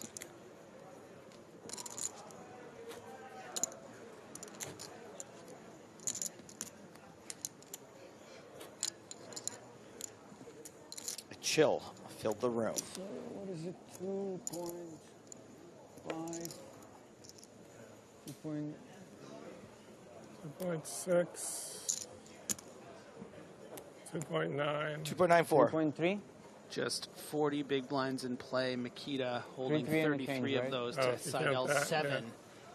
And this is looking like it's going to be the last hand of the level. Yeah, and then what happens? Are they going to play it through because Seidel is so short? Do they want to take this, 30-minute scheduled break? Well, we'll have to see what the players discuss after the hand. They did agree to play one more level and then take a break, but who knows? Maybe they'll want to stick around until this plays out. Bajakowski shoves. Seidel calls. We might not He looked at a need. king or an ace, and that was all he needed. We might not need there to be a dinner break. This could be over. Oh, it sounds like ace or king 5 with the way that was reacted. Yeah. Domination situation. Oh, we're at the end of the Seidel level. in a great spot to I hope double they get up. to play the next level. Would have been great if Seidel was like, and I only looked at the 5. So it's either GG or break. Either GG or break. There you Makes go. sense. 3.3 it was, right? I don't think I could take a break in this situation. I'd be like, I gotta see how this ends. A deuce and a 4 on the flop. Also good cards for Seidel. Yeah, but a double up will bring Seidel to sort of like that 24 to 15, so. 2 diamonds, though. Good for Bajakowski.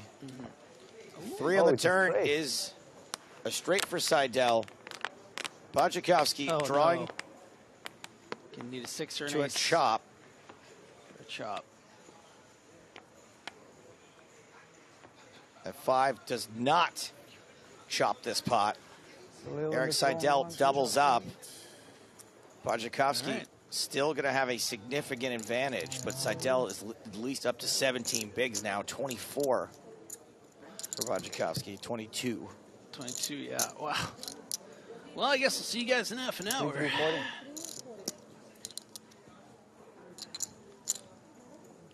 I don't know what amount of time they've agreed to.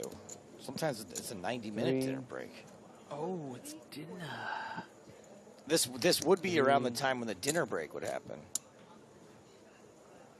40.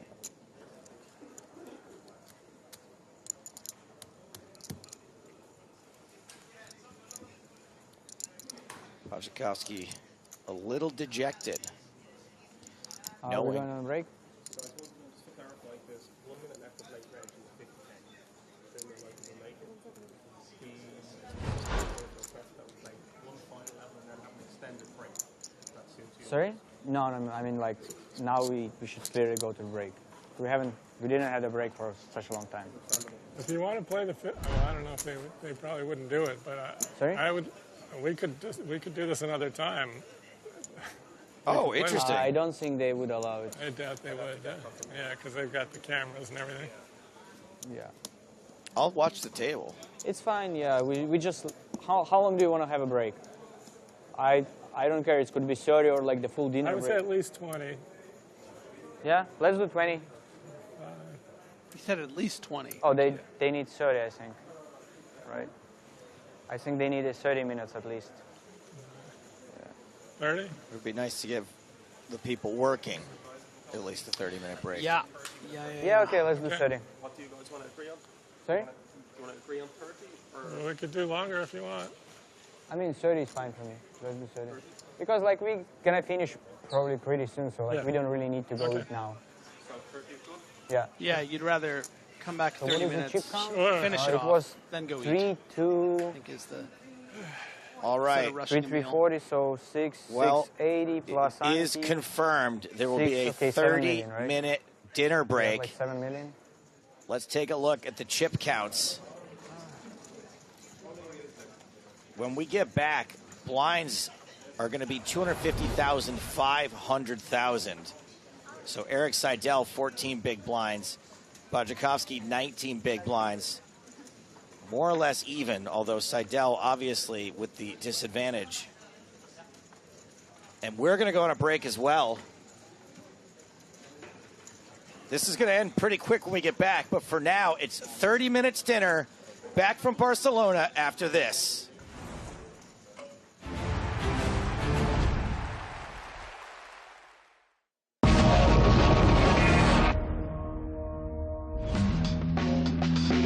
We're heads up at the PokerStars.net EPT Barcelona Super High Roller. Only Sam Greenwood stands in the way of Fedor Holz's continued domination of poker. But this will be no small task for the German. Stacks are even, and both players have talent and experience. I think he's one of the toughest opponents in these fields. I haven't seen him make any mistakes, so that's always going to be tough to play against. I feel personally that you learn the most from the toughest opponents. I've talked to a lot of really good heads-up now limit players, and I have a pretty good strategy. The last 2 heads-ups, I wasn't really happy with my performance, so I worked on that. What about the aggressive players? I guess neither of us really wanted to give an inch. I've been playing the best I've played probably this whole year. Good luck. Good luck. I can never tell if poker players are unfriendly or just awkward. Both these guys are pretty even in chips. Blinds at 80, 160. Fedor's first to act here on the button in the small blind. They're also nearly even in skill level, and because they're poker players, they both probably think that that's incorrect. So Fedor raises with 9-7. Greenwood defends with Queen-7. Sam is 2 and 3 in heads-up situations. Fedor 10 and 6. Wow, it's a 7-high flop. Top pair for both players. Greenwood with the better kicker. Fedor's going to continue. 575,000.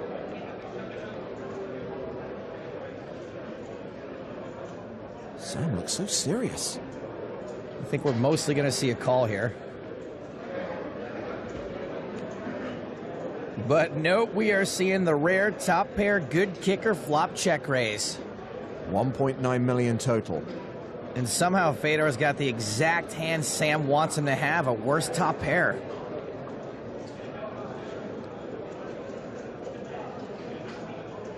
Holtz calls. The pot is now 4.6 million. Turn card is an ace. That could slow them both down. Scare card.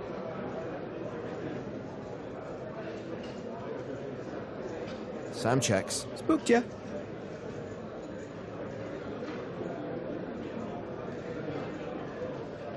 Fedor checks behind. Spooked him too. And Fedor gets there on the river. OMG, run better, Fedor. He improves to 2-pair. Greenwood has checked the action to him. I'm going to change the G in OMG to F for Fedor because he is running like gosh. Ooh, this is a chunky bet. 2,475,000. Just over half pot.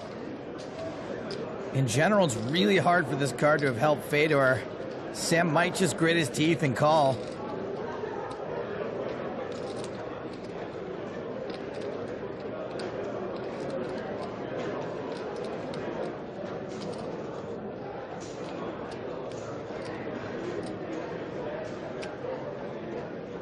He does call. Fedor shows the winning hand. Yeah. I feel you, bro. I mean, I don't actually feel it, but I can tell. King 7. What? King 7. Queen 7. Yeah, I mean, why even bother keeping your hands a secret from him anymore? Play him face up. Nothing you do matters. So they were even at the start of this heads-up battle, but Fedor's put some significant distance between them now. Great to see some stars of British screen here. Clive Owen, Rachel Weisz, Michael Caine. Love the prestige. Blinds are up. 100,000, 200,000 with a 25,000 ante. Sam Greenwood at a significant chip disadvantage. First to act here. 9-7 off. He calls. Fedor with Queen 4 in the big blind checks his option. No reason to make this pot any bigger. Well, the flop gives Sam second pair. Fedor with a flush draw and a no-good gut shot. I already don't like where this is headed for Sam. Well, he is a 55% favorite here. He bets 300,000. Yeah, I've heard that one before.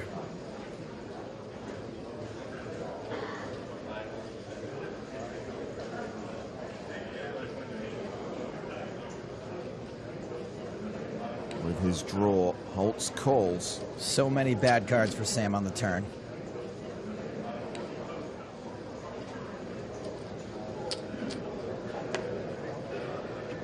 Well, that's actually a great card for Sam and a horrible card for Fedor. He has the baby end of the straight. Sam has the daddy end. For once. Greenwood now a 75% favorite. About to bet again. 625K. Now, obviously, when Fedor calls here, it's not because of the baby straight.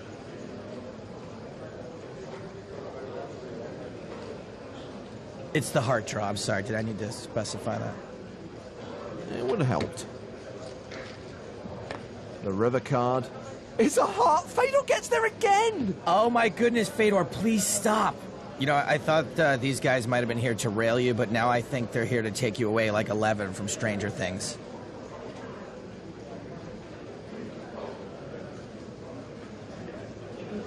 He's just too powerful. And Fedor's going to lead the river.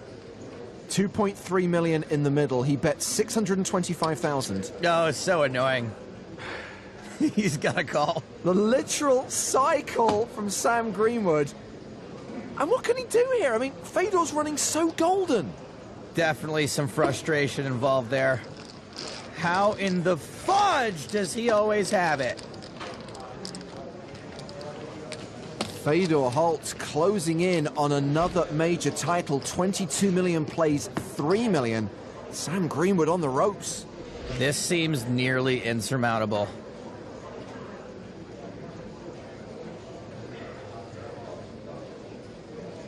Sam has suited connectors, 6-5 of hearts. Very likely to have live cards. All on. He shoves. And gets snap called by Fedor with ace-king. Sam's not in terrible shape. The 6s and 5s are live. 3 hearts are good. 4 hearts, bad. As things stand, Fedor Holt's a 58% favorite to win this tournament. A king. That's a good serve. Oh. But a straight draw. That's a well above average flop once there's a king in the door. I thought you were going to say that's well above average against me. You don't even wait for like the second card. You just get it in the door every time. Yeah. Fade the door. Oof. More outs for Sam. Can I get a face down? Can you? Can I get a face down? Can you spin it? Sam needs a 3 or an 8. Did anyone fold a 3 or an 8? The river is a queen, and Fedor Holtz is the champion. You either destroyed me, You either destroyed me, or I ran really well. You ran really well. I was doing well with that.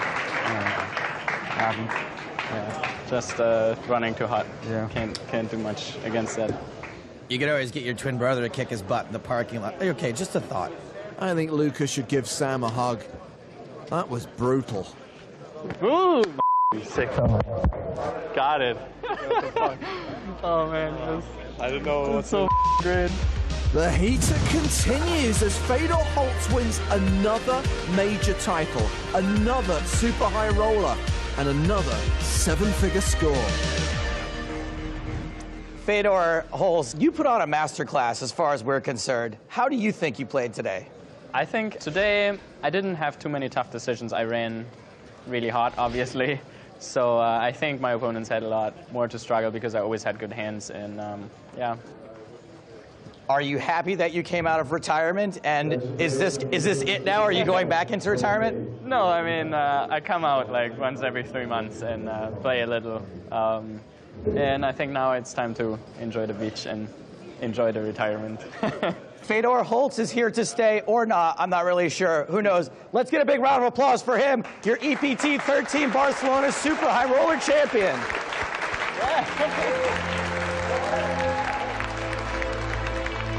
It was a nice experience. Really enjoyed it. It was awesome. Fedor Holtz!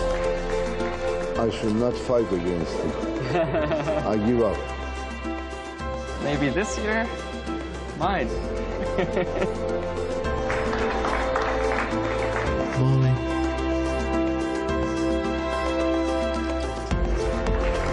I don't think I did anything specifically crazy today, but I trusted my instinct a little more than I normally do. Definitely got bluffed there. Fedor bluffed me. You're not supposed to be able to have a hand like King 8 suited when I have 8. I put you on 9s. Winning an event like this is obviously unbelievable to some extent. Playing the final boss now, is that how it works?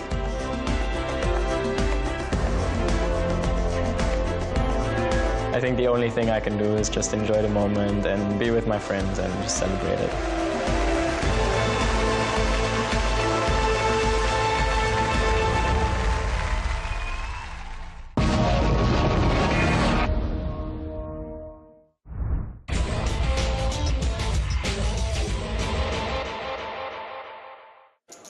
So Gus Hansen making the early run-in, and he's going to play with Queen 8 suited, in fact raised to 250. 5 times the big blind to put it into perspective. I think we're going to see him in a lot of hands now, Gus. He's got, he's got twice as many chips as anybody else. He's going to start pressurising the table. Whoops. We've seen Hansen win with the bullets. Larsson's now got them. He re-raises. It's very rare to see aces so quickly in so few hands.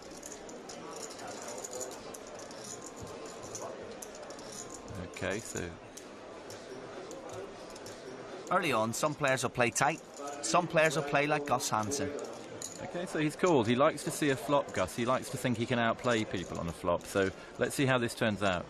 It could be in his gravestone, Gus Hansen. I like to see a flop. Uh-oh, he's hit a queen. There could be fireworks here. Well, of course, a bad card for Hansen. He thinks he's got top pair. He's going to bet out. Yeah, but how much? 4.25, something like that? Oh, 8.25, yeah. Wow. It's good to see Chris Martin from... Sorry, that's not Chris Martin from Coldplay, is it? No, it's not. It's Daniel Larson.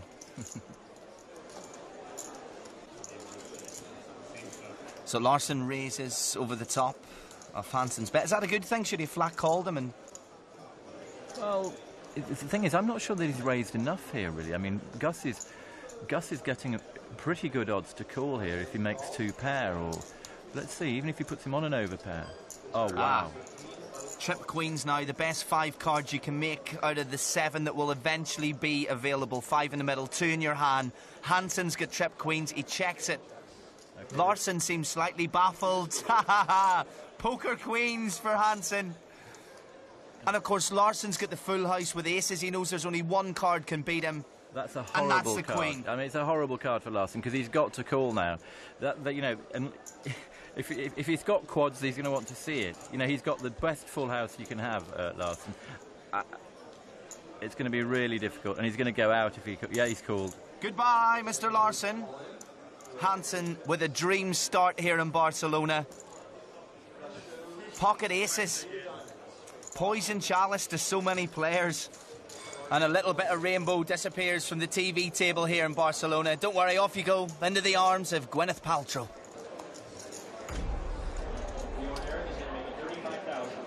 Glenn's got 6-5 offsuit. And he puts in a raise in that position. Well, that's certainly just a raise to steal the blinds because the chips are not deep enough to think that you're going to play a flop with 5-6 offsuit. Absolutely. But if he hasn't played a hand in a while, if he hasn't played in a hand in a while, though, he might figure he has a good shot at stealing the blinds. Unfortunately, when you run into pocket aces, you're not going to steal the blinds. Well, Angel had the amateurish rub of the head there. I have nothing. I don't know whether to call. Can I just leave the table now? I hate this game. Oh, no, hold on, I've got aces. Yeah, when you act concerned and weak like that, well, he's going to have a little bit of a thinker here with pocket nines, that's for sure. But he just had a tight player make a re-raise, and he's had a tight player do it while pretending that he's cared and concerned about his hands. So he laid that down relatively quickly. That's a good lay down. And, of course, Keston was the one who had the 6s when Dineshkar had the 9s and he folded them. So the 9s aren't playing today. There must be an international law against playing pocket 9s. I wish she'd get out of my line. I'm trying to concentrate in poker. She's been there for the whole week. I don't like this call at all. I mean, he's looking like he's thinking of making the call, and he just doesn't have enough chips to speculate like this and try to flop something with 5-6. You say, I've been called. I've tried. You know, the game's up. I've lost a few chips. That's it. Why would you sit here and play day in, day out, and then go all in on a 5-6? I mean, sometimes I might sit here and think like this, but I'm usually doing it to save face. Yeah. I want the table to put me on a hand like ace-queen when I'm thinking and thinking. He's called it, Blanco. Must be one of the happiest men. I mean, if you don't think Angel's got a monster hand, maybe you could re-raise and hope he's going to lay it down. You've got enough chips to do that, but... well, the flop comes down and gives him a pair of 6s. That's not going to help, but the inside straight draws there. Look at that nose twitching. Oh. Did you see that twitching nose when that flop hit? He's got to call it. Blanco's got to call it. He's favourite, but from an almost unbeatable position. He's now set up for the bar beat. That's why he's closed his eyes. That's why he shook his head. He can't believe he's been called in the first place by a 6-5 offside. It's preposterous. A crime has been committed in Barcelona. And Bjorn Erik Glenn is banged to right. One of the tightest and best informed players of the day, Angel Blanco Puris, may not have a long way to travel, but travel he will. And his pocket ace is beaten to 6-5 unsuited. Action at our featured table. He's got aces. Timothy Adams has got kings. Adams opened. Seidel has 3-bet. Well, this isn't going to end well for Timbo. 34. 35. 34. There is the 4-bet to 34,000. If he had made it 35, he'd pot committed. Maybe he can get away from it for 34. Right. Seidel 5-bets, and he 5-bets small to just 50,000. 64. And then Adams clicks it to 64,000. That 6-bet is even smaller relative to the size of the pot. Seidel bets enough to put Adams all in. Adams calls. It used to be a time when commentators would be all, hey, maybe he should have known by the 5-bet he was up against aces. And all I have to say to that is folding kings pre-flop is like trying to record your favorite show on a VCR. We don't do it anymore, brah. Adams is the player at risk and way behind. He needs to see a king on the river. He has 2 outs. And he hits one of them. Wow, hail to the kings, baby. Both these guys handling it like absolute pros, and by pros, I mean boring. Seidel, would it kill you to berate a guy one time? Can we at least put some bleeps over that? Adams, can I get a fist bump? Anything? We're heading over to our secondary feature table. Phil Ivey with aces. Rafaela Jerby with 2-pair on the turn. Ivey shoves. And Jerby will call. He looks like a Jerby. And Phil Ivey will need to see an ace 5 or 3 on the river. But it's a 4, so we lose Phil Ivey for now. He can, of course, reload. How much, what are these chips here? 1,000? Yeah, I think, yeah, you got it. So what happens now? I get up and go to the cage and rebuy again? You rebuy now, or how do you rebuy now? I can rebuy and stay at this table? I know why he wants to stay at this table. Yeah, you got it.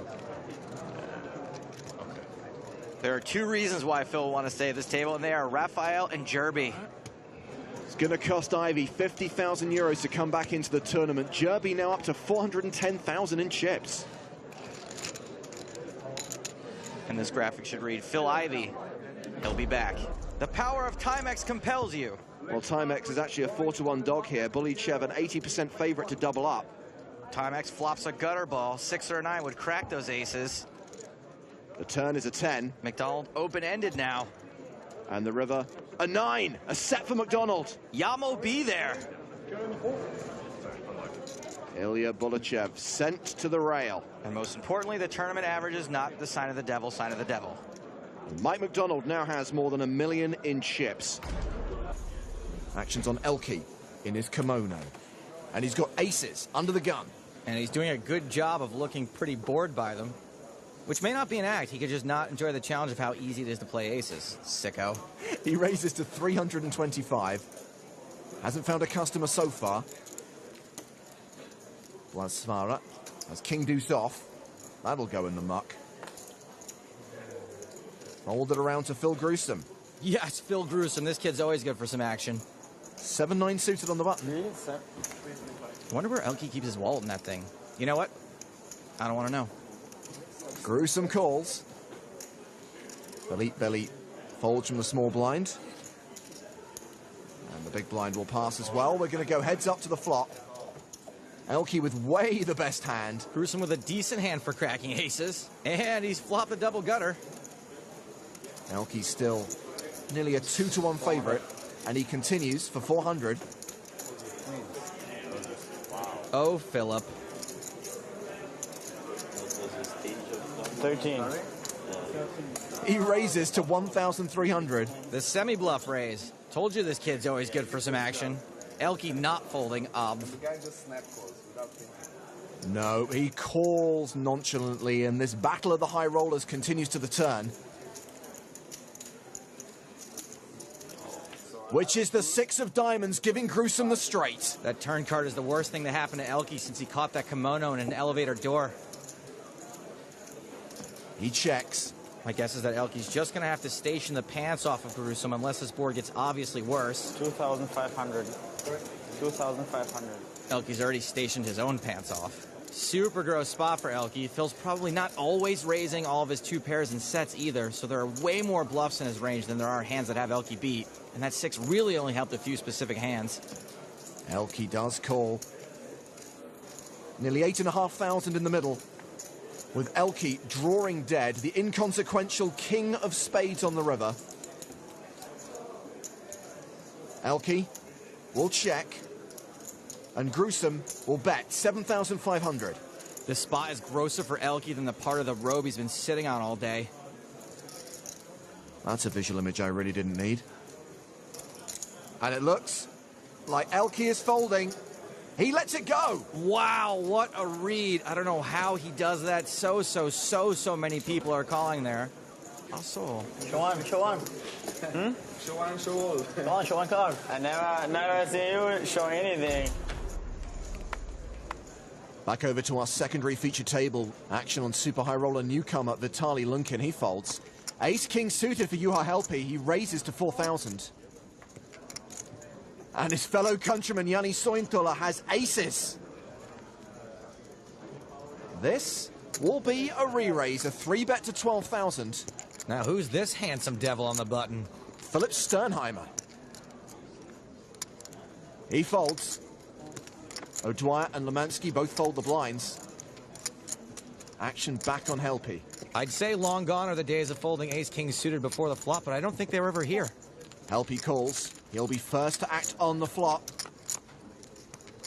And that flop is all clubs, the nut flush for Helppi. What is the Finnish word for Yahtzee?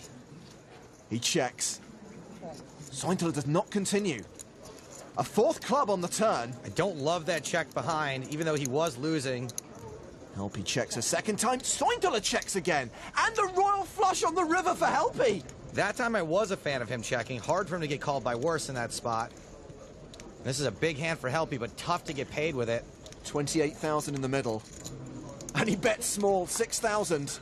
The teeny tiny please call me bet. Helppi may get called here, but I think him checking the turn may have been a mistake. It would have been the only way to build this pot, and probably how a lot of folks would have played their bluffs as well. Sointola calls. Time for Helppi to table the nuts. The super nuts. Royal flush. Pre-flop, you have. How is it that two Finns get aces versus a royal? It's the smallest pot ever. If it was top pair versus a bluff, all of it would have gone in on the flop. 5 players remain at the PokerStars.net EPT Barcelona final table. I like my women like I like my poker. Short and 5-handed. I really did not think that through. Clearly. Luca Fiorini has absolute junk. That's not junk. Aces for Nielsen. He's counting out a raise. Raise. He makes it 435,000 from the cutoff.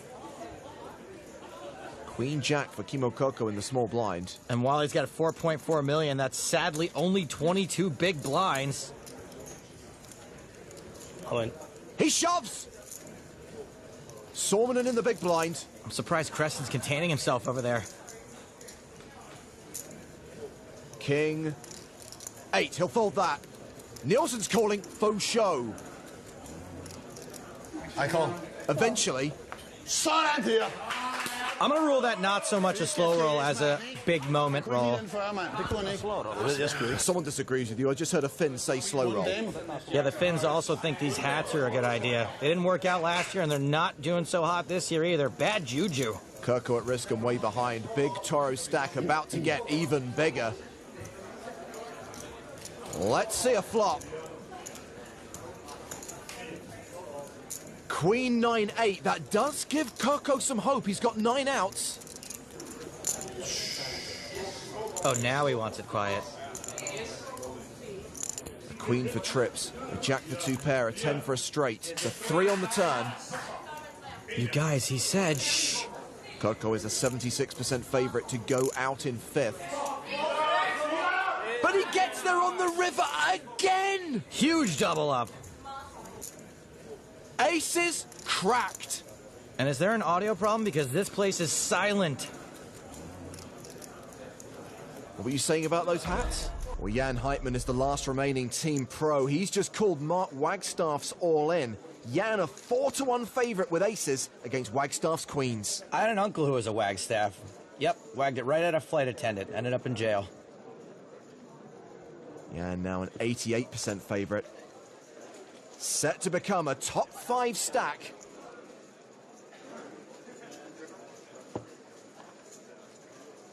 No, Wagstaff hits a two-outer. That is gross. He doubles up, wins a massive pot. And Jan Heitman will be left with just 48,000. He is devastated. You just can't tell because he's German.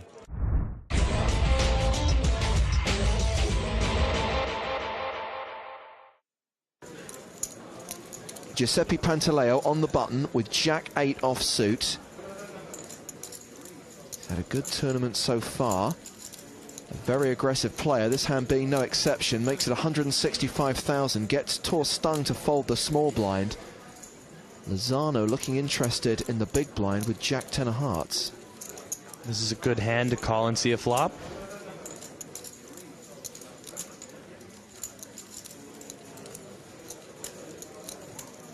So two big stacks go to the flop. And the flop is queen high. Nothing for either player. This is a fairly safe flop to continuation bet. This only hits a queen and a club flush draw. He can bet and take it down. Or he can think about it and check back. Another queen comes on the turn.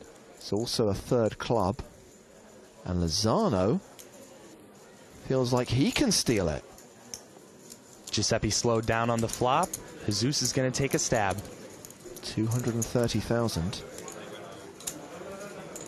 Well, again, Giuseppe's going to think about this. We saw him happily float against Chandra de Vries. Yep, and it looks like that's what's going to go on here. Giuseppe has a cunning plan in store. He's going to float this turn with nothing to try to win this pot on the river. They both have the same hand. Queens and deuces with a jack kicker. The aggressor will probably win this pot. Lozano is not shut down. He bets a second time. And Giuseppe's reaching for chips. It looks like his plan is falling into place. He's going to raise Jesus off this chop pot. Makes it 790,000. If Jesus thinks Pantaleo's on the steal, can he find the courage to re-raise him? Well, Jesus can't possibly call this river raise. He could only be good if Giuseppe was calling his turn bet with a complete airball to bluff the river. To win, he needs to re-raise. He's called! Immediately. Well, it's going to be a chop pot. Whoa, Pantaleo's just mucked. Giuseppe just forfeited the pot by mucking his hand, and it would have been a chop pot. Yeah, but you don't think someone's going to be calling you with the same hand, do you? That's exactly why he mucked. I can't believe Lozano called there with Jack high, and I can't believe he just mucked.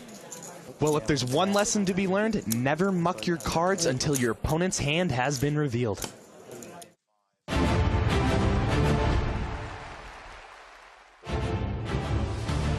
Welcome back to Barcelona and the 2022 PokerStars European Poker Tour. We're still going. Live coverage of the Super High Roller final table continues. The heads up, they're super shallow. They're coming back from a 30-minute dinner break, and hopefully we can get this done. I'm James Hartigan alongside Nick Walsh. Hello, hello. Thank you for having me. And Nick, this is the record-breaking EPT Barcelona main event. We are up to nearly 2,200 runners. That's looking good, James. We will kick off our coverage of the main event tomorrow once the Super High Roller is in the books. We have been heads up between Mikita Bodzikovsky and Eric Seidel for what seems like most of the day. Been a lot of small ball poker and a lot of all-ins that have not gone the way of the covering stack. As things stand, Bodzikovsky has the advantage. 17 big blinds. Eric Seidel playing 13 big blinds. Yeah, we're definitely getting down to it now. As you guys know, heads-up poker, there's a lot of all-ins at this stage. 13 big blinds effective, you're going to see a lot of shoving, and we're going to be at Flip City again. We've already seen a lot of flips today, James, but I think it's going to come down to one of those to decide who's going to take home the trophy today. Yeah, these guys have already outlasted the 6 other finalists. 68 entries in this super high roller. A significant difference in prize money of around 700,000 euros. 1.28 million going to the runner-up. Nearly $2 million going to the champion. And Seidel is sticking with his usual strategy here, just calling on the button. Bodziakowski checks in the big blind. And again, this is what we've seen a lot of during this heads-up battle. I mean, I don't think they can play into the next level. The blind's already 250,000, 500,000. Yeah, I mean, theoretically, Seidel could be shoving hands like this pre-flop at 13 big blinds effective, but I actually prefer this line anyway. Knowing your heads-up Nash equilibrium charts, absolutely critical, crucial if you want to be good at poker. You got to know where the line is. You got to know where that equilibrium push-fold situation exists so that you can decide whether or not that's what you want to do or if you'd like to take an alternate route.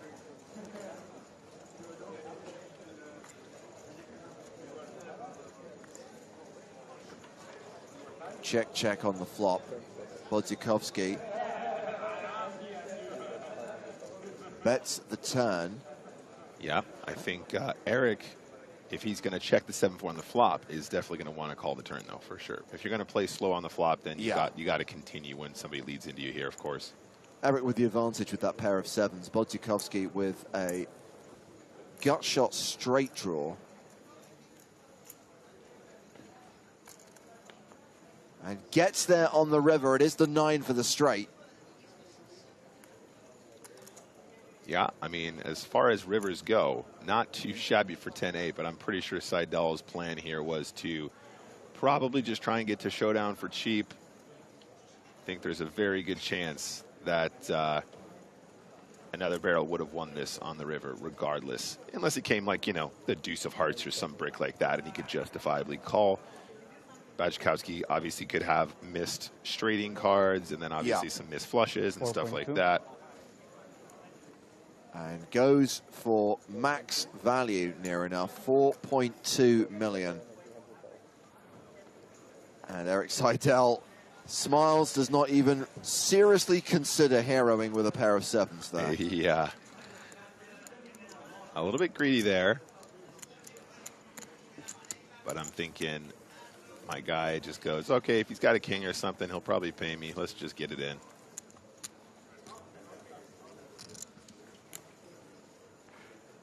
$21 bigs for Bodziakowski, 10 bigs for Seidel, 2-1 chip advantage to Mikita. Winner of this event in 2018. Eric Seidel won the Super High Roller in Monte Carlo in 2015. So both these guys have achieved success in the 100K on the European Poker Tour before. And hand 123 of the final table sees Bodziakowski pick up ace-4 of clubs on the button. I think he's probably just going to push this in, James. We are 10 big blinds effective after all, and there is still that ante out there.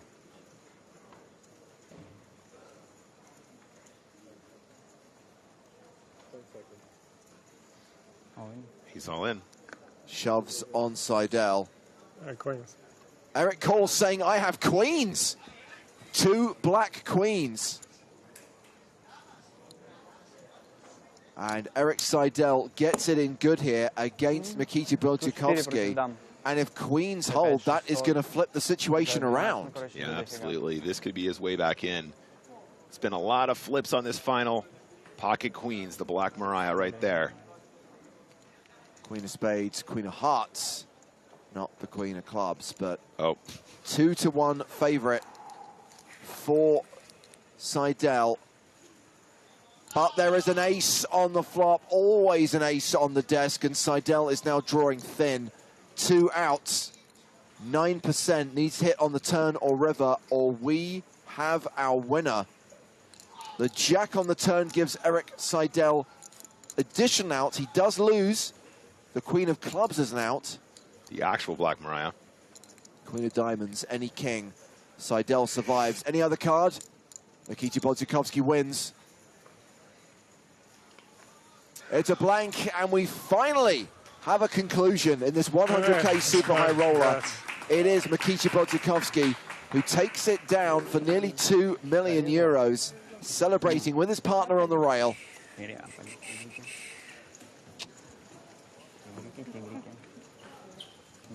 Eric Seidel still gets a 7-figure score, Nick. Yeah, absolutely. But, oh man, just so many all-ins lost here. He was so close to a win here in Barcelona, James. Eric was very keen to do a deal earlier on. He will get second place prize money, which is 1,286,490 euros. Mikita Bodzikowski gets 1,979,220. Yeah, that's a real bummer. I was rooting for Eric there. Congratulations, sir. Eric Seidel still putting up big results in 2022. And another huge result for Mikita Bodzikowski, who crushes the high-stakes games live and online. Are we making a photos or what? Yeah, okay. Dude, we're going to have an interview. You're going to have a photo. You're going to get a trophy. It's very exciting what happens now. Yeah, absolutely. And what a trophy to win. A high roller. Еще один трофей, который некуда деть. Oh, bother.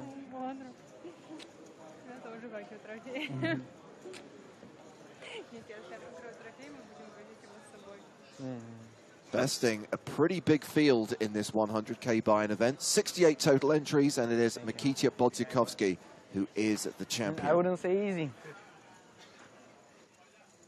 It was not easy. That heads-up battle was pretty grueling. I mean, I'm not going to lie, it was grueling to watch at times. I imagine it was grueling for the two players. Yeah, both players really super-duper solid here, but you got to win your all-ins at the end when it really counts.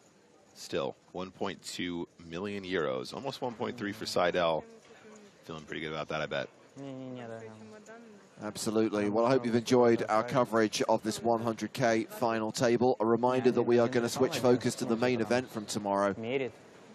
Could have 1,000 people in the room for the start of day 2. It's absolute madness. If you missed this final table, if you want a recap of what went down, I've got you sorted. Let's start with what happened on the very first hand. A 3-way all-in. Short stack Nick Petrangelo versus Turn Mulder and Mikita Bodzikowski. And Petrangelo was KO'd. A few hands later, Mike Watson was forced to make a move. Ben Heath, Mikita Bodzikowski checked it down, and Watson was eliminated in 7th place. We then saw the spirit of the horse depart. Tuan Mulder's set of 10s, no good, against Eric Seidel's flush.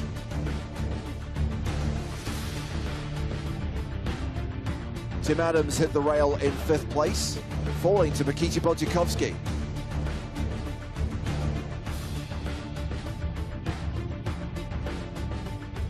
Ben Heath was card dead for most of the final table. He was forced all in with 8-7, but ran into pocket queens. Oof.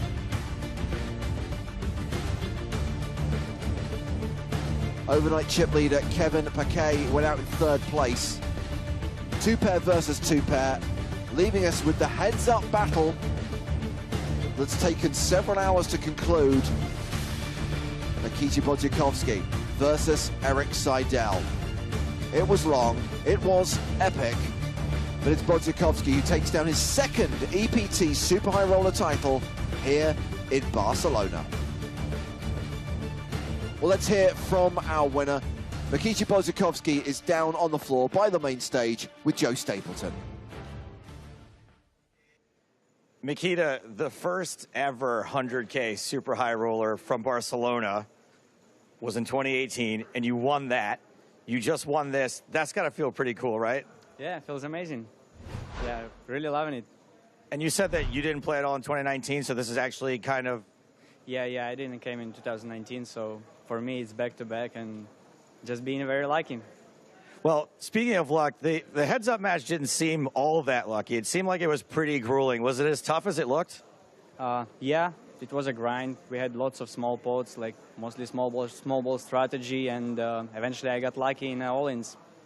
Now, you've won a lot in your life. Is this starting to get old yet? What do you mean? Like winning things. Are you tired of it? No, not really. Like, I mean, the secret of winning is just putting more buy-ins. So, like, there is so many high rollers around the world, and I'm playing all of them. So I put in a lot of money in the buy-ins and ended up, like, cashing a lot as well. All right, well, I'll keep that in mind. Hey, everybody, let's get a big round of applause for our super high roller champion, Nikita Bajevkovsky.